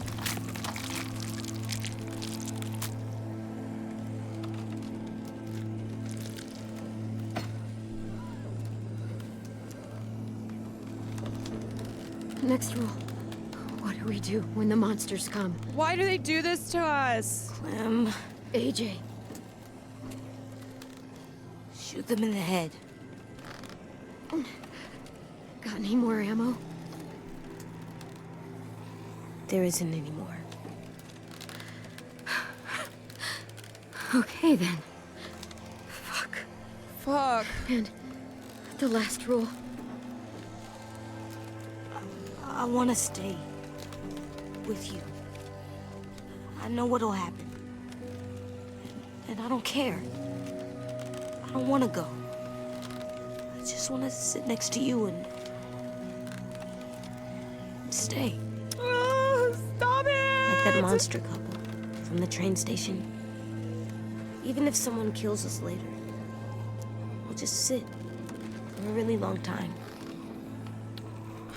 Please. Oh, sorry, kid. But no. I have a job for you. I need you to get back to your room. I need you to sleep in your bed and have friends and grow tall. Taller than I ever was, I hope. Fuck ZLM! I need you to live, AJ. For me. That's your job now. Okay, Clem. That's my job.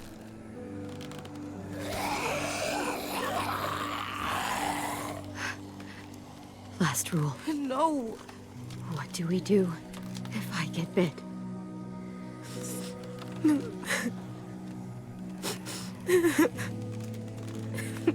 Are you gonna make me say it?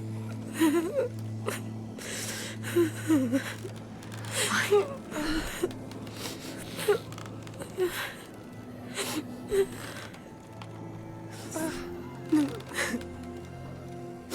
This is so fucked up!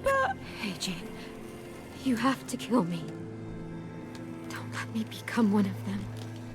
It's just like Lee. Good boy. Kill me.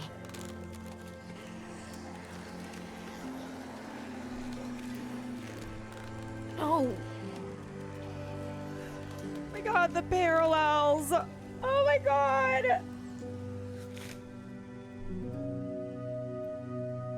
Ah!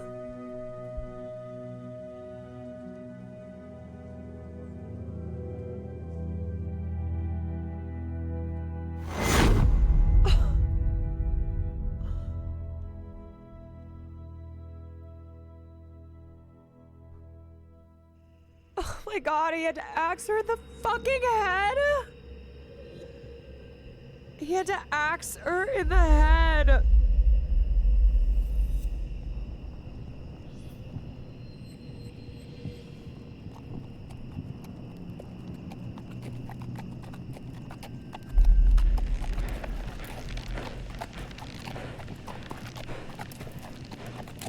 God, I wish I could kill Minnie all over again.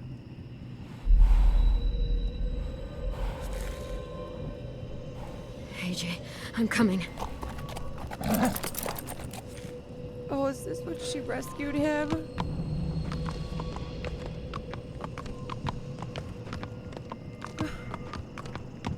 We finally get the rescue scene.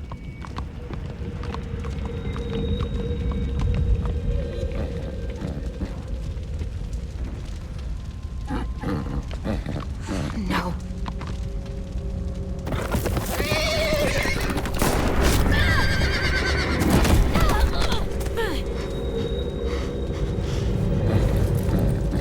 Oh my god, the horse! They shot the horse? Oh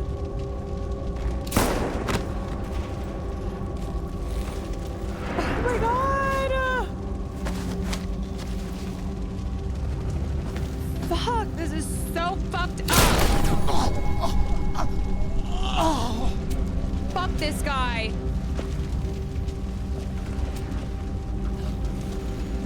I'm gonna eat my bullets. Literally, fuck you, die. I'm looking for a boy. He's about 3 years old. His name's Alvin Jr. Okay, I'm gonna cut that off. Fuck you.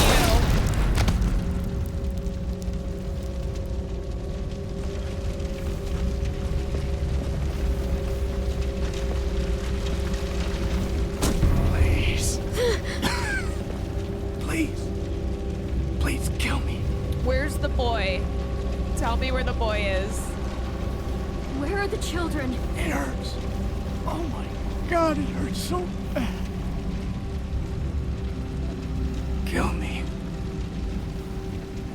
Fine. Nobody's telling me where he is.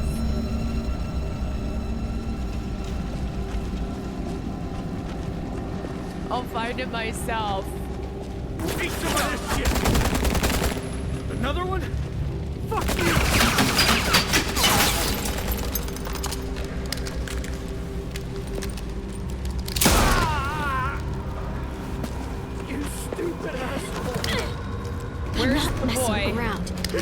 where the kids are. All right. Clem and Chad. That way. There's a nursery. But I'm not letting one of you savages take a kid! That's my kid. That's our baby. That's my baby.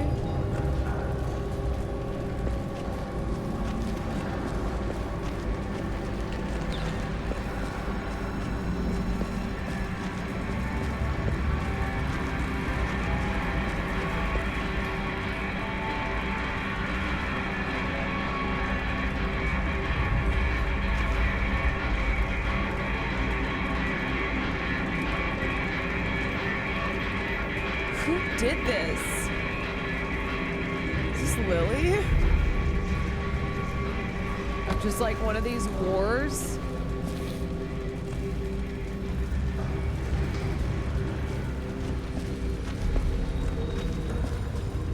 Sorry. So sorry. Don't worry. We're leaving soon. Are those kids in cages? I just gotta grab a few things. What? No! Fuck off.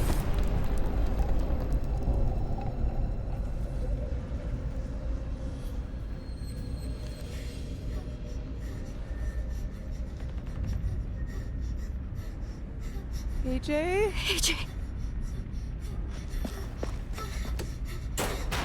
Why is he in there?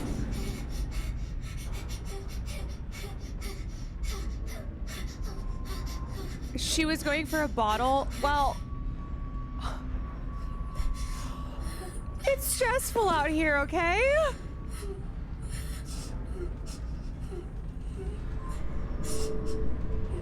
She's got my baby in a cage.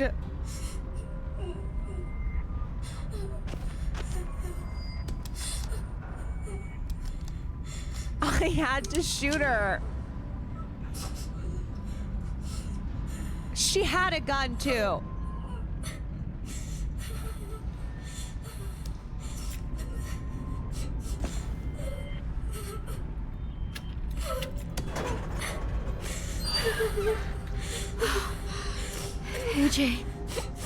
AJ. Oh my God. Clem. Oh my God.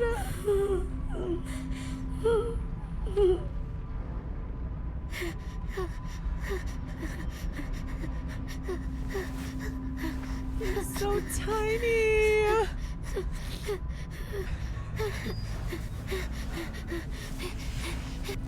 Oh.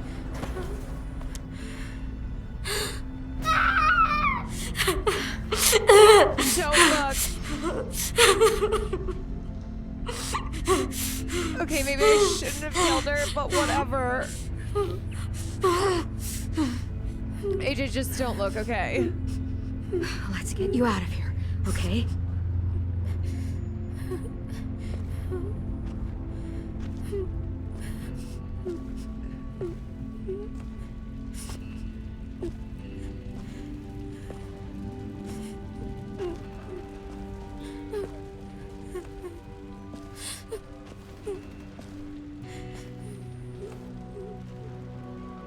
Baby before the blicky.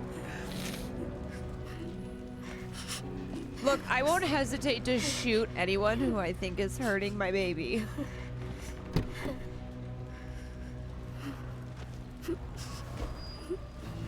He's so little.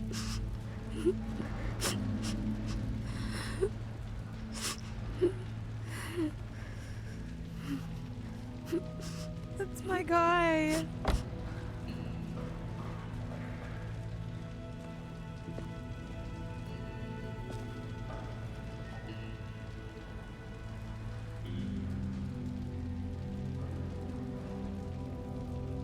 I got him.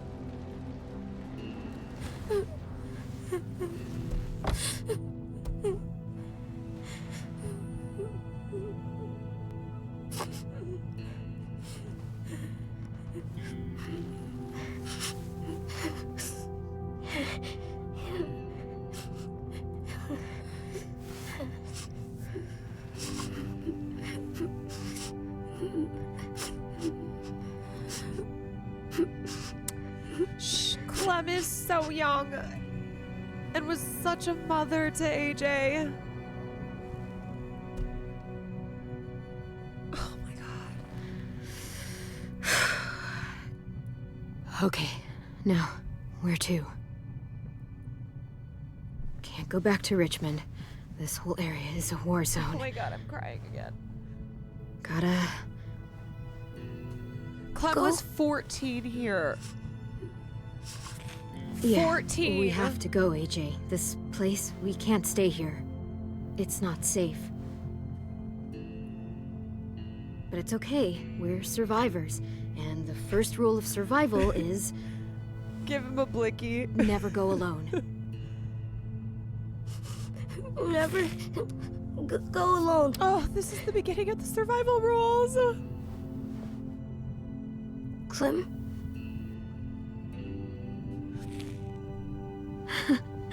Yeah, that's right. AJ?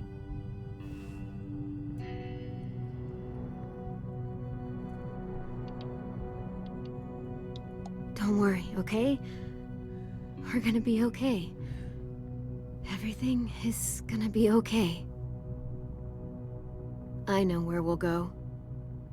We'll go find ourselves a new home. Together.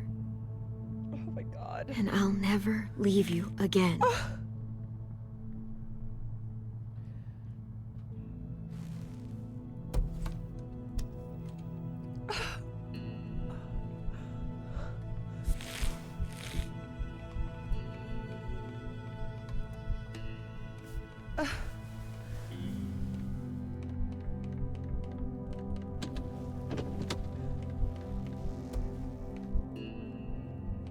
Super Bucket, thank you for the prime.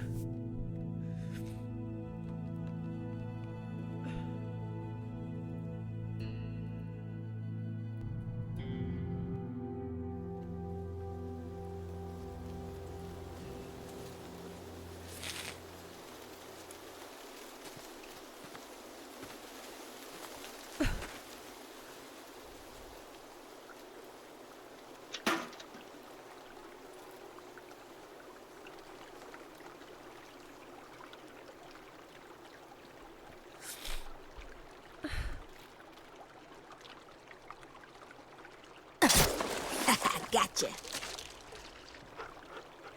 Rosie.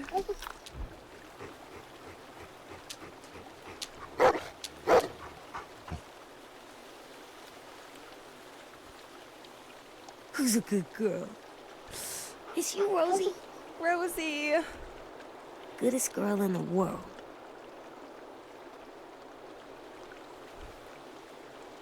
This is the most evil fucking game. Fucking shit. Come on. Shit. I can't. I give up. All right, girl. I I'm gonna go can't put the see sparrow away. anything. Stay here and keep watch.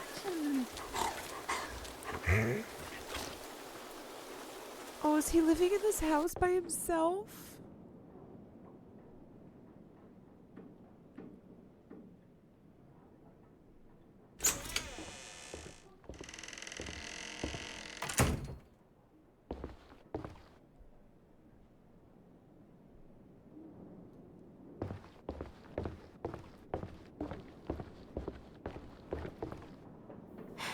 Nothing good.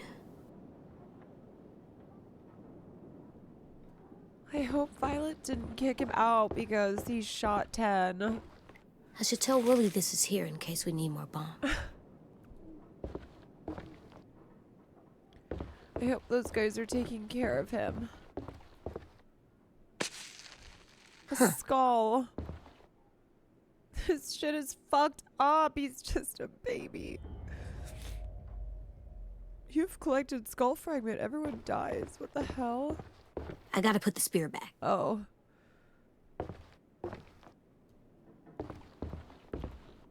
It's getting kind of cold. I'll bring some sticks and stuff next time.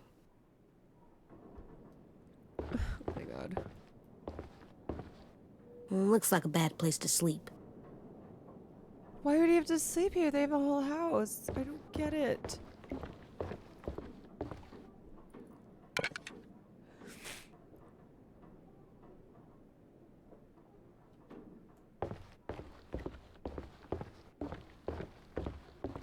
My little guy's just out here surviving.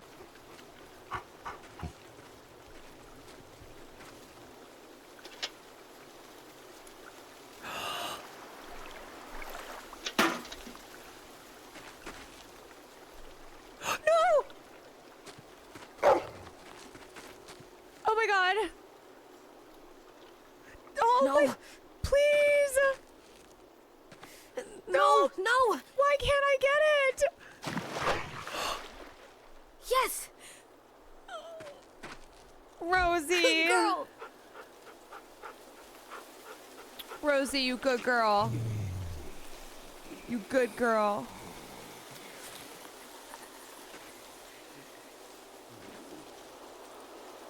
Oh my god. Oh no. Oh my god, is that 10? Oh my god, this just keeps getting fucked up!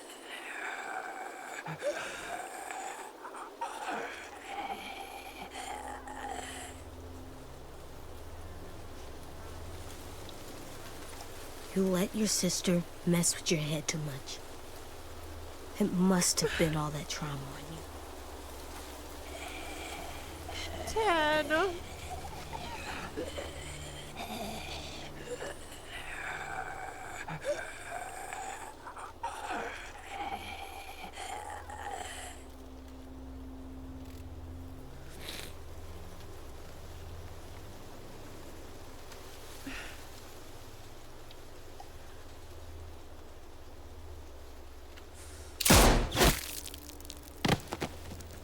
Baby with the blicky. Sorry, Tin.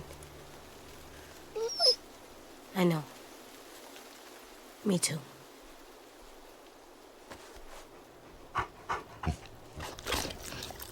Let's go home? Let's go home.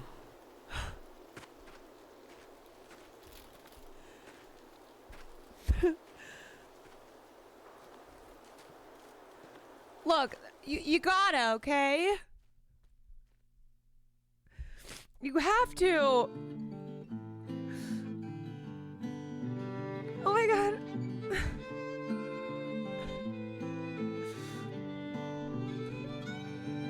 Atop the crags and cliffs, the air is thin.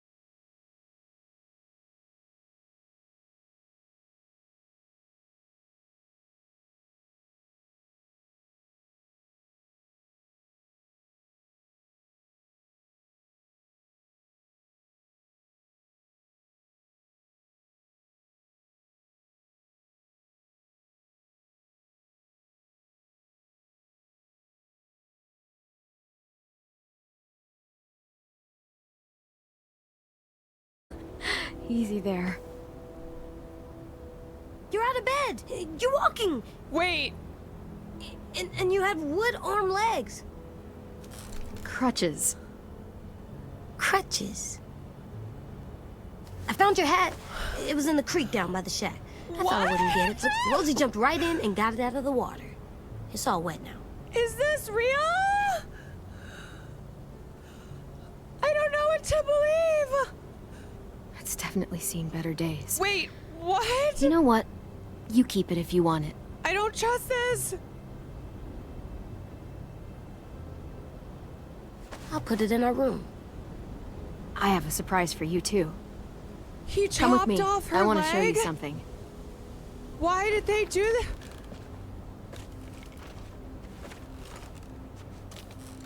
He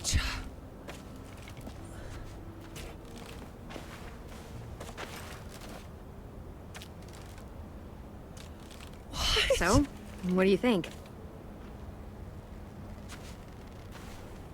It's for me? Oh my god! Yep. Willie helped me put it together. Come on, Oh let me my push god!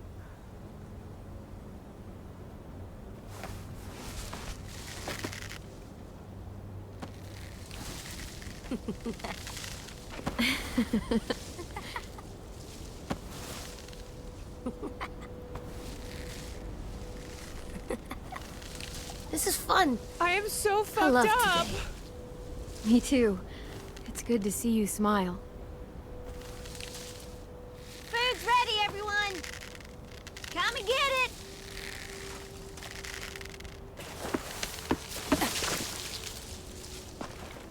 You're the best, Clem. I feel like they're gonna pull the carpet out again. It's gonna get cold.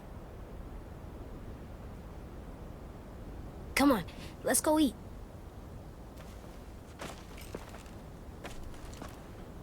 They are We're so coming. fucking evil, I can't trust them.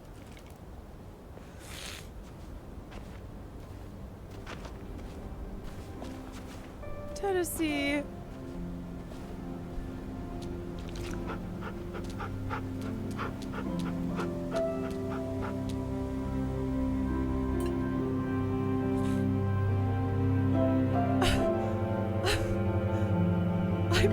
I feel so traumatized too. I can't.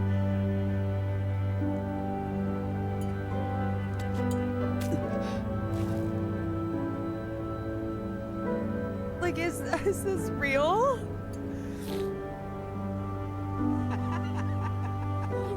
Is there actual happiness?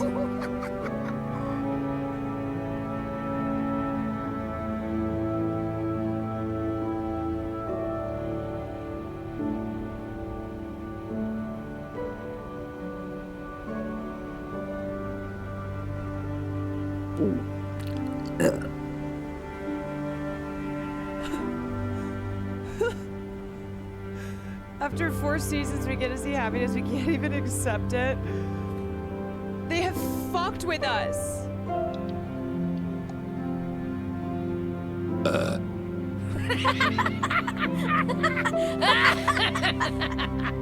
AJ. What? It's good. Seconds, please. Already? You even taste that?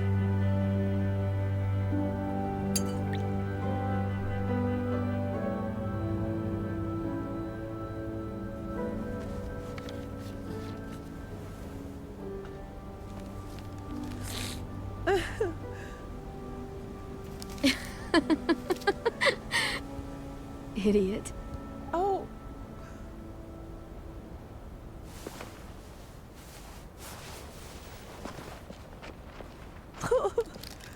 Lewis doesn't even have a tongue and he's still being an idiot.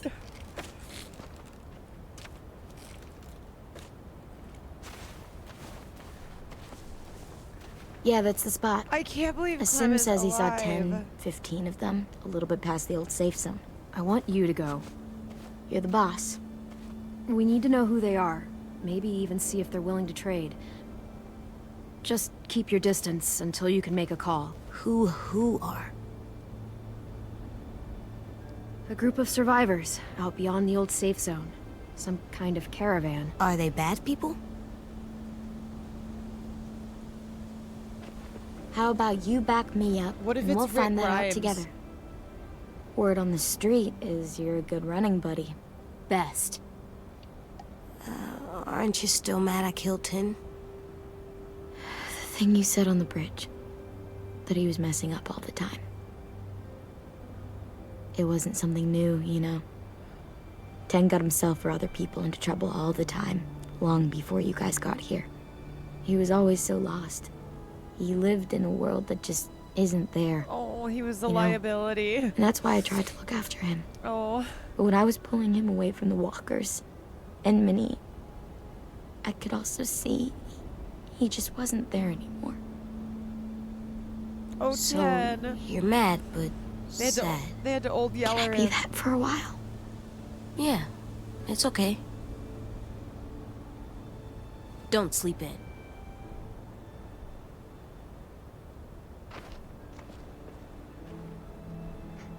Ten was kind of the bad of the season, but we loved You 10. okay? Just He's precious. getting tired. Hey, walk with me a sec.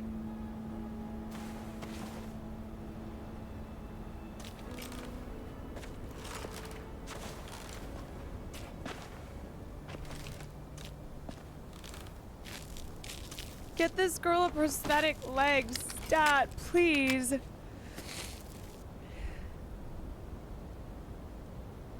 Katja. Sorry. It's okay. I stare at it too. If it was just you and me alone out there, and I was like this, I don't know if I'd make it 2 weeks. 10 was like Sarah. He was too I'm gonna innocent need for this these world. to go anywhere. And if we ever had to run, It's too pure. It He was the wouldn't be best pretty. one, though. You made it so we don't have to run, Clem. We're safe now. She could be a pirate Yeah, like she played as a I guess kid. we are.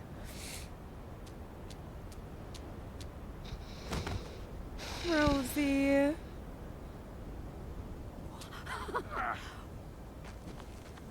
All this. It's worth it. I cannot believe how much they emotionally All those times you would fucked ask with me us. if we'd find a home. All I could ever tell you was, we'll see. And your face would fall every single time. It's better than saying yes and lying to me. And that's what I told myself. But you want to know something I didn't tell you? Did you watch the show? I never had a plan. I never knew where we were going. I never knew anything. That's what Lee said I to just her. fought and fought and fought and hoped you didn't notice. Yeah, I watched everything for the last 2 seasons. Hoped we'd find something before you did. Oh, just like Lee. Did I do a good job?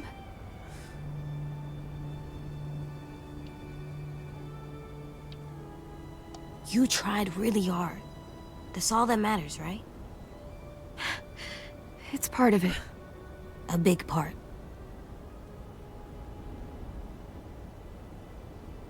When we were in the barn, you didn't listen to me. And if you had, I'd be dead. I was right to trust you back in the cave. Shit, the To make trust. the hard calls, The even when I trust. couldn't. You'll have to be strong for the both of us. The trust. You made it so I can. So, I thank told you. you guys I was right to trust Baby with the For blinky. everything. You're welcome for everything.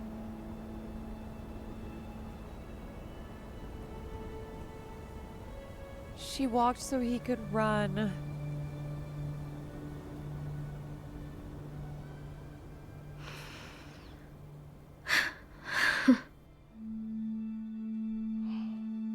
Oh my god.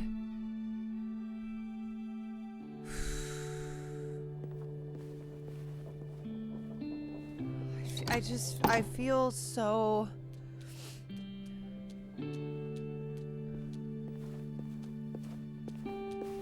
You trusted your son and he saved you. Yeah, I feel a lot of emotions. Oh my god. Look at this ending.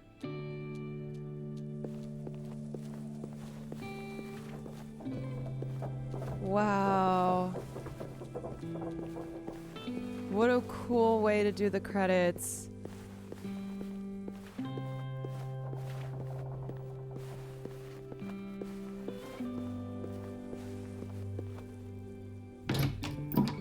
Okay, okay. In you go.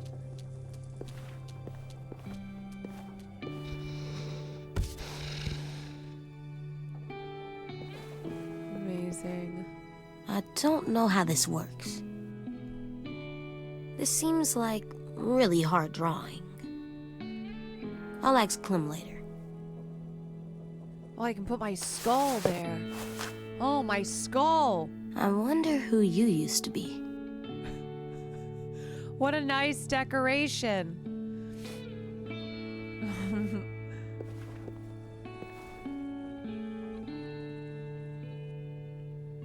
It's like Lewis in a box. Baby with the skull. Baby with the skull. That's my good girl.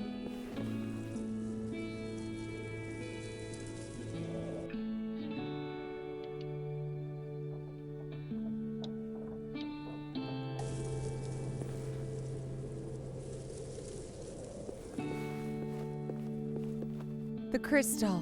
It's so cool looking. Crystal I wonder water. if it has magic powers.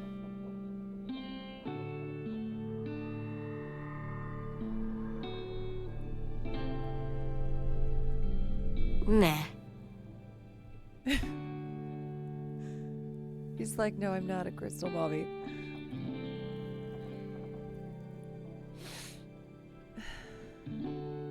Fucking It's too Minnie. bad he won't be able to draw another one. I hope you have extra crayons wherever you are, Tin. Goddamn Minnie. Burn in hell. You'd never guess it was written and put together by a hope and a dream after Telltale went bankrupt. It's unbelievable. You know what? I'm a great artist. Genuinely. You hear me, Rosie? Genuinely Oh, great. amazing.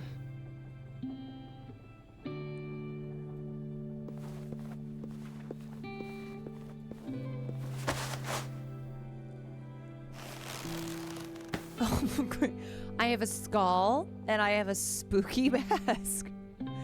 Well, it is Halloween, so just decorating. And now I'm done.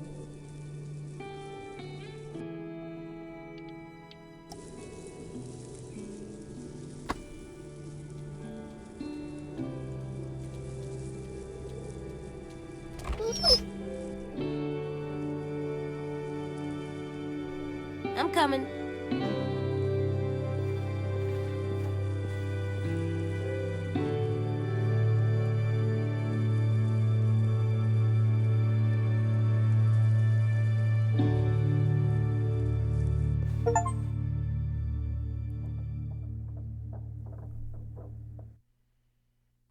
Wow. I watched a bunch of people play this, and your playthrough and reactions are some of the best. Thanks for playing this. Holy moly.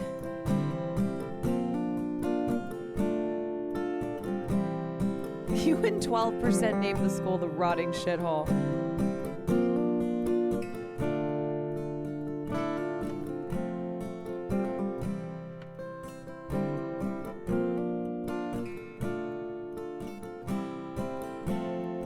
I wish I had something more to give you.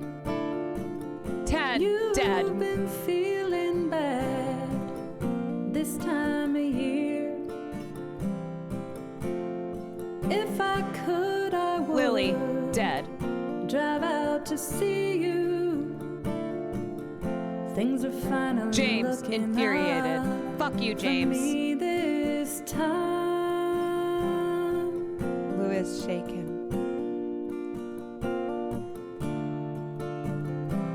Okay, I collected some items. Take it from me, What Clem taught me. The first thing you do when you enter a new place is to find the easiest way out. Always aim for the head. When you have to apologize, be as honest as you can, even if it's really hard. Eat real slow. You might accidentally burp or fart real bad or choke. It's not nice to take other people's stuff. If people try to steal from you, it's okay to try and kill them. Sleeping in a bed is way better than sleeping on the ground. I was wrong to kill Marlon because he wasn't a threat when I shot him. But Lily wasn't a threat when I shot her, and that was fine. If you have to atone something, it's hard, but people will forgive you. Whenever you're scared, just remember to breathe. The monsters won't be here forever. Sometimes torturing people is okay, I guess. Doctors can help with your trauma, but I think they're all dead. I thought maybe there were people inside monsters, but that was dumb. There's nothing in them at all. Lying can help you if you really need something.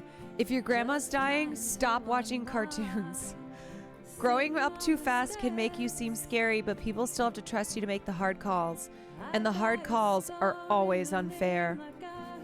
I fucking love AJ. Wow.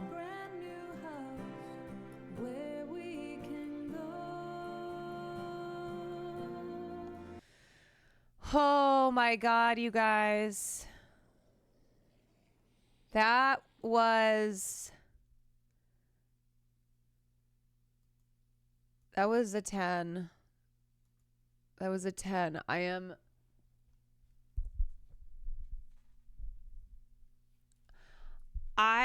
I felt like I couldn't even experience the joy of Clem being alive because I'd been so wrecked. I was so broken. And I didn't trust them. I was like, there's no way, I don't trust you. And by the time I accepted like that Clem was still alive, I was just like emotionally depleted. It felt kind of cheap, TBH, but I'm happy she lived. Yeah, I think I think you like go through the emotional I just think you go through such emotional turmoil in thinking that she's gone. It's like you experience it all. But I'd rather have her alive than dead. But god damn Telltale. Amazing playthrough. I'm glad we got to share this wonderful story with even more wonderful characters. The community made it really special. Thank you. Thank you guys. Thank you for watching this with me. Thank you for being along with being with me along for the ride. I feel exhausted. I genuinely feel exhausted.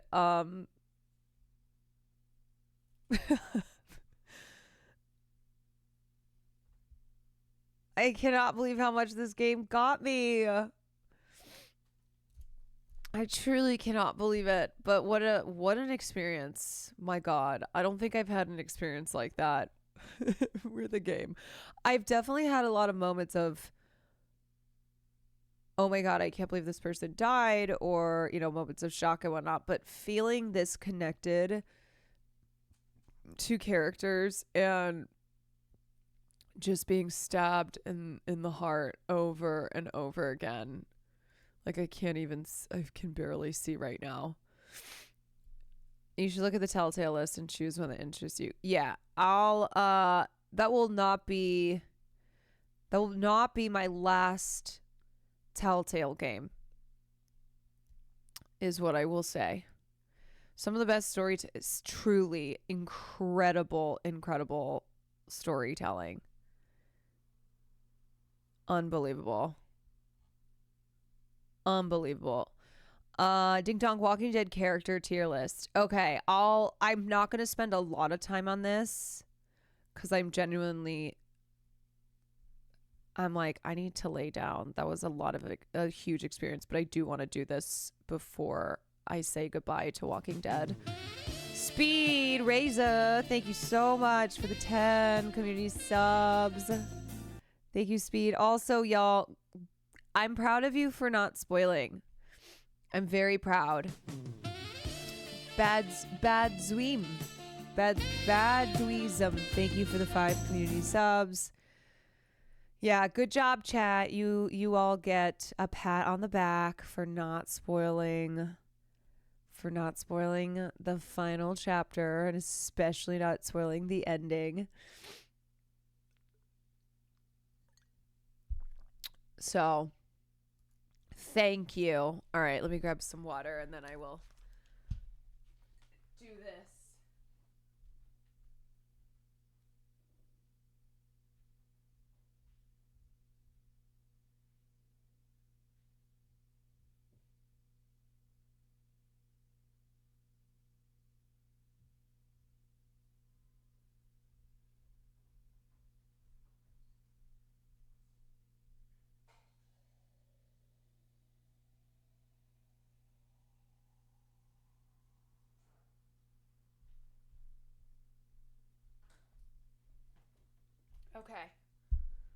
Okay.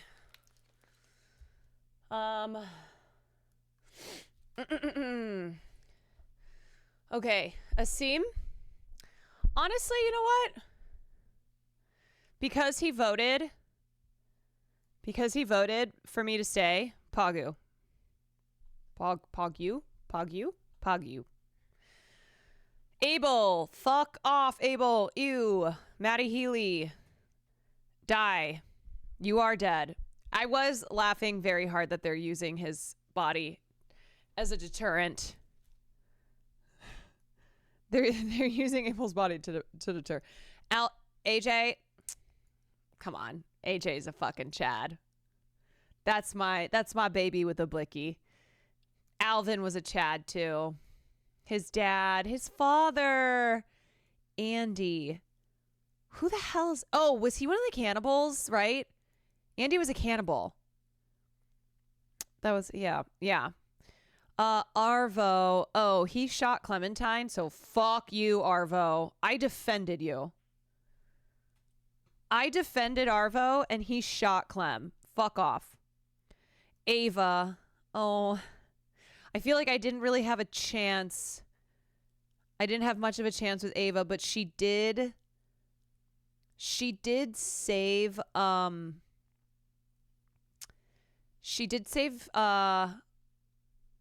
death was poor. She saved Javi. Yeah, when I played Javi, so she gets Chad. Ben? Ben, I would kill you all over again. Bonnie, oh my god. I actually think I hate Bonnie more than Ben. No, I don't know if that's possible, but fuck you, Bonnie. Fuck you, Bonnie. Brenda was the cannibal mom. Also ew. Brenda was horrible. Bree, you were kind of annoying in the beginning, but then you weren't that bad, so I'll do and then you died. Yeah.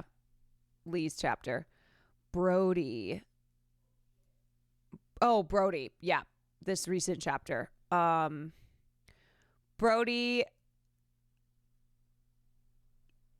I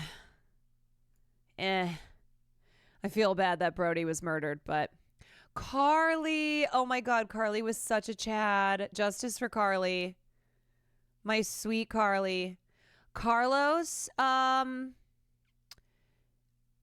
Carlos is... I never liked Carlos that much. He's okay. Carlos is okay. Carver was pretty... He was pretty damn evil. I'm not gonna lie. I miss Carly and Molly. I know. Carver was a really good villain, though. Yeah, Carver was like really good to hate. I might put him...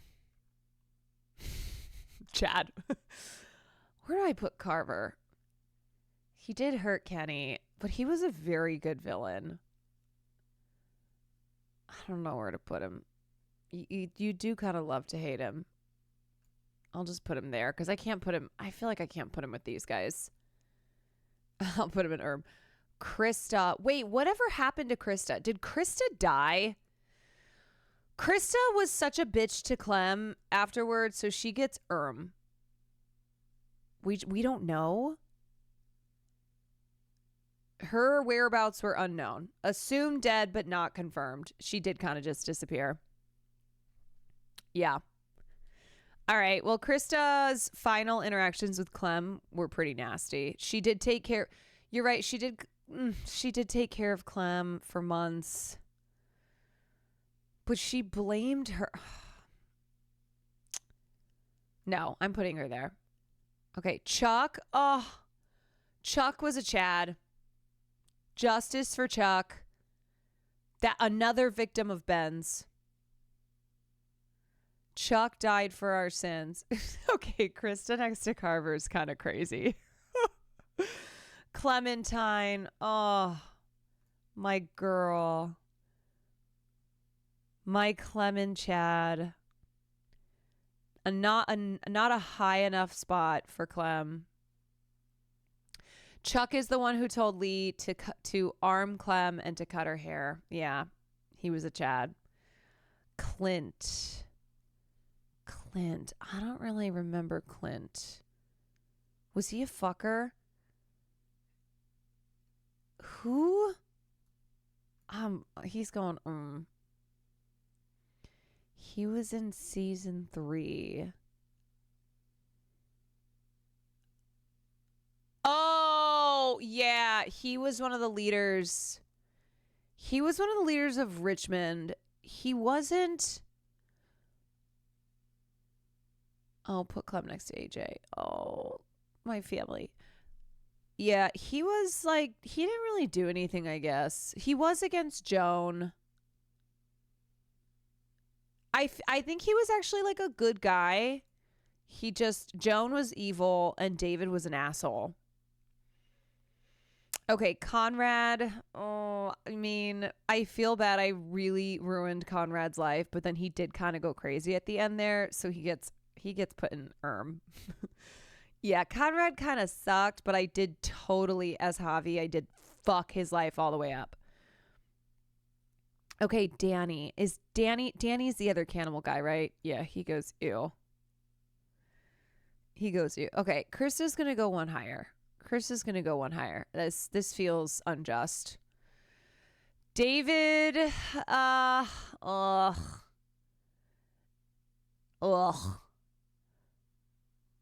David was pretty ew. I'm going to put David on honestly.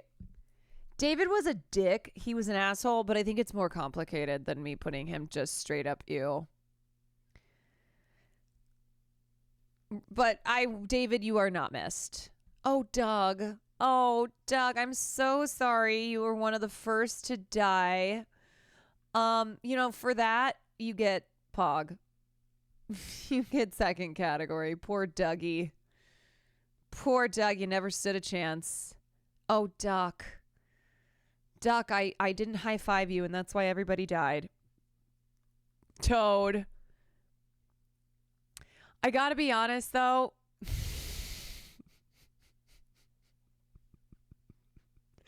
Duck doesn't get higher than Eleanor. Oh, fuck you, Eleanor. No.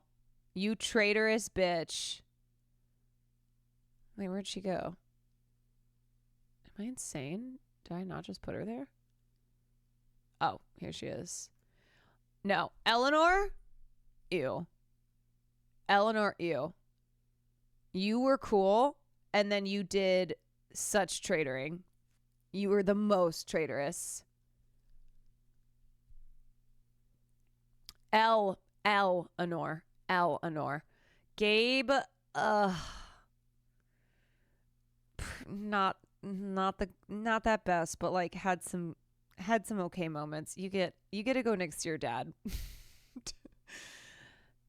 I love that Gabe crushed on Clementine like he was ever gonna have a chance with her. Yeah, he was a douche, but he is a kid. But he's going next to his dad because that's how he'd want it to be. Glenn, oh my God, Glenn was only briefly in the first season.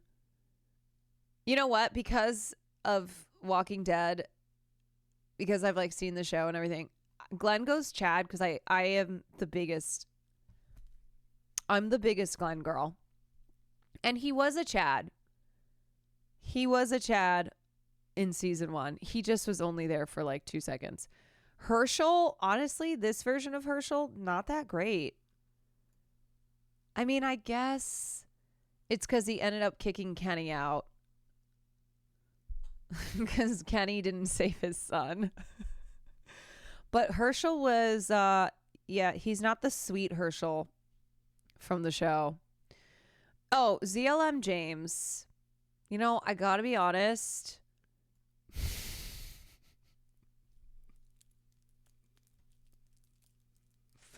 ZLM James.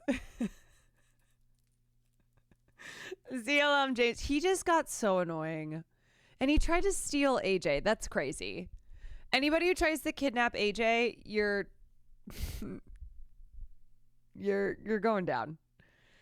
He did save your life. Yeah, but he tried to steal AJ. Okay, Jane. Oh, Jane. Why did you have to do that dumbass shit, Jane? Jane, you taught Clementine so much. Jane, we were rooting for you, Jane. If you didn't kill Lily and he died, how would you feel about him? He would be higher. He would be higher. It's the fact that he tried to kidnap AJ. Jane, you really caused your downfall. You really did. I liked Jane otherwise, but she really did some crazy shit there. If you choose Jane in season 2, she just kills herself anyway. Really? Why? Why does she do that? I'm going to put her here because she did teach Clem very valuable moves. She finds out she's pregnant and then kills herself. That's crazy. Oh, she got pregnant by Luke? Oh my God, that is fucked up. That's really messed up. This game is, y'all, this game is beyond effed. Beyond effed. They're doing the afterbirth executions. So she aborted herself and the baby. Oh my God. Holy moly. I mean, that is kind of a death sentence if you're pregnant. True. Okay, Javi, Chad. Love me some Javi. I hope he is doing well. I hope he and Kate. Kate's not as high. Kate goes Pagu. She's not as high, but I hope that they're happy. Jesus is a Chad. Giga Chad.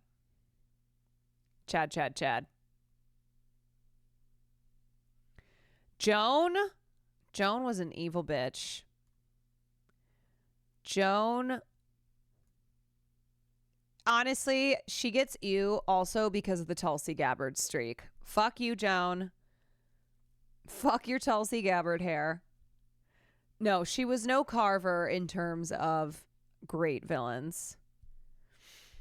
She was a good villain, but not on the level of Carver. Katya. Oh, Katya was sweet. She was the vet. Duck's mom. Kenny's wife. Kenny. Oh, where do I put Kenny? Kenny, it's so complicated. I wonder how Kenny ended up. You know, honestly, Kenny was a ride or die. He was a ride or die, and he saved people a lot. And I hope that he's on a boat. I hope that he is somewhere on a boat. He saved Lee's life. He saved, he was pretty heroic. He was ride or die for AJ. He really was. All right, Kenny, you go up there. A second dad to Clem. Yeah. He had much more of a temper than Lee. He went kind of cuckoo, said some, very Florida man things, but Larry, fuck you, Larry. Oh, God, was it sweet when that salt lick was dropped on his head. Wasn't that Kenny? Yeah. Oh, Lee. Lee's going up here. Lee, my man. The anchor of the show. Miss you, Lee. Lily is here, not just because she beat the shit out of kids and was kidnapping them, but because she killed Carly. An unforgivable move. Lily might be one of the most evil characters in the show. If I'm looking at all the characters here, I might say Lily's the most evil. Cut out Lewis's tongue, kidnap kids, brainwashed Minnie to murder her sister, killed Carly. I think she's the most evil villain. Hands down. Threatened AJ. Rot in hell, Lily, and your eyebrows are horrible. They're so evil. She killed Mitch. Yeah, she killed a lot of kids. Lily was a child killer. She made child soldiers and she was a child killer. Lonnie. Who was Lonnie again? Lonnie was the gaslighter that almost got me. Oh, fuck off, Lonnie. To hell with you. To hell with you, Lonnie. Lewis gets you're pog, Lewis. You pog. My theater boy. Luke. I really loved Luke. I miss Luke. I'm really sad Luke died. I'm really sad Luke died. He's the one who saved Clem's life. Season 2, and his death was horrible. It was so horrible. Lewis could have been higher if he didn't vote to kick you out on that one time. Oh yeah. I forgive, but I don't forget. Mariana. Oh, Mariana was a sweet pea. She was a sweet pea. She didn't really have much to do. She gets pog. Mariana, sweet angel. I hope you have music wherever you are. Yeah, she got sniped so bad. I hope she's got music. Marlon, oh, die. You and your mullet, Marlon. You and your mullet can burn in hell. All my homies hate Marlon and Marlon's mullet. Where's Rosie on this list? I don't know, but Rosie's here. Obvi. Rosie's high up. Matthew. Oh, gay Matthew, right? He was in the relationship with...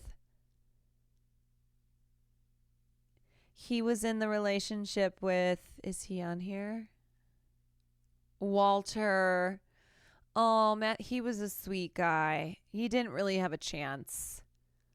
We didn't really have a chance to see what Matthew could do because mother effin', what's his name? Nick shot him. Max. Oh yeah, he was a piece of shit. Bye. Mike. Mike is complicated because Mike was cool, but he did steal the car. He was with Arvo. They stole the car. Him, Bonnie, and Arvo. So, yeah, it was a betrayal. I still like Mike better than these bozos. So, he goes but he definitely did a big betrayal.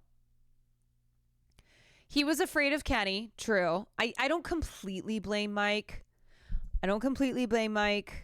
He was genuinely frightened of Kenny.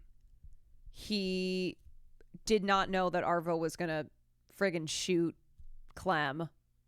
I blame Bonnie. Yeah, I mostly blame Bonnie too. Minnie, maybe one of my most hated characters. I think Minnie is top 5 for sure. Her brain was just cooked. So cooked. She just was evil. She was cooked by Lily, but she killed her own sister and brother. Deranged. Yeah, Minnie and Lily are in their own tier, where obviously Lily is worse, but okay, Mitch. Mitch, not like super sad that you're dead. Molly. Oh, wait, Molly was a Chad. Molly was season 1. I kind of confused Molly and Jane a little bit. They were like kind of similarish, but Molly was more normal. She was the OG Jane and didn't have like the crazy ass Jane brain. Where she's like, hey, I'm going to show you how crazy Kenny is by pretending that I got AJ killed. Molly would never have done a crazy move like that. Okay, Nick. Yeah, Nick sucked. Sorry. Nick sucked.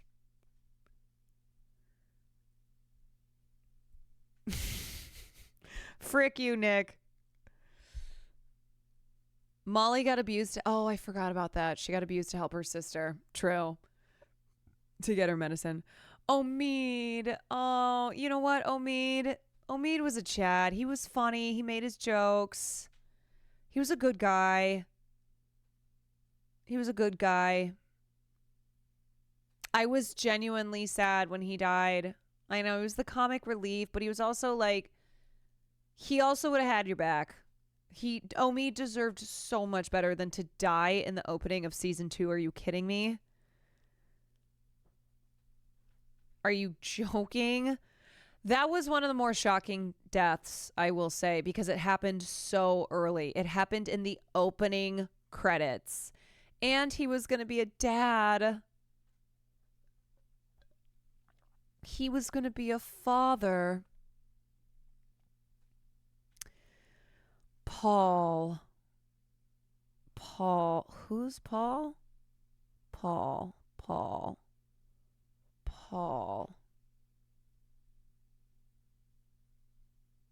Oh, the doctor. Oh, yeah. The doctor. The one who wanted to die. Yeah, he was a drug addict. Yeah, he was weird, but he wasn't a bad guy, I don't think. He did kind of like tell Clem that AJ couldn't be saved. But he wasn't evil. But he gets He gets Yeah, he's just kind of weird. Like, I mean, he was an addict. So I think that probably informed a lot of Paul's character decisions. Yeah. Sympathy for Paul, but Okay, Pete. Oh, Uncle Pete. That's right. He provided a distraction for Clem. Pete was a Chad. He also saved Clem. Pete and Luke saved Clem. Pete was a good guy. W-Unk. And then he got bitten, and then he told Clementine to run, and he would be a distraction. Rest in peace, W-Unk. Rebecca.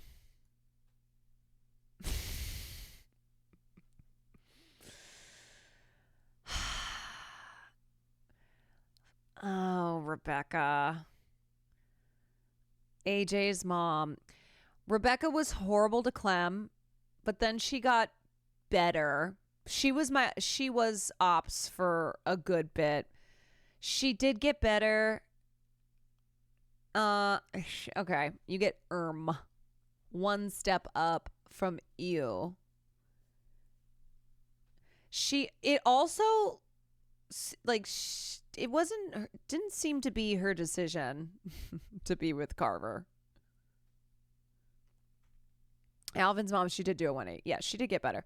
Oh, Reggie, Camille. Reggie, a bit of a bozo. Got pushed off a roof. Reggie was funny. Reggie was funny. I'll put him here. Reggie was funny. He just really wanted to be back in.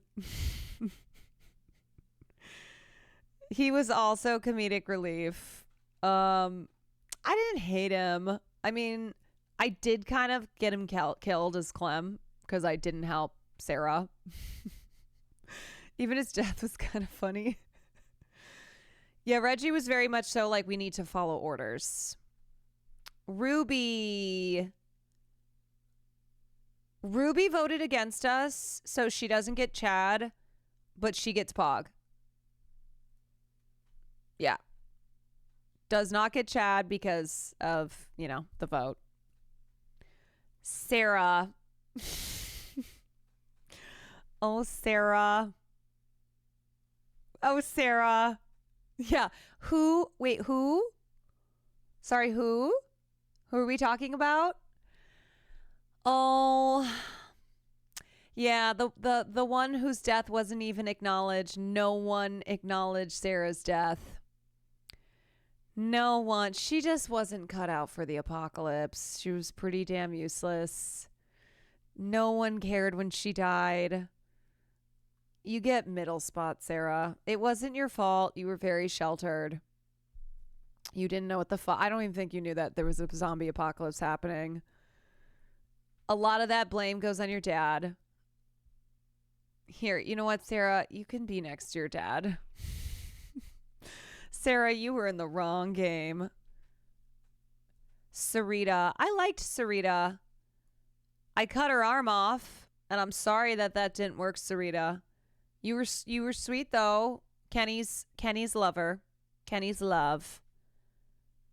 I liked Sarita, and I did what I thought I had to do. I did what I thought was necessary. Sarita was the anchor and Kenny was the boat. Sean. Who is Sean? I mean, she overreacted. Yeah, I mean, Sarita shouldn't have screamed when I cut her arm off. Sean is Herschel's son. Oh, I barely remember that guy. That's where you go, Sean. He died, right? Oh, yeah. He was in the fence. He was in the fence. 10. I loved 10. He was so precious. He was so precious. A sweet, sweet boy. He was a lost cause because he just didn't know any better. I know. You know what? 10 is actually one of the most devastating characters. Absolutely devastating. I'm going to put him in Pog. Yeah, his storyline was heart-wrenching. Yeah, a little bit of that Saraitis. A little bit. He could have survived depending on choice and cape. These are things that I don't need to know. If you raised AJ different, he doesn't shoot 10 and Violet dies instead with... Oh. No, I think I stand by my decisions. I think I did the right thing. Can I ask a genuine question? Why is AJ above Clem? Can you elaborate? Oh, no. It's not an order. I just wanted AJ, Lee, and Clem to be next to each other because these are my three. These are my three.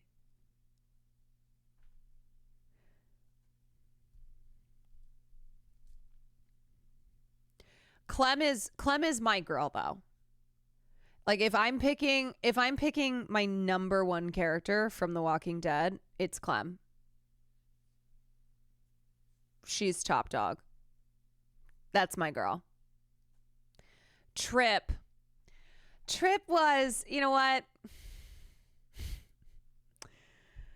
God damn. Another guy whose life I fucking ruined. I actually liked Trip, even when he would get kind of crazy towards Javi, because I did always remember that I ruined Trip's entire life. I ruined that man's whole life. He was very loyal. He was hot. That is true. He was hot. I think he had a good heart. I mean, the raid was going to happen anyway. Yeah, I did not hesitate to shoot though. I'm going to put Trip in Pog. He really needed to wake up and smell the coffee and realize that Eleanor was not interested in him. She was never going to date him.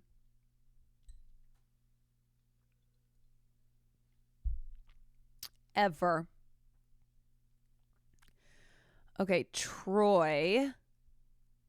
Remind me on who Troy is. Troy. Season 3.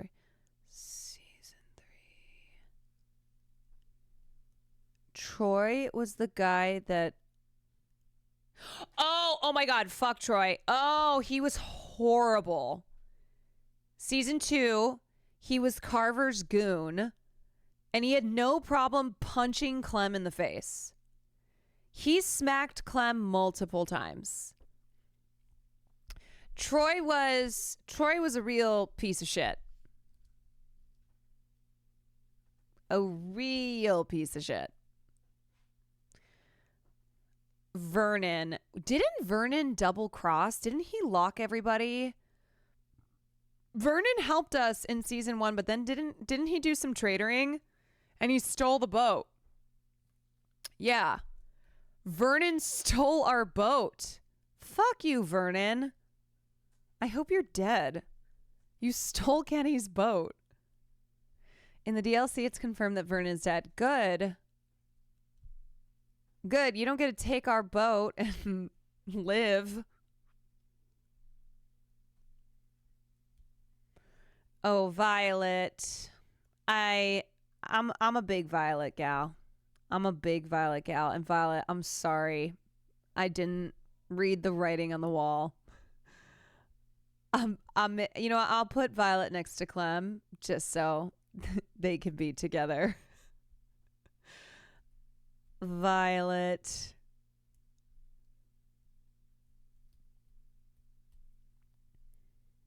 Walter. I hated Walter. Poor God, the most annoying Seattle dude. I didn't hate Walter. I did feel like his shtick. I mean, again, it's probably because, most of us approach anything related to the zombie apocalypse just super cynical. He did deserve better. He was super lived up, very naive, a really nice guy. Too nice for that world. My group did fuck Walter's life up as well. We did fuck his life up.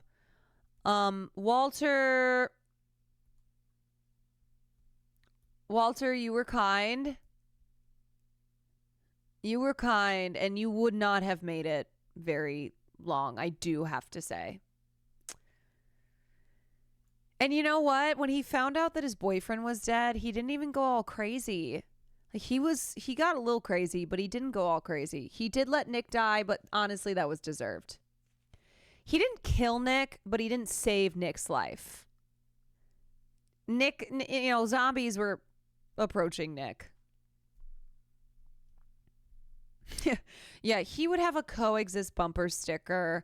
In this house, we believe love is love. Black lives matter. Science is real.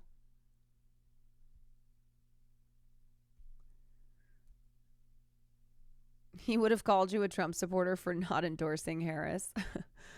And then last but not least, Lil Willie. Little Willie, who was sent to Ericsson's home for troubled youth because he was a chronic masturbator. Willie the Gooner. Willie the Gooner, who also liked to make bombs. Hey guys, he kind of sounded, I didn't point this out during the gameplay, but he kind of had JoJo Siwa vibes. Like his voice, his energy. He was like a Gollum, Chucky, JoJo Siwa. Hey guys, I think I'm going to make some more bombs. You want to know why I'm in here? Chronic masturbation. Yeah, Willie gets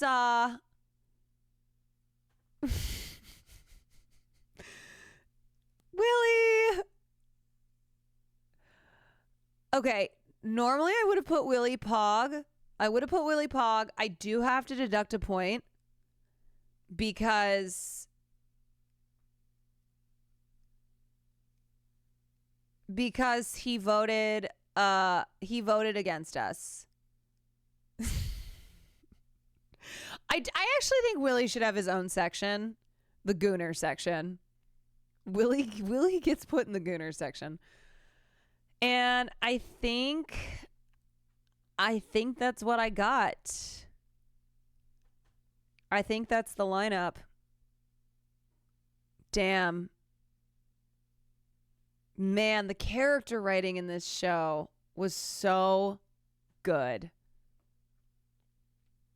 So good. Here. I'll show y'all one last time. What order, I love how you say show. I know I do keep saying that. What order would I put the seasons? Ooh.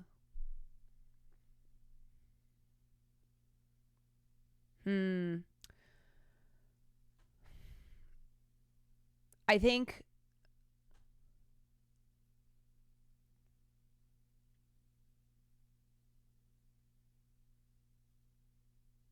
it's really hard.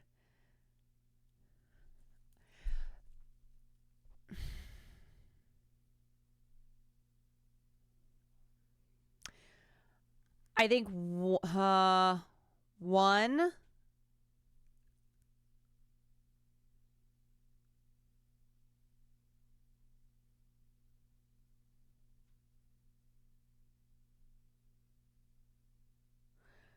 One, 2, 4, 3.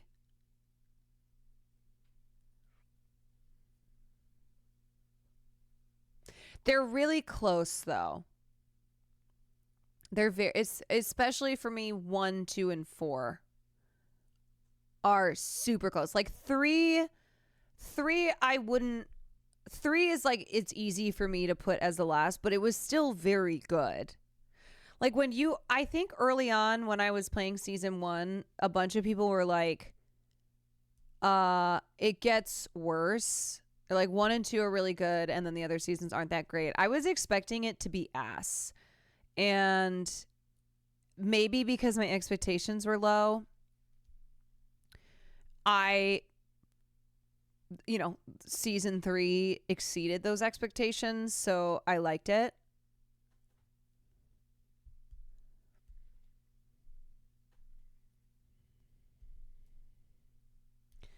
By the way, if you chose to leave Wellington with Kenny at the end of season 2, you would have had a flashback Kenny death scene. Oh my God. It's an amazing game because there really are such drastically different storylines. It really is, depending on what you pick. 3 gets some hate, but I like the setting for it. Javi's a solid character. The world around it from other factions makes it feel comic-like. Yeah, I thought 3 was solid. And definitely not nearly what I thought it was going to be quality-wise based on how people had talked about it.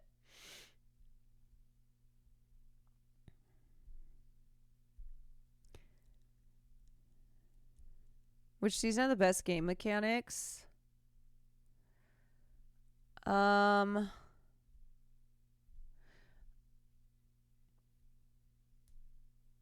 I don't... 3?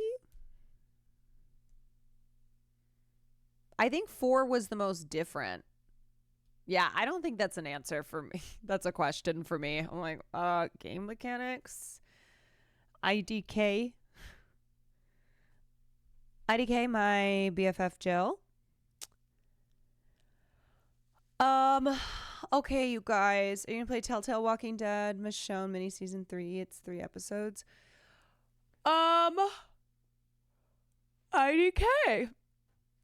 I'll take a look at it. I'm pretty tired. Who's your favorite voice actor? Clem or Lee? Clem or Lee. What's the next game? I don't know yet. I'm not sure, but you will find out soon.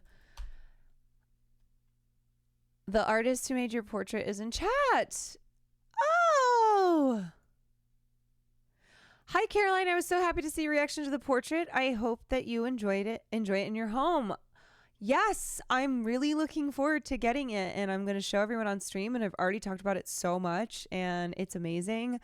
Thank you for making that. You're very, very talented, and I don't even care if there's not space for it. I'm making space. But yeah, everyone, this is Lysol. No, I'm sorry. I do not. I just totally assumed that because I think somebody had said that to me, but sorry if you are not she. Lysol's the one who made my my art that I won from OMG, I'm all good, I am she. Yeah, I swear that's what Abby had said, and then I was like maybe I got that wrong. But anyway. Okay, y'all, I gotta go. I am not kidding. I have felt emotionally drained since that scene in The Walking Dead, and I'm going to go rest. Storytelling, man. Good storytelling.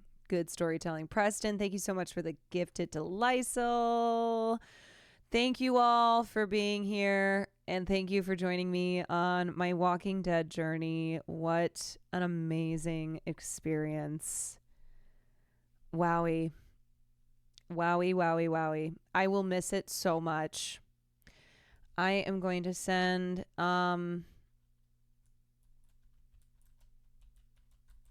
I'm going to send you guys to Mafia Jinx. I will truly miss The Walking Dead because there's nothing I love more than in gaming than spooky, good storytelling, great characters. So 07 to The Walking Dead. And this is why I got to listen to y'all when you suggest things over and over again. Because you were right. You guys were right. I loved it. I'm so glad I played. And I'll see you tomorrow.